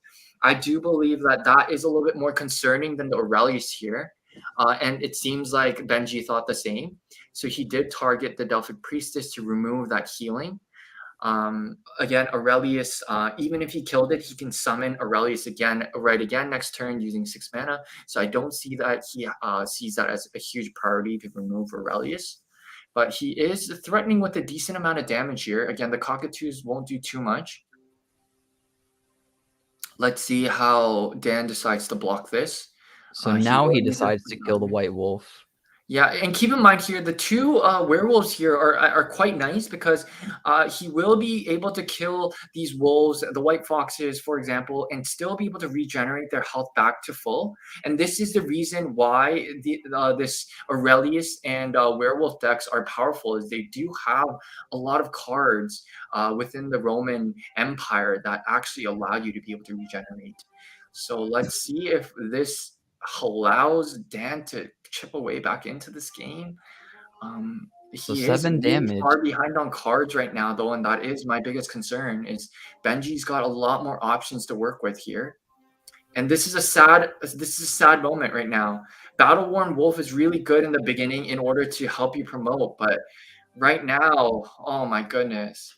And Yeah. what's another Oh. really rough thing about this is that Delphic Priestess is definitely going to be healing that Sea Hunter Drake, meaning that even if Oh. Dan eventually does draw a Black Swordsman, it is not going to be able to clear that unit. It's a really good point. Yeah. Yeah, those two combo together very well. So let's see what Dan decides to do here. But I think, I would almost decide to call it a GG at this point. I cannot imagine a way that Dan is going to be able to pull back on this. And I'm shocked. Oh my gosh, Dan had such a strong win in the first match. And then in the second match, it was this crazy Lich versus Lich matchup where Benji, there was some crazy things that we don't even understand right now what happened with all the bugs. But wow, what a way to potentially wrap up the final match of the semifinals. It seems like there are a lot of spells getting used here, but okay. So yeah, that's going to save Dan a little bit of time there. He used a spell to attack one of the cockatoos, and by killing a cockatoo, he did do 4 damage to 4 damage to the Sea Hunter Drake before the Delphic Priestess got to heal it, which is actually really, really smart. Yeah, he has another now first strike Forest Rider, which is going to be tough to deal with now as Incredibly well. strong card again. Yeah, unless he's got a way to deal 3 damage. I do think he's used both of his quick strikes. He does Yeah, finally get right? the upgrade. He also used the skull throw, right? Yeah, so the Yep. upgrade is nice on this Aurelius, but oh man, when your opponent's health is at 29, oh, A bit too little, too late, but it's a we'll little have to too little, see. too late. Yeah. All right, so let's see. We're at the end of the next round again. I do believe that we will be going into combat now with Benji. So Benji's got a lot of units to attack with. Seems like he will be rushing in with a strong attack here. If he is going to go in with the Snow Warrior to try to close off this game, he will be adding that unit at the very end so that it will still continue debuffing all of Dan's units. I think that this was a wise play right here. It does seem like he's got enough damage to threaten lethal, so it makes sense for him to send in every single one of his units. He is using his Aurelius Imperator to block the Snow Warrior, Battle Oh, Worn Wolf to man. block the strongest attacker. But oh boy, let's see how much damage is there still here. There's 5. still 5 damage here, and I think that's okay. He will lose his Snow Warrior, Benji, but I still do think that this is the right play here. He will have a lot of damage still waiting in the previous rounds. Also, this gives him room to be able to play. Actually, no, it doesn't. It gives him room to play a card, but he would have been able to play a card on top of a cockatoo anyways. He is 1 away. He is 1 promotion or 1 cockatoo away from promoting his Count Cockatoo to Lord Cockatoo, and that will really help wrap up this game. Once he has that buff on all of his neutral cards and that Fortify, it's going to be incredibly hard for Dan to be able to have any answer to it. So he does choose to summon. Oh, my. I mean, Oh gosh, the Sea Hunter Drake. Yeah. the nail in the Um, coffin. Nail in the coffin, indeed. I mean, even if he did not have that, I do not see how Dan would be able to come back from this match. But He let's needs a Black start another Swordsman, but spell. Okay, so he uses the battle runes here to buff up his card a little bit. He will do 3 damage to Benji's health as well, and regenerate back up to an 8/8 unit at the end of this round. But we will be going right back to Benji's turn. Dan will have 3 cards in his hand once he draws, but I cannot imagine that he has many spells left. So I do not know how he is going to be able to survive another round in this case. I mean, even with the damage that he's dealing to the legend through his regenerator ability, it's just getting wiped away by Delphic Priest. You're right. Yeah, yeah. And I don't think it would matter. I think it would take so many times for him to regenerate in order to deal enough damage to kill Benji. And he just has such a lack of units on his board. Also, his legend has died once, which means that the next time it gets summoned, it's only going to cost more and more mana. That's an incredibly wise play. I like that there. Okay, so that gets rid of 1 unit. And again, He because can't this is sack, on though. Dan's turn, he is still going to be able to regenerate to 8 health at the end of this round. But again, Benji just has consistent answers. He's got more and more units always to play. Okay. Wow. Okay. So this This, clears all the cockatoos. he can But live potentially now. you know why? You know why this is even like scary? Is even doing this to clear the cockatoo, is you are in essence you're creating room for Benji to be able to promote his Count Cockatoo and play it at the same time. Oh, If he's got a low mana card and he could play his Count Cockatoo on the same turn, he will be able to buff every single one of his units and have Fortify. And that Fortify is going to protect his units against the Bounty Hunter. what's also Even though interesting they is will. within Mhm. 5 turns, he could potentially kill himself. Oh, and that's another point. You know what? That's a really good point here. So he's put himself on a timer as well. Within 4 more turns, he And will Delphic actually end up Priestess killing himself as well. can still heal it to delay it even Yeah, you're longer. right, because he still has Delphic Priestess. Yeah. Oh Oh, gosh. Right now, he doesn't even feel threatened. I think he is choosing to protect his units rather than protecting his life total. It's just he's got so much health compared to his opponent that I don't feel he is threatened about getting rushed on damage to his life he total. should just attack right here to speed it up. Honestly, I think that it would be wiser for him to play cards, yeah, which he has chosen to do. I But think I it is think he much wiser did for the him to cards do after this, though, no? but I would've honestly, so this is the mistake that a lot of players make. I'm not sure if I've ever talked to you about this, Atlanick, before, but he could have summoned his Lord Cockatoo for 4 mana and still had enough mana to play the Elric Wolfmaster, which means he would have had the same stuff on the board, he would have had a buff on all of his units, and he would have had Fortify. Right. And And again, it in would have this cost situation, 4. yeah, he was now unable to play it because his Lord Cockatoo costs 6 mana and he only has 5 mana left. So the small difference of what order you play your legend before it promotes can make a big difference here. But nonetheless, I think the game might be over here. So let's see if Dan has an answer with his final card, the one last card he's got in his hand. But I do think that this is going to be GG. Yeah, this is What it. a match. Wow. Oh gosh. Honestly, I could see Skull Throw is the only card that could save him here. Skull Throw could attack a wolf, use the 4 damage to kill a wolf master or another wolf, and leave just 1 wolf and a cockatoo to attack, which means he would only lose 3 health. But no, he does not have the Skull Throw, and it is indeed GG. So what's Oh the wow, what score is right that? now? Did you see that? What just got summoned on the board? Divine Being? Whoa. Wait, hold up, hold up. We'll go Hold back. up, go back a bit. What was that? That was really interesting. They hinting something? Did they I plan don't know this? if that's like an Easter egg or some kind of a sneak peek that the devs were throwing in for us or Wait, let's something see. because Benji won this match. But yeah, it did seem like there was an interesting unit that got summoned. Oh, a unit that does not actually exist. There's no card like that currently exists. So, oh my, I wonder if that is some kind of interesting Easter egg. A Divine 15 being, and God 10 himself God himself. descended. What? What is that? It's like an Easter egg or something. It must be Divine Being. God himself. But what is it though? It's a mouse wearing It's a mouse a with Roman a helmet. Roman. Oh, very cute. That's hilarious. Oh, but wow, what a match, Atlanick. That was really exciting. Congratulations to Benji for securing that final slot in our grand final match. And well played to Benji. That was well played to Dan, I should say. He put up a one hell of a fight. That was really tough. The last match, I think Benji just had way too much pressure, and Dan didn't have any of those wave clear cards that are incredibly important to deal with the Cockatoo deck. But it seems like right now our final matchup will be Benji against Neek. I mean, Atlanick, based off of the matches that we saw today, if you had to put your money on one of them, who would you put your money on? Are you going to put your money on Neek or would you put your money on Benji?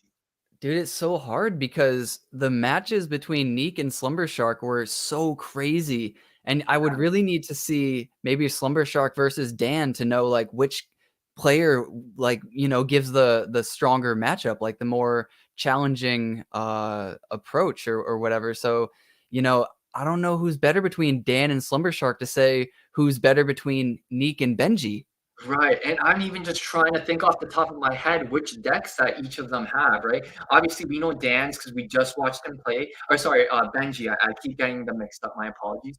But I believe we know Benji's deck. Benji was the Cockatoo, the Lich, and the Roman deck, the Oh, Aurelius. There we go. Aurelius, yeah. Yeah. Neek, I believe he has a Cockatoo. Does he have a Zenobia or does he have a Aurelius as well? I know that he's got a Lich and a Cockatoo deck. But anyways, it seems like it's going to be a really good matchup because one of the things I noticed here is Benji and Neek, they both had very, very similar Cockatoo decks. They had a very strong ramp up. They had lots of high mana units, which sometimes Cockatoos decide to go with a lot of 1 mana, 2 mana cards to start flooding the board very early and go with like a zoo rushing deck. But it does seem like both Benji and Nika decided to go in a slightly different direction with both their Cockatoo decks for this matchup. But again, keep in mind that for this grand final matchup, the players will have an option to adjust the cards in their deck, but they will have to keep their same commanders. But oh my, I'm really excited for next week. I guess we'll be right back here again next week around the same time for this grand final matchup. Yeah, it'll be on the 16th, is that correct?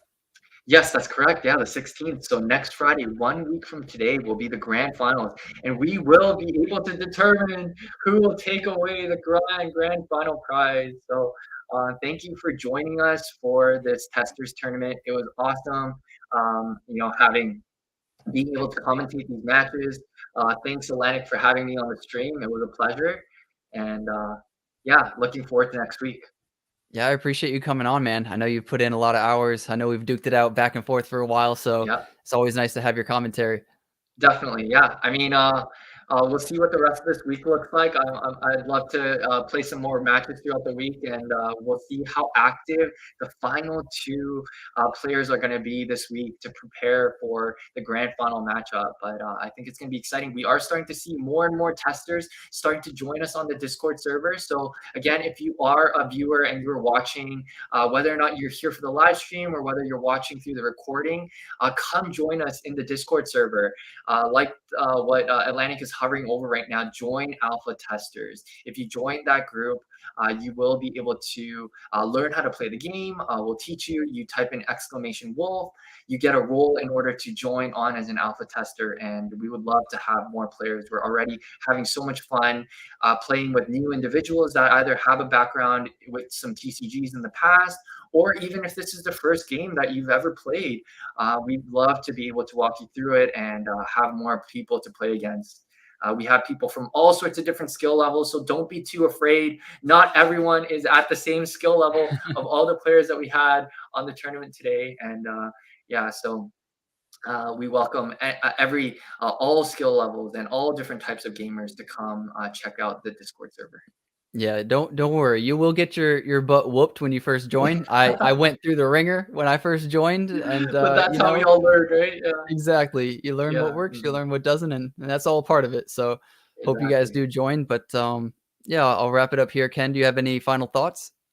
Yeah, honestly, just I think it was really exciting. It's neat to be able to say that this is the wrap up of the first official Cardano PvP live stream tournament. So we hope that even after the one next week, that there will be many more of these in the future. Whether or not that's with Wolves of Rome or other competitive games, I do think that these type of esports games are something that is really, really fun being a part of. The competitive games are really what brings out that next I would say that next level of enjoyment when it comes to playing games.